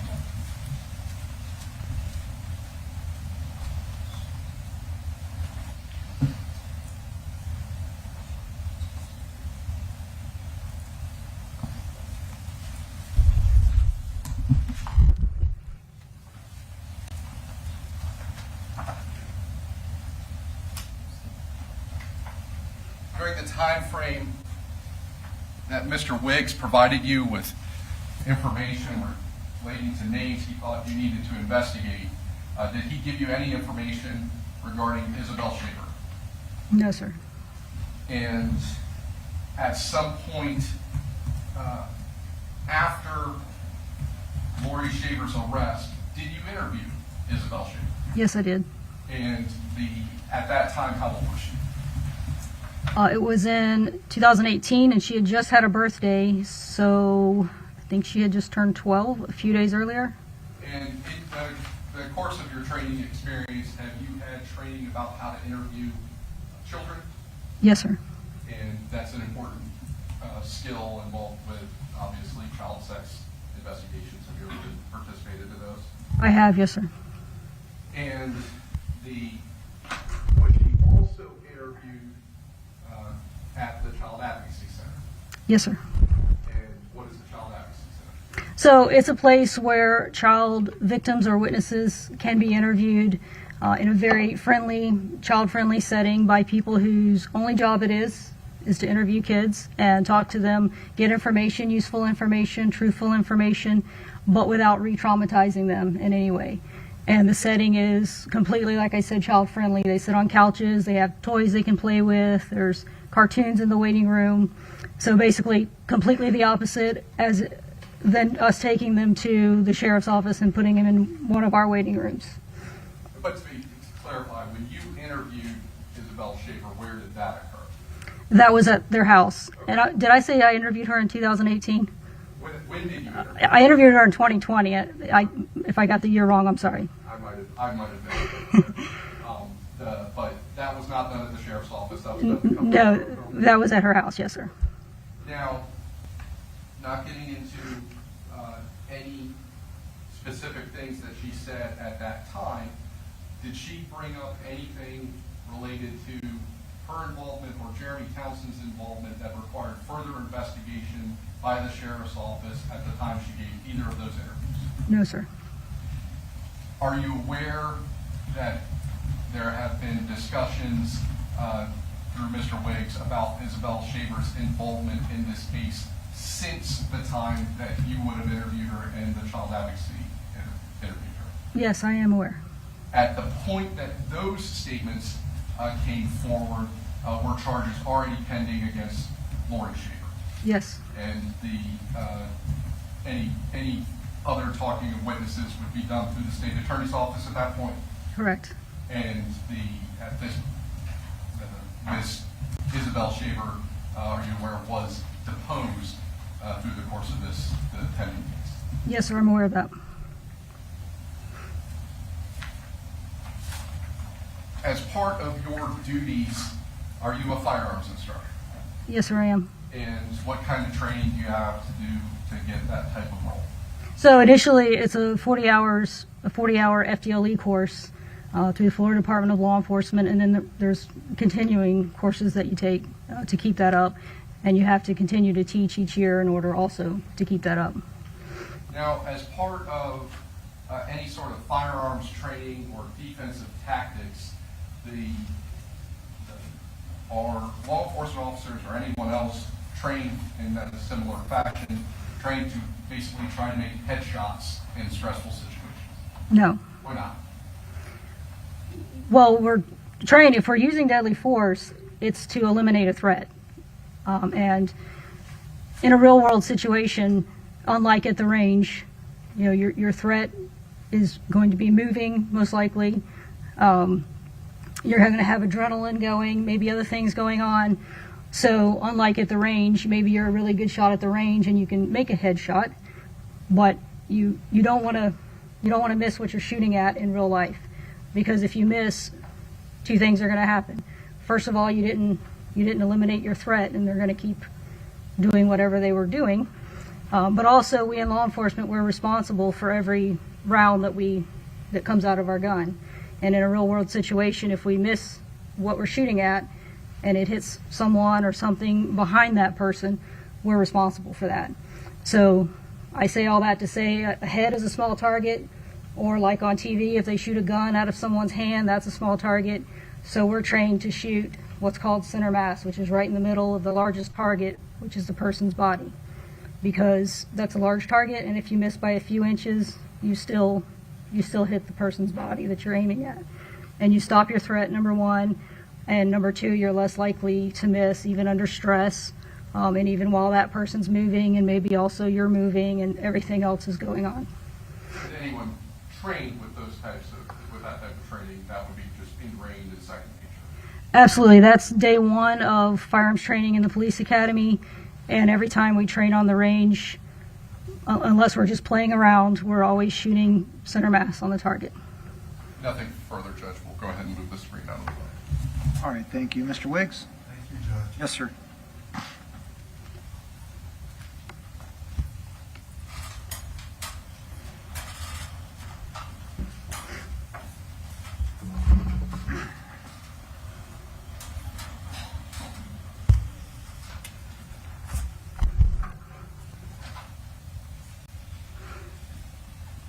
Good afternoon, officer. Good afternoon. I erroneously said good morning. I'm sorry. Pardon me? I erroneously said it was morning. Good afternoon. You replaced Lisa Dorier on this case, correct? I wouldn't say I replaced her. She left, and I helped out more after she left, but You inherited the job, correct? I wouldn't say that either. She was a detective, I was a sergeant, but I helped more after she left. You graduated, my understanding, from and went to work immediately with the sheriff's office, correct? I'm sorry, you said I graduated and Got your certificate for law enforcement. You went to work with SO, correct? yes, this is my first law enforcement job, yes, sir. Right. So you've only worked with law enforcement there, correct? That's correct, yes, sir. Okay, not to belittle you in any respect. Okay. Do you have any certificates or training in digital? No, sir. No, sir. And so you relied on other people within your report to gather information, correct? Within my report to gather information, You were the case officer, correct? I was never the case officer, no, sir. Is your name on the incident report? I did supplements. I don't know what you mean by. Okay, that's your deposition. I took final photo. Incident report. It's her report and the data she submitted at the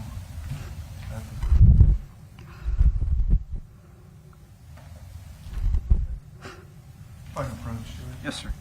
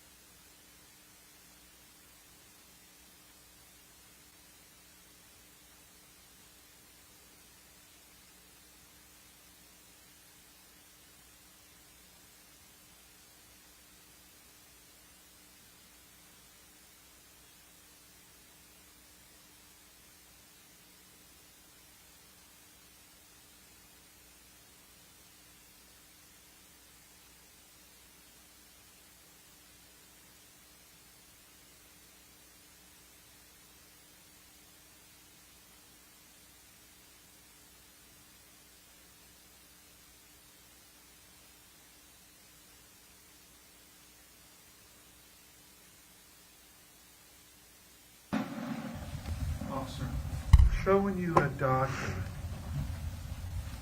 Is your name anywhere on or within that document?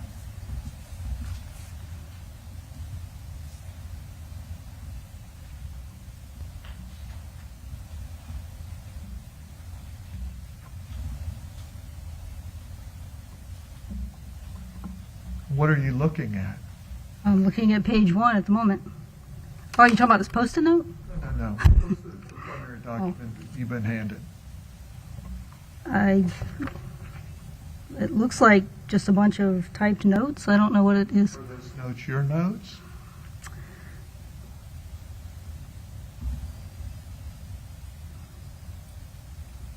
I think so. I don't. Do you bring any records with you to your deposition? I think I did. Okay. What would you have brought? Do you recall? No, I don't recall. Okay. Does that document that you hold in your hand, does it contain your name anywhere within it? I'm looking. Okay. Take your time.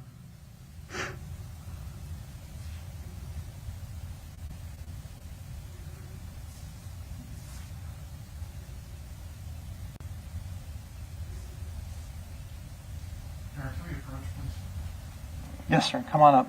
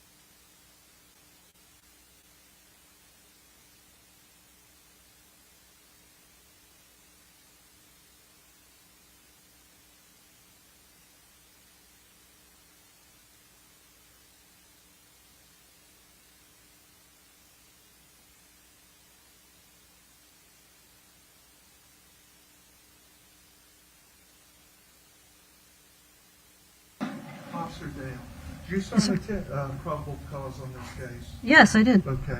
You see your name in there? Yes, on the probable cause affidavit. So when I asked you earlier, is your name on any of these documents? You said, let me look, correct? Yes. Your name's on the probable cause, correct? Yes, it is. You made the decision to arrest Laurie Shaver, correct? I signed the probable cause affidavit. Okay. So is it fair to assume you were the primary officer making that decision? No. Who made that decision? I signed the probable cause affidavit. Did somebody tell you No. to sign that? No. Okay. You signed that affidavit after receiving other information from other people, correct? Yes. Yes, that's correct. Okay. So it was based on your conclusions that Laurie Shaver was arrested, correct? You're the one that vouched for the arrest. I signed the probable cause affidavit. Okay? Yes. And based on that probable cause, Laurie Shaver was arrested? Yes. Okay. Thank you. As his case was going about, was it listed as a cold case file at any No, time? it was not. Okay. How long was the investigation? Well, from March 2018 to September 2020 was when the arrest was made. So Did you ever put it on the internet as a cold case file? we put it on the internet. So we have a section called cold case files, yes, and I know what you're talking about. but that's the only place we had at the time to put cases to get more information. But we did not determine it to be a cold case, because a cold case is something in our eyes where we have nothing else, no other information to go on. So you weren't hot on the trail of Laurie Shaver or any particular individual when you put that on the internet, correct? I don't remember exactly the time frame that happened, but I think we were waiting on more information to come in, search warrants. I don't remember exactly what date that happened. Maybe you do if you have that in front of you. Okay. When that was put on the internet, were you holding any evidence, any inference that you could suggest guilt to Laurie Shaver? I don't remember when that was put on. Okay. What we had at that time. Yeah, I don't know when it was put on the internet. It was just basically to get out to the public, to get the case out in the public's eye, to get tips if anyone had any. That was our intent.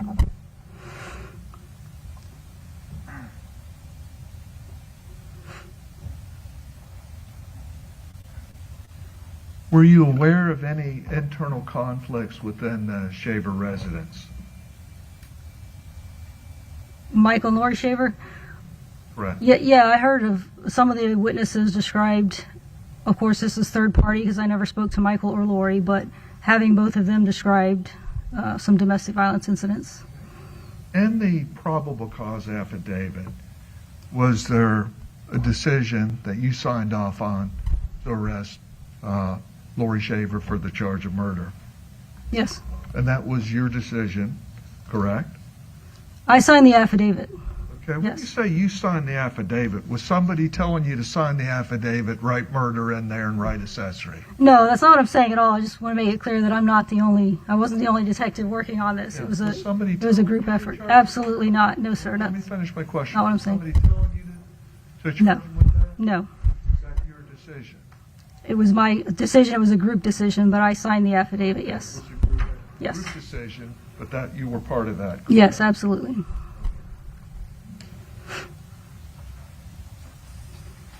It's not the Declaration of Independence. We can't all sign it. So I signed it.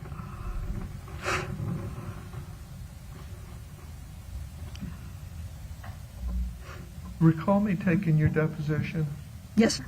Okay.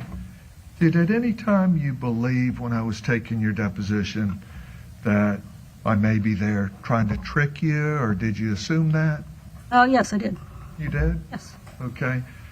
And thus, if you assume such, would your answers maybe possibly be guarded? I'm sure they were. I don't recall specifically.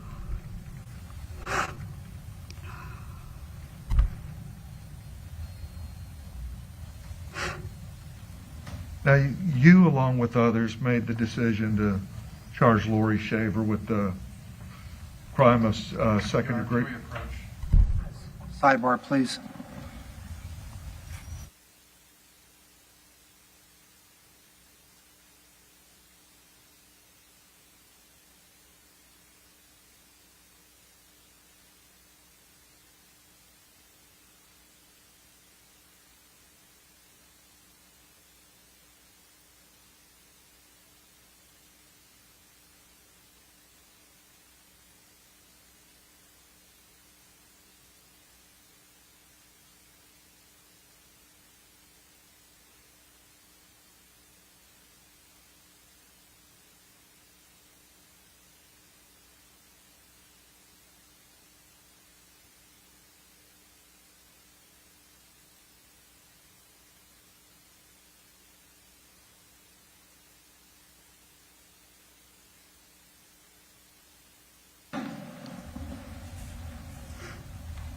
Okay, you and others evidently within the department proceeded to charge and arrest Laurie Shaver, not charge, but arrest Laurie Shaver with the crime of murder in the second degree, correct? Yes, sir. Okay. Do you know what the elements of murder in the second degree are? Yes, Your Honor. Sidebar, please.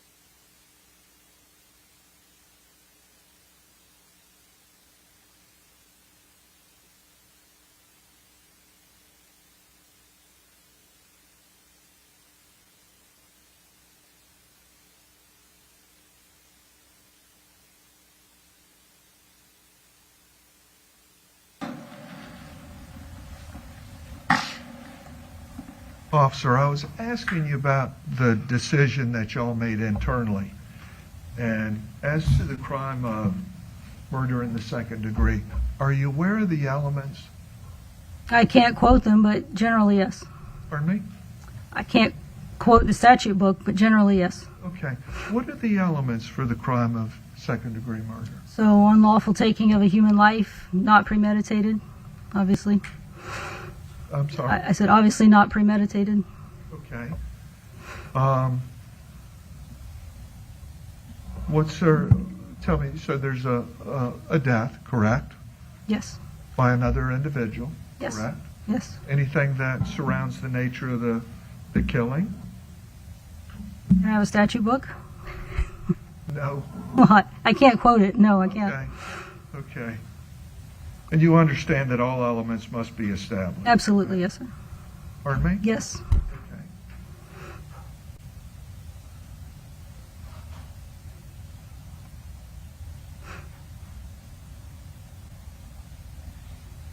When you went through this case,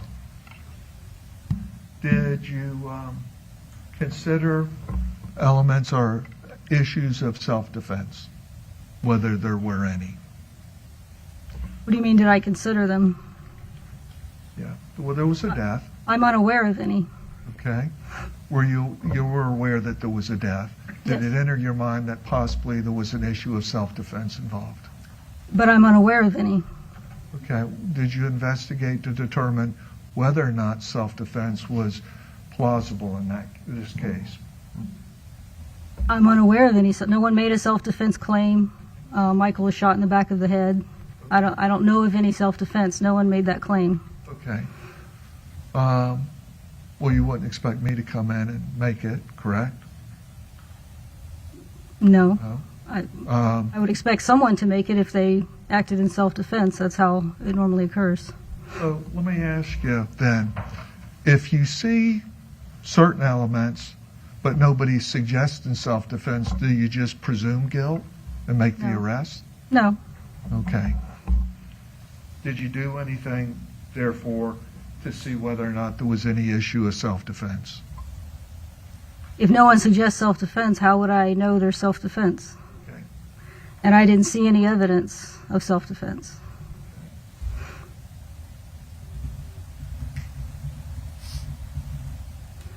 Normally in self-defense, you don't bury the body in a backyard. I've never seen that before anyway.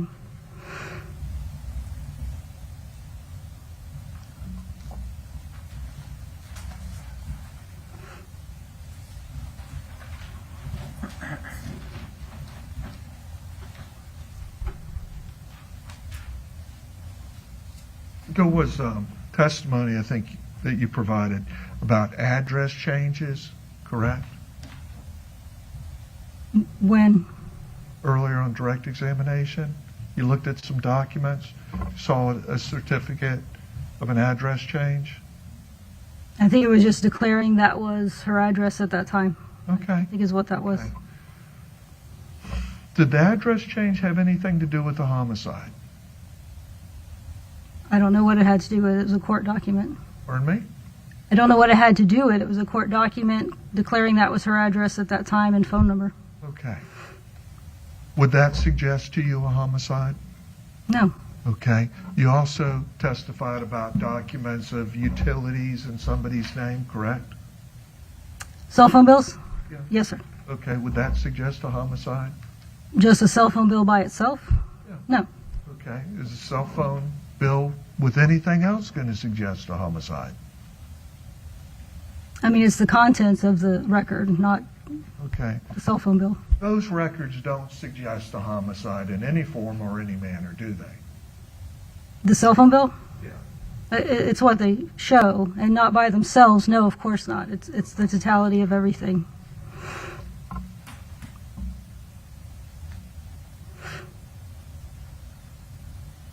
Your investigation never uncovered any kind of financial motive as a motive for any homicide, correct? No. Pardon me? No. Did you put that fact in your report? That we didn't uncover a financial motive? friend? No. That wasn't in there? In my report or my PC affidavit? In the report? That we didn't uncover a financial motive? No, I didn't. Now, do you think it's important for the jurors and everybody that you document all facts, including exculpatory evidence? Yes, absolutely. Okay. That would be an exculpatory factor, correct? Yes, but, No financial motive in this case. well, I mean, I wouldn't put in there, I would have to put then, I didn't uncover a financial motive, I didn't uncover this motive, I didn't uncover that motive. So I can't list every motive that I didn't uncover. But that's often a primary factor in a homicide, is it not? Well, you don't have to prove motive, but yes, if you have one, Yeah. it would be a primary factor.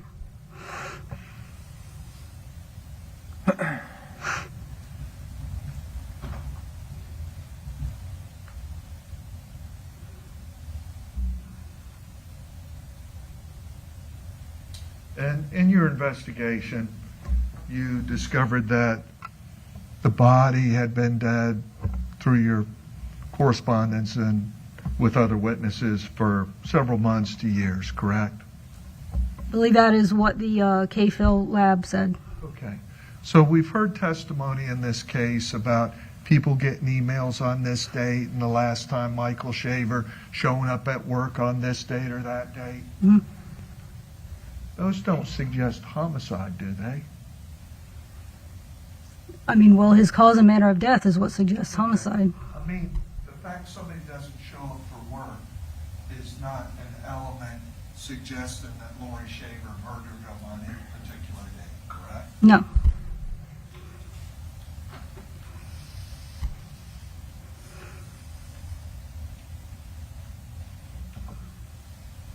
Now, you understood, pursuant to the requirements, that the death had to have been the criminal act of Laurie Shaver, correct? Yes.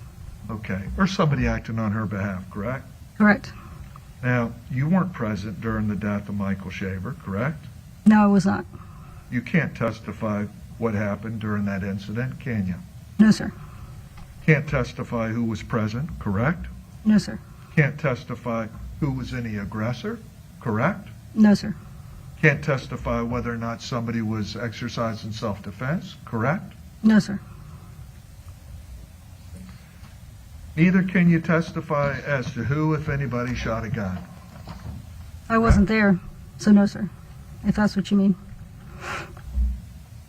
And yet, such facts are imperative as essential elements to the crime of homicide, correct? That the criminal death occurred by a particular individual. Correct? Yes. Okay. Those are essential elements that are not revealed in any report, correct? Well, I never witnessed any homicide. I've never witnessed a homicide. But those facts are not gleaned by other evidence within this investigation, correct? I believe that they are. Okay. Now, there was a point in time in which law enforcement responded to the residents in reference to a well-being check, correct? Yes, sir. Okay, were you there for that? No, I was not. Okay. Do you know how many officers were there? I don't. I think at least 2, but there may have been more. I don't know. Now, when law enforcement went there for a well-being check, you can't make any declaration they were hot on the trail and were making headway on that case, correct? Correct. And in fact, they went to the residence as a consequence of a call from a Scott Amatuccio, correct? Yes, sir. Mr. Amatuccio never indicated he had witnessed a crime, correct? No, he didn't. Yeah, he was working on a suspicion, correct? That something may have happened at that house. I guess you could call it that, yes, sir. Yeah, because he hadn't seen his friend in some time, correct? He had other suspicions, but yes, including that.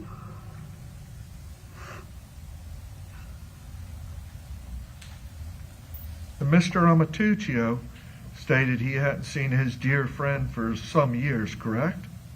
Since the end of 2015. Did your ears go up when you heard that he hadn't seen his friend for several years? What his relationship was with Mr. Shaver? Did that spark your suspicion at all? I wasn't involved in the case at that time. Okay. So If you were involved in the case at that time, would that raise some suspicion in your mind? I don't know. Okay? I mean, but it quickly went from one person hadn't seen him to several people hadn't seen him. Okay. So it became a numbers game? Your words, not mine, but one person hadn't seen him, and then his family hadn't seen him, and then no one, we couldn't find anyone who had seen him. You know what his relationship was with his family? Specifically, no. Okay. But I know the point is, people he worked with, absolutely no one had seen him. No one. People who saw him at work, no one. Since the end of 2015. Okay. My understanding was your position that Laurie was arrested because it was your feeling she was key in covering up the body that was found on the property, correct? That's part of it. Okay.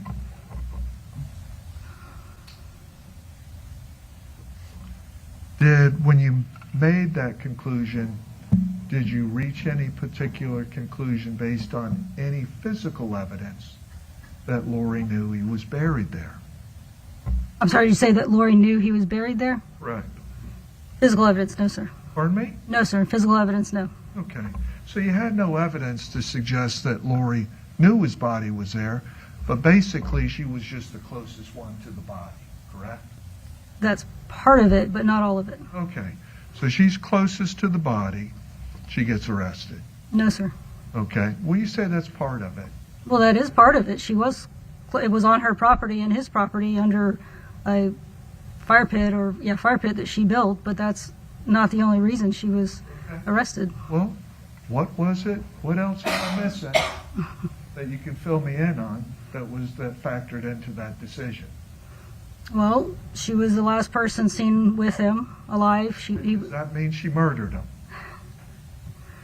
Let's stop there. We are taking each thing I'm going to say and ask, does that mean she murdered him? Each thing, no, by itself, no. I would never have arrested her for any one thing I'm going to say, no, sir. No. So she's the last to see him. Does that mean she murdered him? By itself, no. Okay, let's go to the next issue. What's the next issue that factored into that conclusion?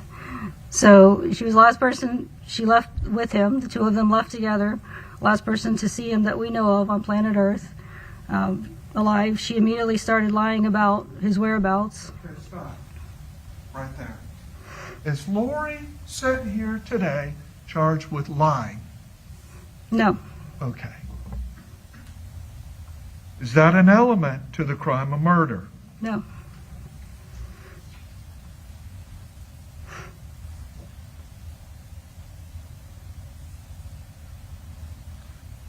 What other factor did you rely upon? She immediately started lying about his whereabouts to everyone.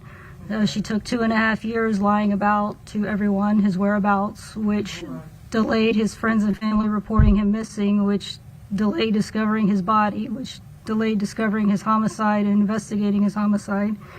I don't know who that would benefit other than the person who killed him and put him in the ground. Okay, let's stop a second. You initially began your testimony and stated you were aware there were issues in the Shaver family, correct? Yes. That there were tensions within that family, correct? Yes. Did it enter your mind, considering those facts, that maybe Miss Shaver was happy he was gone? Well, that could be, except that he wasn't gone. He was dead and buried under her fire pit. Well, he wasn't there bothering her? But he wasn't gone. He was murdered under her fire pit. Do you have evidence that Laurie Shaver placed Mr. Shaver under that fire pit? Well, everything I'm listening to you Okay. is what led me to conclude that no one else did. And I'll let you finish. no, just everything I'm listening. Everything Yeah. you're listening to. Okay? And as one of the agents on this case, you reviewed what was gathered from that fire pit, correct? Yes. Okay? And you have personal knowledge that not one single item in that fire pit linked Laurie Shaver to that pit. Physical evidence, you're correct, yes. Okay? There's no forensics. correct? Correct. Did that factor into your decision to charge Ms. Shaver with homicide? Correct, yes. The fact there was no connective link? Yes, but by that logic, then we can never charge anyone. You think? Well, by that logic, yes, there's no evidence against anyone. There's no forensic evidence. There's no anyone DNA in there. For instance, do homicides occur where people leave knives with fingerprints on them? Yes, Okay. Do they leave a gun registered in their name where ballistics link up to that gun? yes, Yes. Okay. Were those present in this case? no, So when you say you could never charge somebody with such an offense, okay, that's not an accurate statement, is it? well, you're making it sound as if there's no DNA in that pit with his body, which there wasn't, Okay. then we can't charge anyone.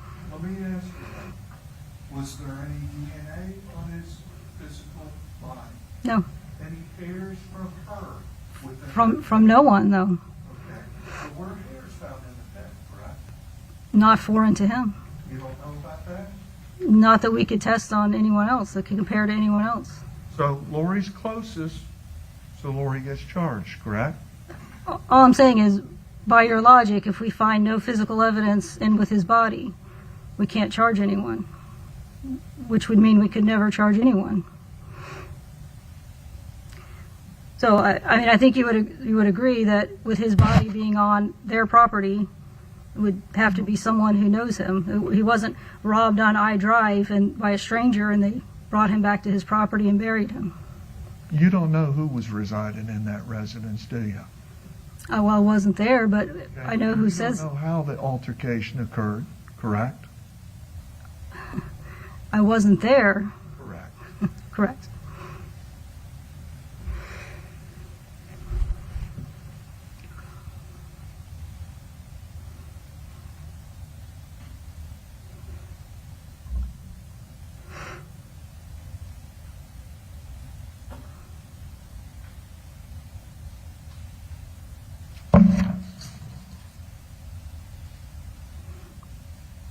Did you see or uncover any photographs of Laurie Shaver having anything to do with the patio itself? The fire pit or the concrete, because those were built at separate times. Did you see anything, Which any images or photographs of Laurie pouring the patio? Not pouring the patio. Anything to do with the patio? I think she had some photographs of bags of cement on her Facebook, yes. Correct. Okay. Okay. And where did you see those images? On her Facebook? So Laurie Shaver is going to pour a patio, and she's got on Facebook photos of the concrete she's going to do it with, correct? I saw photos of bags of concrete on her Facebook, yes. Did you make a note of that and put it in your incident report? This may constitute exculpatory evidence, suggesting this person didn't know their body was in there? I don't know what you mean. People don't usually go about advertising that they're going to put a patio over a body, do they? I don't know. This is my first case with a patio over a body. It was in my report, so whether you call it exculpatory or inculpatory, I don't know.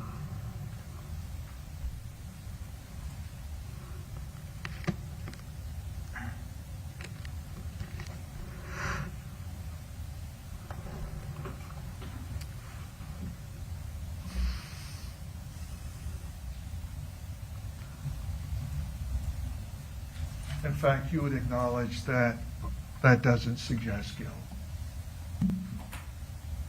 What doesn't suggest The guilt? fact that she had anything to do with the patio and that the concrete had been posted. Here's what I find out about that is she had a 5-acre property and she put it over his body. So that would, Do you know what the ground looked like before what? the concrete was laying? No. Do you know what was going in on that spot possibly before? I was told a duck pond. Okay.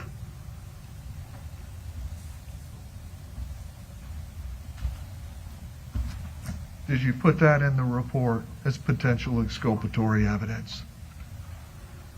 It's in the report about the duck pond. It's not in my part of the report. Did you make any notations that that would be evidence potentially for consideration? That what would be evidence? Pardon me? That what would be evidence? I'm sorry.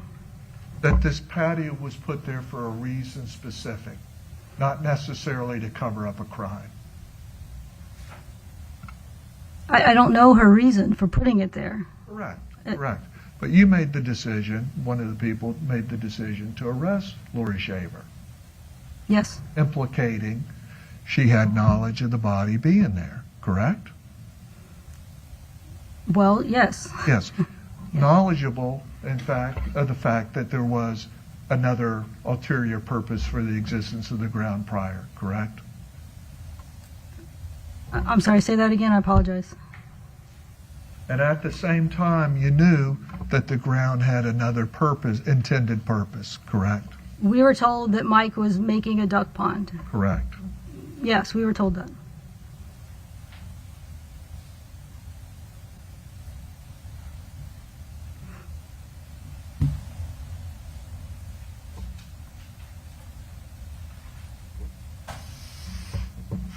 Now, it's my understanding, or that you have a belief that the crime can't be committed just on a bare suspicion, correct, of guilt. Right. Yes, sir. Okay. I mean, that's your feeling, correct? Some bare inference, correct? Yes, sir.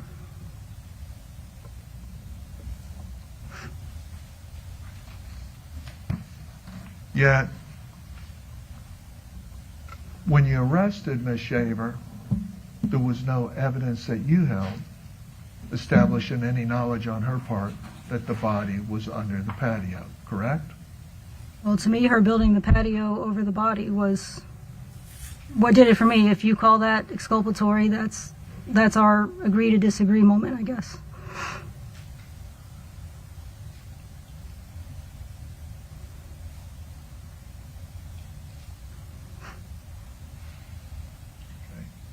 You disagree with that statement? That her building the patio over his body means she did not know it was there, is what you're saying? Okay. Have you made a statement inconsistent with that in the past, is what I'm asking you? Inconsistent with what? What you just stated. I'm referring you to your deposition. I'm going to refer you to page 30, line 14 through 16.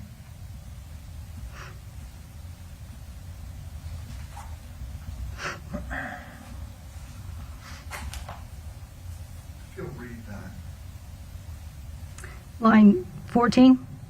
14 through 16. Question, but how do you know that Miss Shaver, back to my question, had anything to do with filling in that pit? Answer, with actually putting the dirt in. Question, correct. Answer, I don't. So you don't know whether or not she had any knowledge of anybody in the ground, or had any partaking in the placing of the body in the ground, correct? By your prior statement. What, with filling the pit? Or you had any knowledge that the body was in the pit, or partaked in placing the body in the pit? Can I see that again? I don't think that's what that said. I just want to see it again. I apologize. May I? That's okay. Because I was reading rather than paying attention. No, that's okay. Tell me. My brain will only do one thing at a time. No, that's fine. It's late in the afternoon. Okay. And, I mean, without reading the rest for context, it says, had anything to do with filling in that pit. Yeah. And I said, with actually putting the dirt in. Question was, but how do you know that Ms. Shaver, back to my question, had anything to do with filling in that pit? It doesn't sound like you're asking, did she No, know the let's body go was further. there? Okay. With actually putting the dirt in there, you asked me? And I say correct. And your answer? I don't. Correct? So Yes. it's not a matter that the pit is in her yard. You know there's got to be some evidence to establish that Ms. Shaver had knowledge of the body and the ground, correct? It doesn't sound like that's what you're asking me there without reading more context. I apologize. All right. But you're asking about filling in the pit? Now, Mr. Camuccio was asking you about information gleaned from myself or anybody else. Did Mr. Camuccio relay to you any conversations and facts I had relayed to him about the minor child?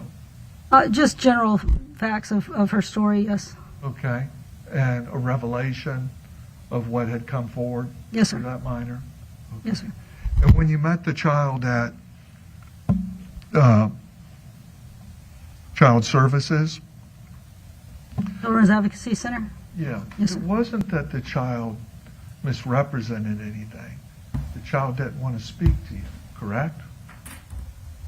I didn't speak to her at the Children's Advocacy Center. She was interviewed by the professional interviewers. And no information was gained from that child, correct? About, Anything. Did she relate to them one story that changed from another? I mean, that's a broad statement. She didn't say anything about shooting Mike. Right? She didn't say anything about anything, did she? You can't, what do you mean she didn't say anything about Do anything? you know anything that the child said? Yes, but Sidebar, please.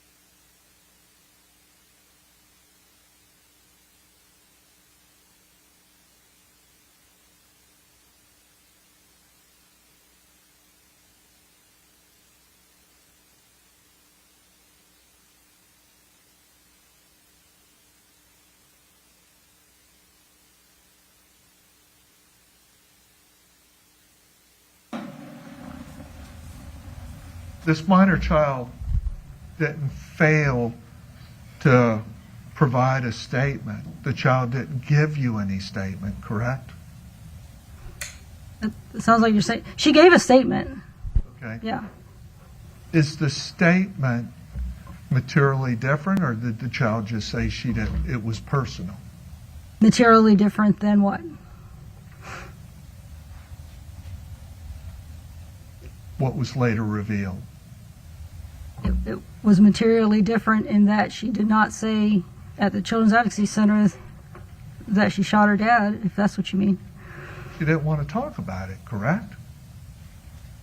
About, The event. about shooting her dad. I mean, they didn't ask her, did you shoot your dad? Did the child indicate in any form or manner she didn't want to talk? About some things, yes.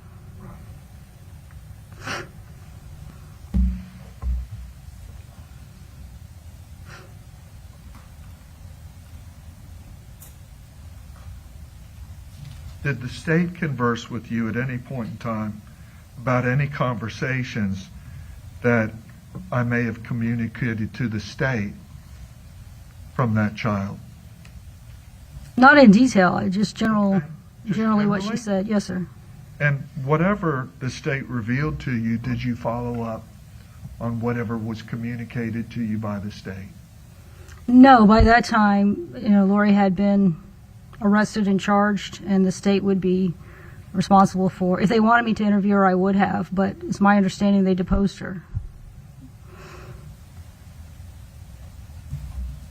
In this case, there was no, we've covered the grave, but there was no evidence that you're aware of that was unturned from the residence implicating Laurie Shaver.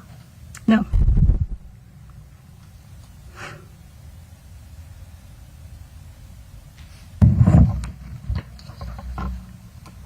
And you've testified previously that you take the position that there must be some evidence, not simply a bare suspicion.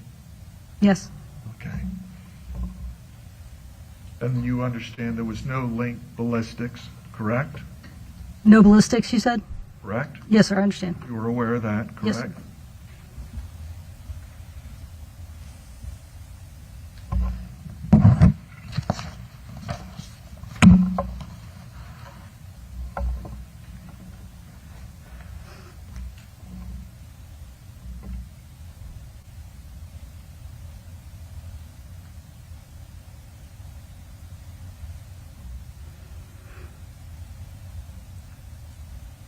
Was there any DNA within the residence that linked Laurie Shaver No, sir. to this crime? No, sir. Right.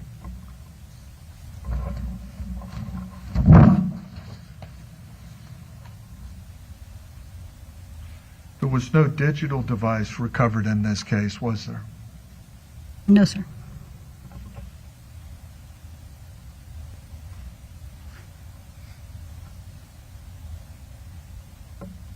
You would agree with me that creates, to a degree, a lack of evidence. Oh, physical evidence. No physical evidence, Yes, sir. correct? Yes, sir. Did you learn in this investigation how Facebook maintains or takes care of their IP information? No, I didn't do anything with IP. Okay. Did anybody supply you information about the IP information from Facebook?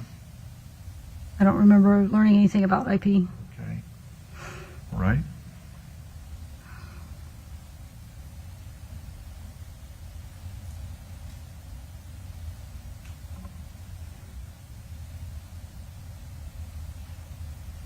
Had Laurie Shaver posed as Michael Shaver on Facebook, you would agree that doesn't mean Laurie Shaver murdered Michael Shaver? By itself, no. No. Okay.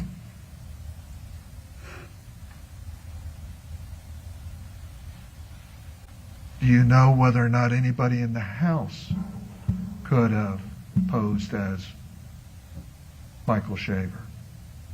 Well, it only benefited Laurie. Did it? Correct. Okay. You were supplied information about Jeremy Townsend, correct? Correct. And you were aware that Jeremy Townsend was in a relationship for some term with Laurie, correct? Correct. And if Jeremy Townsend was in the residence, did it enter your mind that possibly Jeremy Townsend had been on the router and the computer? Well, why would Jeremy Townsend try to break up his own relationship with his wife? Okay. Let me ask you. You can't segregate some emails to the exclusion of all the emails. For instance, you can't say, this is from Jeremy, this is from Laurie, this may be from Jeremy, this may be from Laurie, correct? I don't know what you mean. Do you know whether or not you have evidence that every single email document that's been moved into evidence came from Laurie Shaver exclusively? Do you mean Facebook? Facebook, excuse me. That every single one came from Laurie exclusively.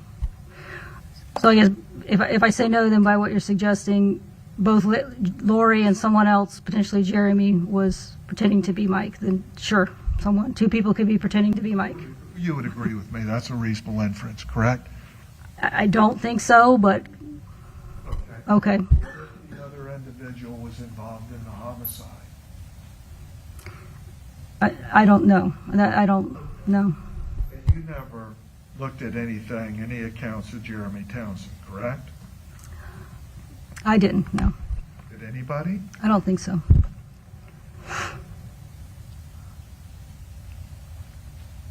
Did you meet with anybody from Facebook or CenturyLink? No, sir.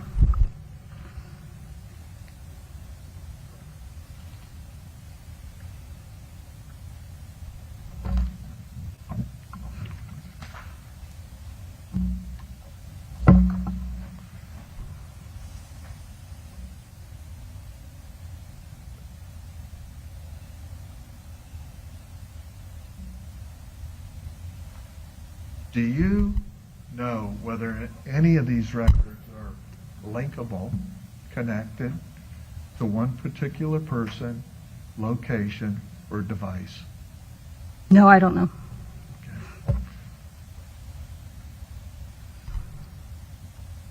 Do you know how long Facebook saves IP addresses?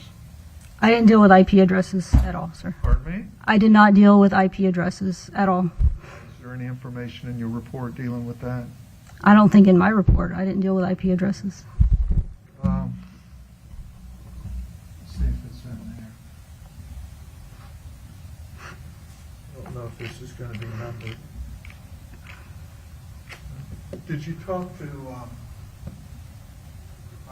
who was the IP investigator? What's his name?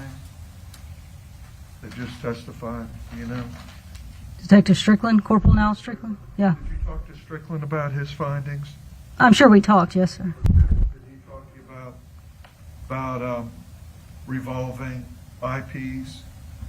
We talked, yes, sir, but I didn't deal with it. I didn't research that at all. Probable cause. Yes, I signed the probable cause. Okay, and you factor in other people's findings as well, correct? Yes, sir.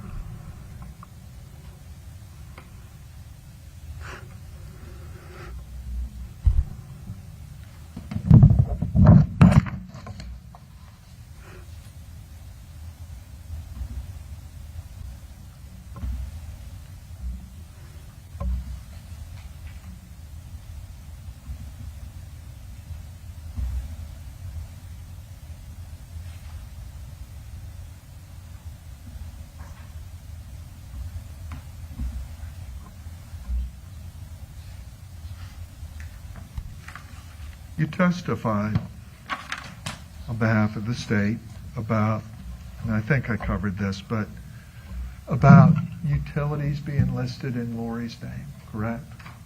The cell phone bill? Well, utilities, I think, on the residence, correct? And other information, Earlier today? correct? Do you know how long they've been listed in Laurie's name? Earlier today I talked about the cell phone bill. Okay, do you know how long that's been in her name, or if it was ever in Michael Shaver's name? If I had the records, I might. Okay. Did you, in your investigation, go back to discern if they were ever in Michael's name? We asked for, I think we got from whatever date we got from. I don't have it in front of me, but from the dates that I had, it was not in Michael's name. Okay. So you just assumed because they were in Laurie's name, something happened? No. Okay. I don't see what you're saying there. No, sir, I didn't.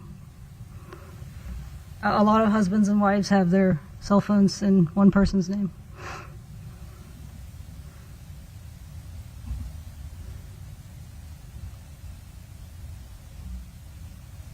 Now, you didn't look into the history of Mr. Townsend, it's my understanding, because you felt it was years later and a lot of the records had been gone or were gone in that time frame, correct? Are you talking about Facebook or? Facebook records. I don't know why they didn't. Pardon me? I don't know why they didn't. Okay. I didn't deal with Jeremy. 45 of your deposition. Line 15. Okay. Sorry, page 45? Just look at page 45.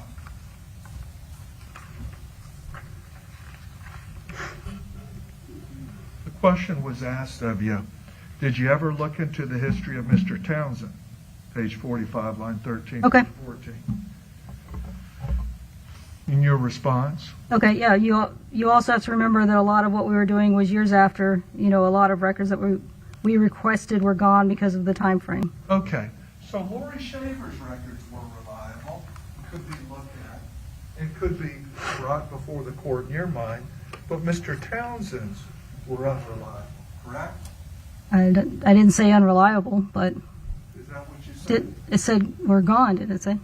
Unreliable, Oh, gone? I'm sorry. My memory's unreliable, sir. Well, it's afternoon, I'm tired too. I'm sorry. I know I just read it. Page 45, line 15 through 18. It says You want to read that aloud? I will. You also have to remember that a lot of what we were doing was years after. A lot of records that we requested were gone because of the time frame. Okay, so Mr. Townsend's they were gone for events occurring within the same time frame, correct? I don't know. I didn't deal with Mr. Townsend at all. That was the answer you supplied, correct? Okay, yes, sir, I did.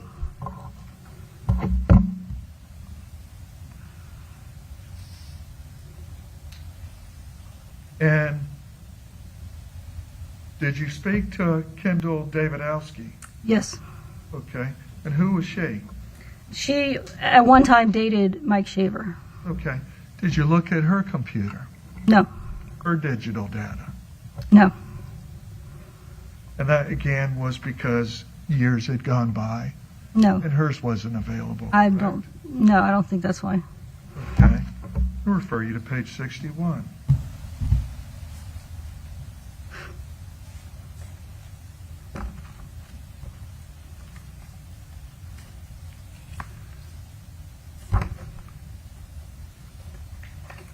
Line 10 through 12. Again, this is a couple years afterwards, so a lot of things are lost, but I felt like we were comprehensive in what we did. Okay. So you didn't look at Miss Davidowski's because of age, correct? Assuming that's what we're talking about. In That was your answer, correct? I don't know what you asked me there, but yes, okay. You answered it as such, correct? If that's the question you asked me, you just had me read the answer. But yes, okay. Give the jurors a comfort break at this Very time. well, Judge. So we're in recess for 10 minutes. Please take the jurors out. Thank you.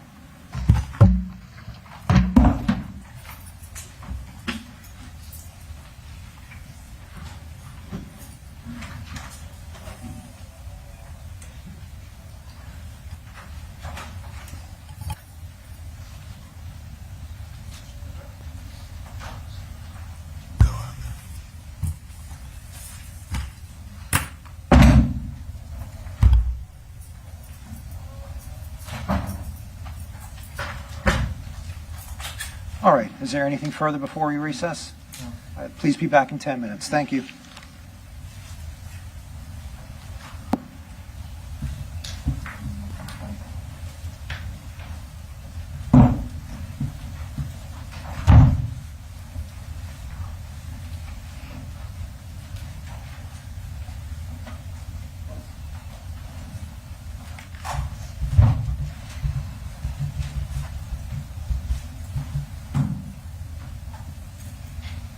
Can I get you another water?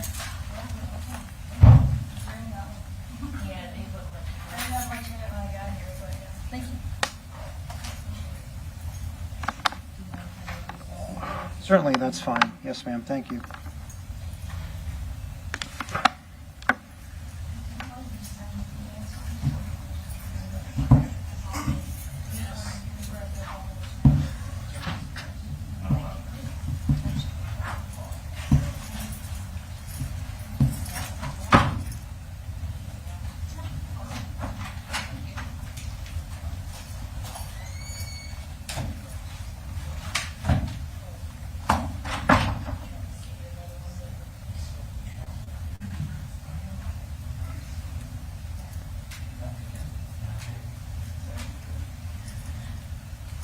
Need to use the restroom or anything?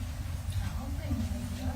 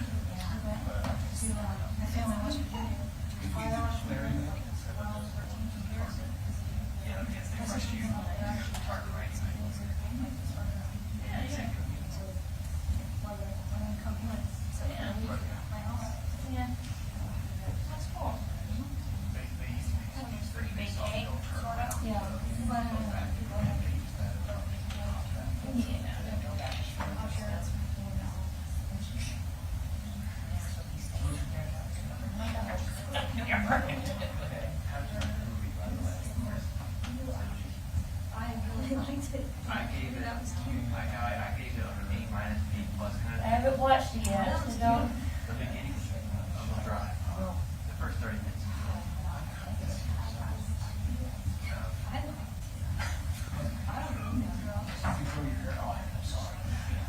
haven't watched it yet, so don't. I was like concerning my last little house. I saw you, that's why I was like.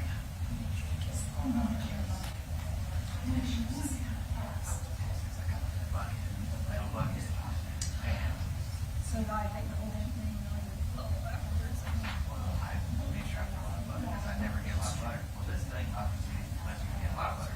And I'll pull to the bottom. I have a big butter sandwich shirt, so I'm walking out with the bucket. Dude, I want to suck the whole shirt. Oh, it went through because it's not sealed? It wasn't sealed right. And I was like, I got up. Yeah. But you guys were coming down. I looked just before y'all came down. So I was like, I held the bucket back on the side. I'm like, oh, too late now. The butter's already there. So I'm just,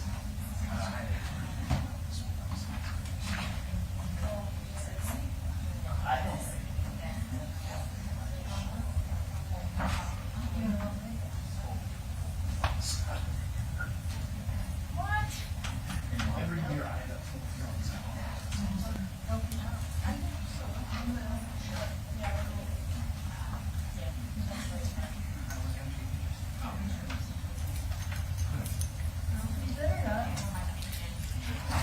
I was gonna say, you get those. Don't be sitting in my chair. That's what I'm telling you. Like, tell everything.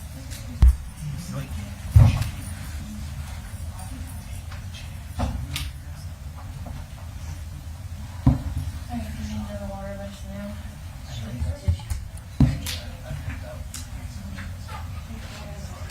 Yeah. Oh, yeah. You guys are the best. No, I'll just go there.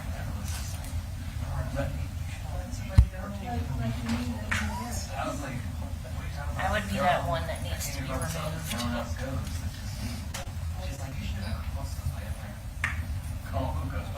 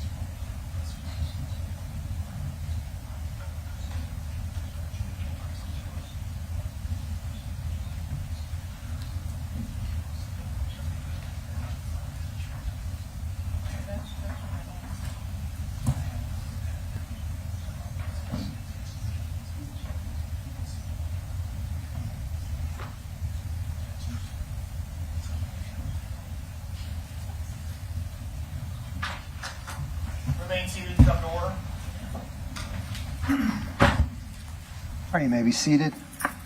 Parties ready for the jurors? Yes, sir. All right, please bring the jurors back in.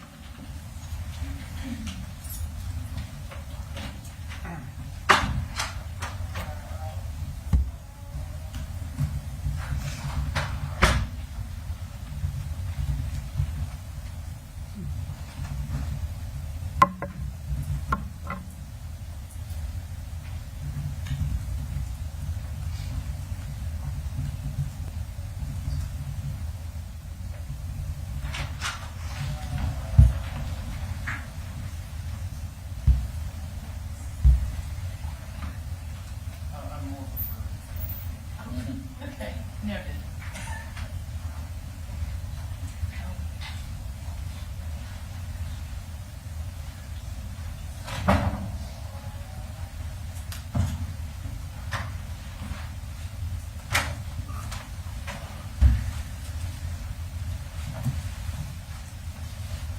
All right, please be seated. I see that all the jurors have returned. You may proceed. Please support. Yes, sir. Having brought Jeremy Townsend to your attention, you were advised, I believe, that this man had been in the military, correct? I'm aware that he was. Okay, in Special Forces? That's what I heard. Okay. And yet, still, that didn't trigger anything in your mind as to maybe the dispositional attitude or mindset of Jeremy Townsend to look into, correct? We did look into him. Okay. You can't say you looked into this man in depth, did you? We did look into him, yes, sir. Ma'am, We did look into him, yes, sir. you look into him in depth? I believe so. You believe so? Yes, sir. You never went through any financial records of Mr. Townsend, did you? No. And we just heard your testimony a moment ago that his Facebook data was not looked into because you perceived it as too age-old and insufficient to be able to evaluate, correct? We didn't look at his Facebook data. Right. Yeah, Ms. Shavers was, correct? We looked at hers, yes, sir. Right.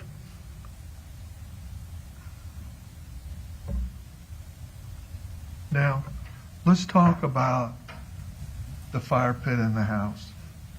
You are aware that there's a considerable distance between the house and that fire pit, correct? I don't know what you call a considerable distance, but yeah. Any measurements from the pit to the house? We did. I don't know the distance, but yes. Okay. Did it factor into your mind before you signed that probable cause affidavit that somebody had to get the body to the grave? Yes. Did you factor in the physical strength of any and all possible suspects? Yes. Okay. Do you know the physical abilities of Miss Shaver at that date and time? Meaning what? Her physical abilities. I know her approximate weight. I know that everyone said she was athletic. She went to the gym. Muscular is how she was described to me. Did you look at the grave site, evaluate the depth, and think about the height of the individual and anybody that may be standing in there and digging it? It was, I was told it was about 3 feet deep. I never saw it. Okay. Did you link that up in your mind possibly with Mr. Townsend versus Miss Shaver? Yes, and I fully believe Miss Shaver could have drug a body, presumably on a tarp, across grass, that distance to the grave. Okay. Yes. And reaching that conclusion that you just did you ask for any specific analysis on the tarp to see if there was any chlorophyll or any ingrained soil within the tarp that would suggest movement by Miss Shaver? Chlorophyll, you mean from grass? From grass? No, sir. Yes. No. Did you do that? No.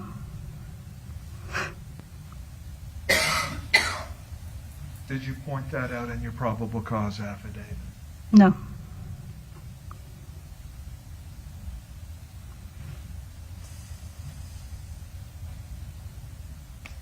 And I believe when we discussed this, it was your position that really this case could be evaluated just based on common sense. I don't know if those were my words. I don't recall. Okay. I'll refer you to your deposition. Okay. Page 50.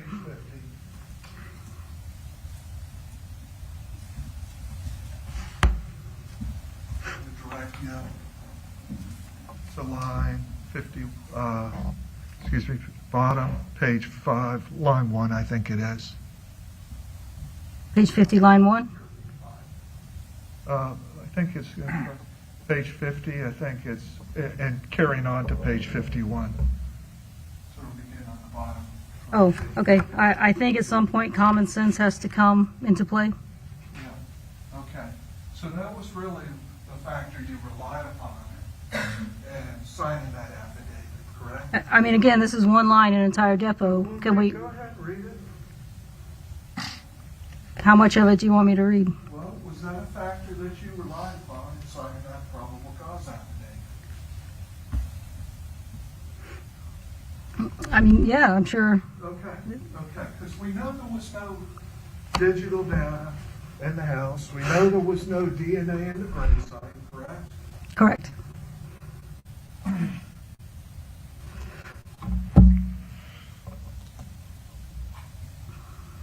There were no forensic. We know there was no ballistics, correct? Correct. We know there was no eyewitnesses, correct? Correct. So in your conclusion, absent all that evidence, it was your position, just rely on your common sense, correct? In so many words, I guess so. According to my depot, yes, sir. Again, I want you to tell me, when was the last date that a call went into Epcot from Michael Shaver's phone? November 7th, 2015. Okay.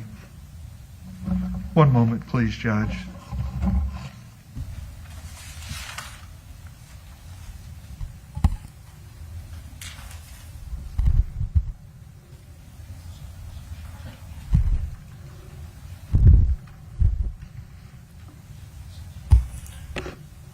You also made the decision to charge Laurie Shaver with accessory after the fact, correct?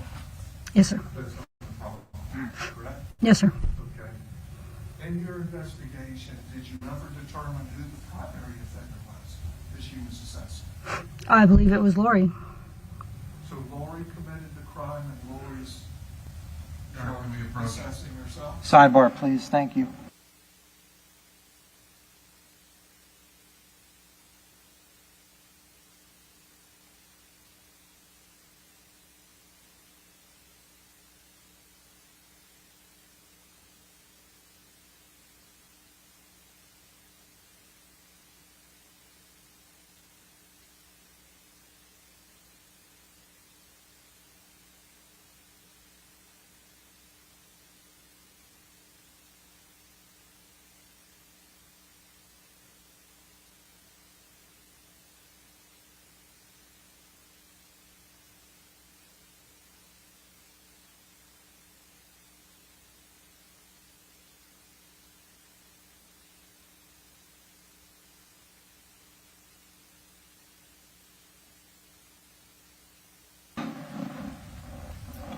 With the crime of accessory after the fact, would you tell us what the elements of that crime are? Helping essentially clean up the crime or cover up the crime afterwards. Covering up the crime. Okay. For another individual? Could be. Okay. And you're assuming Laurie, is my understanding, was covering up the crime for herself? I believe so. Okay. Okay. So, what was the aid or assistance that she was offering herself that you uncovered? Well, covering up the crime for 2.5 years and disposing of the body. So you assume that she disposed of the body, and you've offered no evidence in support of that, correct? I believe she did. Okay. And in all the digital data we received, do we see messages from Laurie Shaver to Laurie Shaver offering to cover up a crime for herself? No. No, Do sir. we see any communications from Laurie Shaver or presumably Michael Shaver offering any evidence to cover up any crime for anybody? No.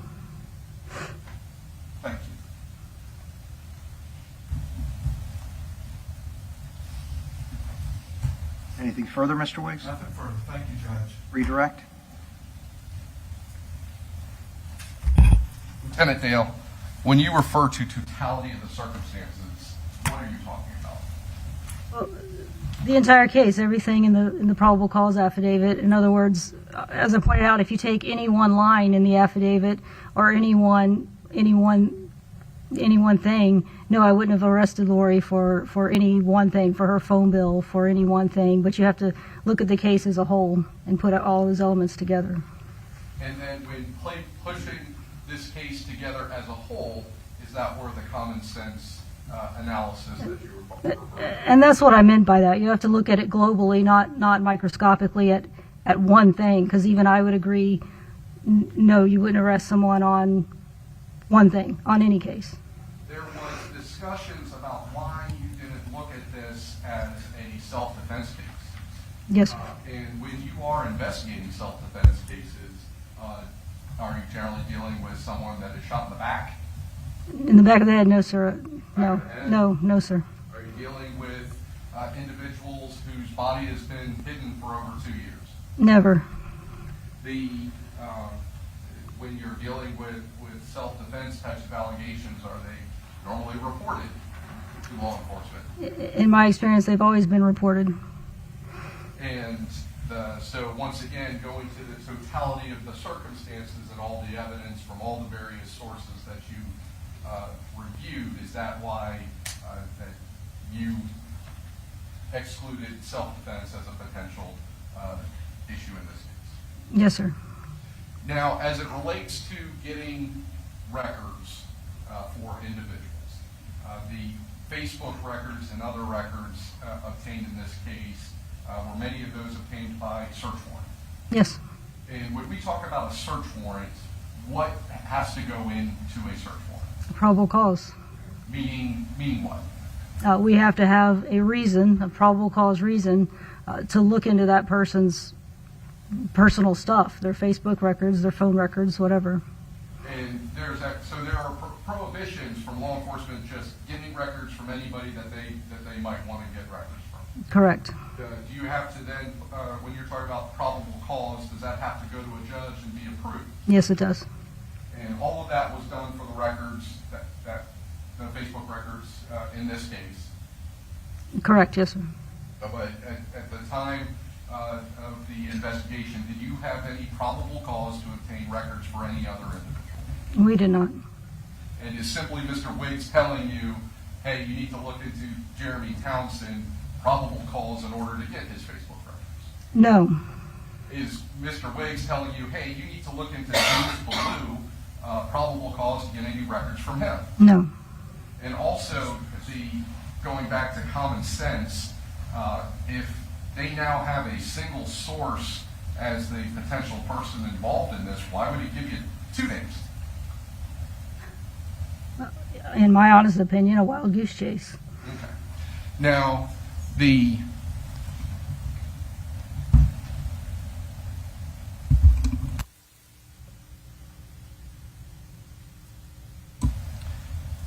when you are looking at evidence of someone actively covering up a crime, is that evidence that they were involved in the crime itself?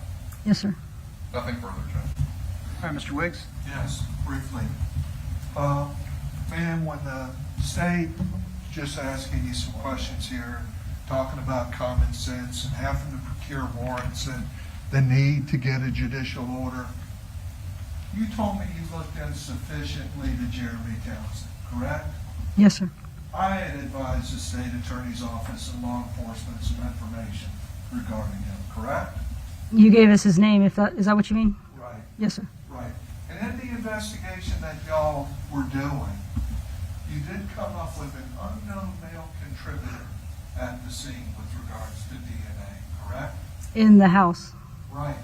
So did that trigger your mind? Hey, maybe what Mr. Wicks is saying, we need to look into this guy, Jeremy Townsend? No, because we know Jeremy was in the house. Okay. So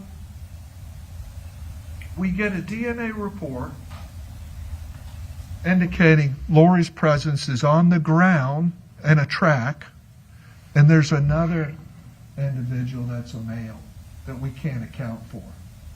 Okay, y'all will take any effort relying on this common sense principle to see who that was?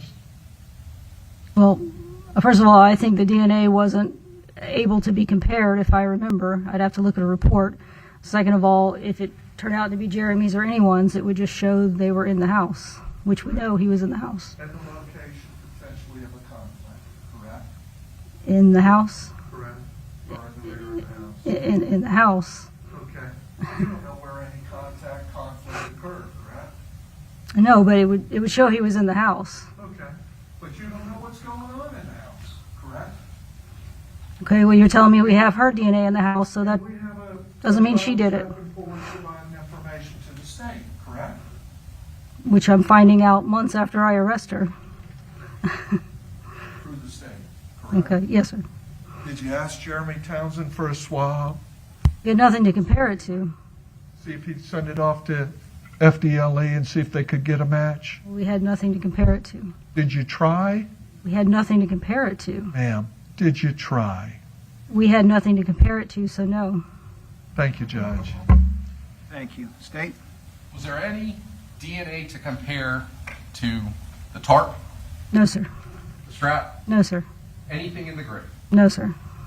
The home, when that DNA swab would have happened, would have been at least 2 years since the fire pit and cement slab was installed. Yes, sir. And so we are talking about 2 years worth of people going in and out of that sliding glass door. That's correct. And in that house, we know that she had a commitment ceremony to Travis Filmer, so he's been in that house. Yes. We know her son Aiden's been in that house since then. Beyond the scope of cross, or redirect, Judge, excuse me. Overruled. You may proceed. We know that she has her son Aiden that's been in there. Yes. They're on Facebook. There are pictures of parties and things like that going on in that house. Yes, sir. There's countless people going through that slide glass. Yes, sir. So would there be any evidentiary benefit to comparing anything to that DNA? No, sir. Even if you got DNA, which there was nothing to compare to on the tarp, would that tell you when that DNA got there? No, sir. All right. There's also been an assertion that the arrest was made based upon proximity to the grave, because Laurie was the closest person to where the body was found. When was the body found? March 9th, 2018. When was she arrested? September 17th, 2020. So there was a lot of other stuff that went into it, more than just proximity. Yes, sir. Nothing further, Judge. Mr. Wiggs? And just real briefly, you find the body in what time? Time of day or date? What year? 2018. When did you get the Facebook records? I think also 2018, I think. 2018. Okay.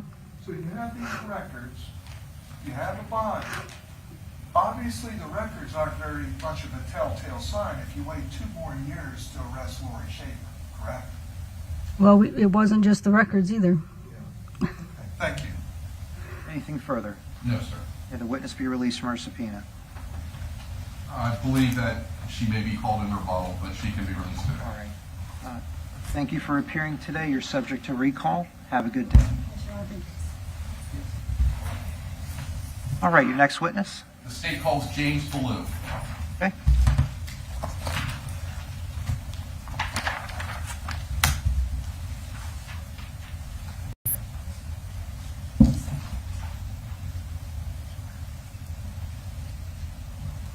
All right, sir, please come up to the witness stand. Please be seated. Make yourself comfortable. Let me know when you're ready to proceed.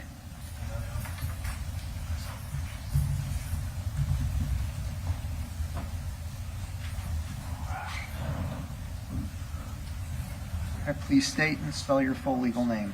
Jimmy Lee Ballou, Jimmy, Lee, Lee, Ballou, Ballew. Thank you. Please raise your right hand. I'll swear you in. Do you solemnly swear or affirm that any testimony you give today shall be the truth, whole truth, and nothing but the truth, so help you God? I swear. Thank you. Please proceed. Can you please introduce yourself to the jury? I'm Jimmy. How y'all doing? Do you know Laurie Shaver? Yes. Yes. How, when did you first meet Laurie Shaver? It was in the summer of 14. And where did you meet her? Don Mealy Chevrolet. And where were you working at the time? There, Don Mealy. What was your position there? Salesman. And what was the context of the meeting that you had at the Chevrolet dealership with Laurie Shaver? They were buying a truck. When you say they, who are you referring to? Her and her old man. Do you remember his name? It's Mr. Shaver. Michael Shaver? Michael Shaver, yeah. And what kind of truck was she looking at that time? I think it was Silverado, Chevy. Did they end up purchasing a vehicle that first time that they went to the dealership? No. Did there come a time that she returned to the dealership? Yes. And when she returned to the dealership, do you remember how she was dressed? Short shorts, cowboy boots on. Okay. And was her husband with her? No. And what was the purpose of her coming that second time? I really don't remember, to be honest with you. It was something to do with we owed them something or something for the truck, I Did they end believe. up purchasing a vehicle? Yeah, they did. They did, yeah. After that purchase had been completed, did you end up texting with Laurie Shaver back and forth? Yeah, about the truck and all.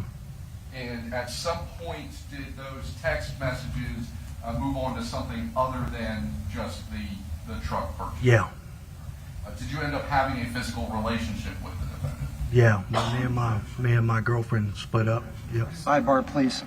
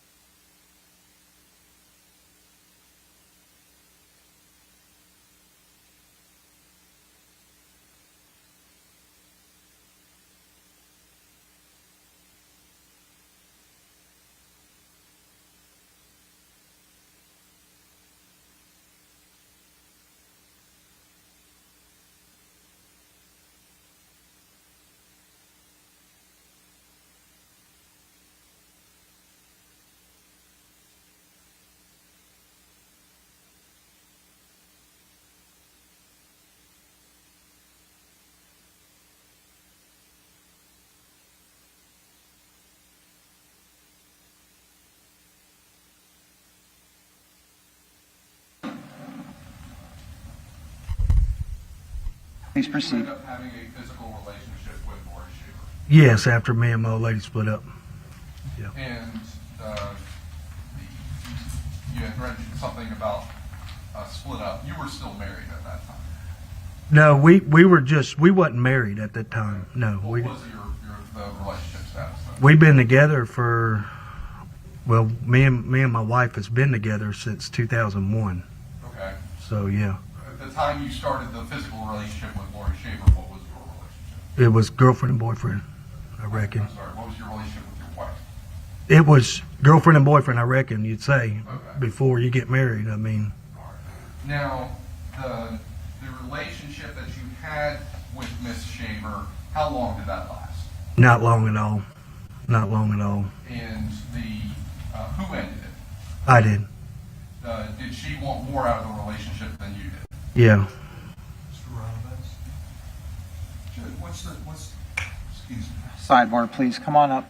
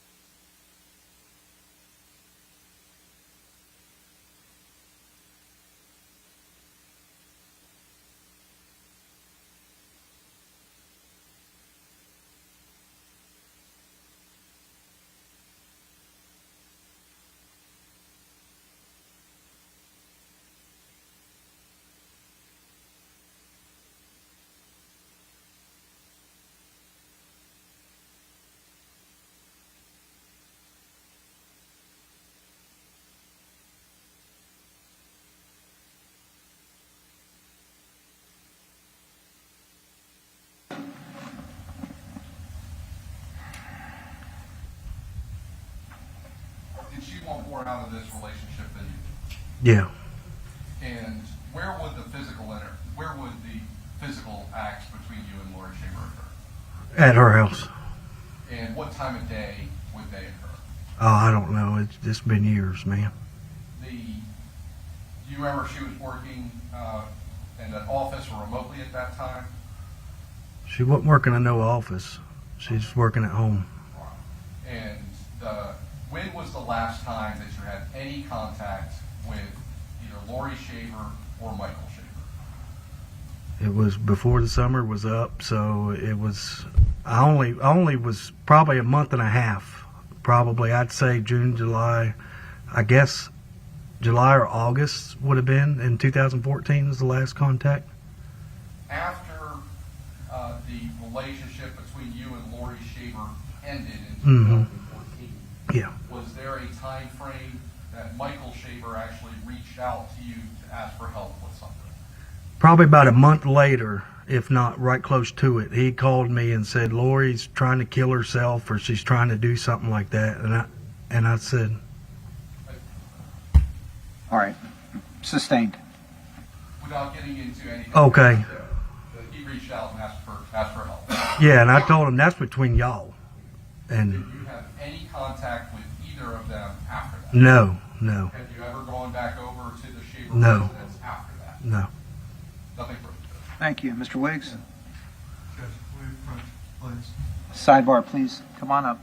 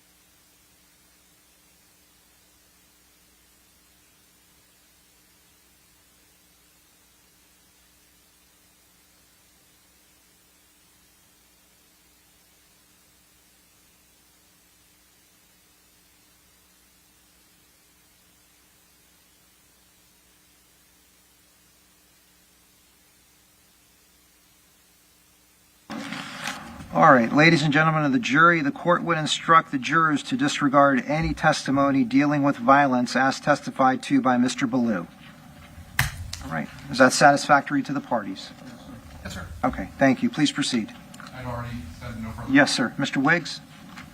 No, I don't have anything. Thank you, Judge. All right, may the witness be excused from his subpoena. Yes, sir. Thank you, sir, for appearing today. You're excused from further testimony. Have a good day. Thank you. You as well. Your Honor, can we approach? Yes, sir. Come on up. Let's talk about timing.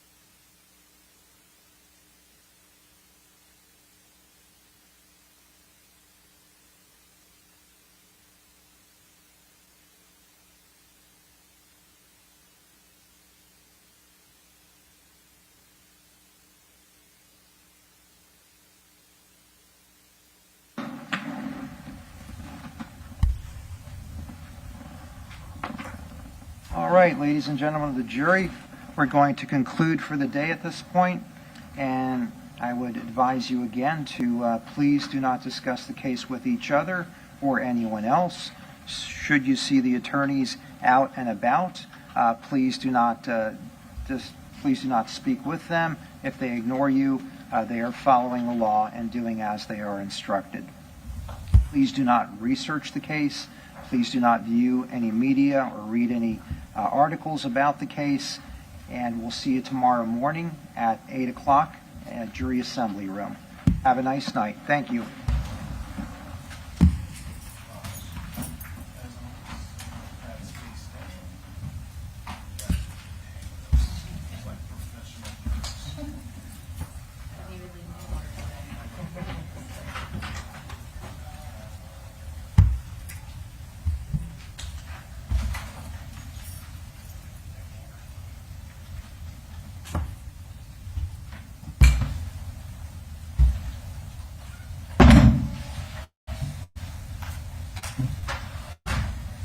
All right, the jury has exited the courtroom. Is there anything further before we adjourn for the day? Thank you, Judge. All right. Thank you, everyone. See you at 8:30 in the morning. Thank you.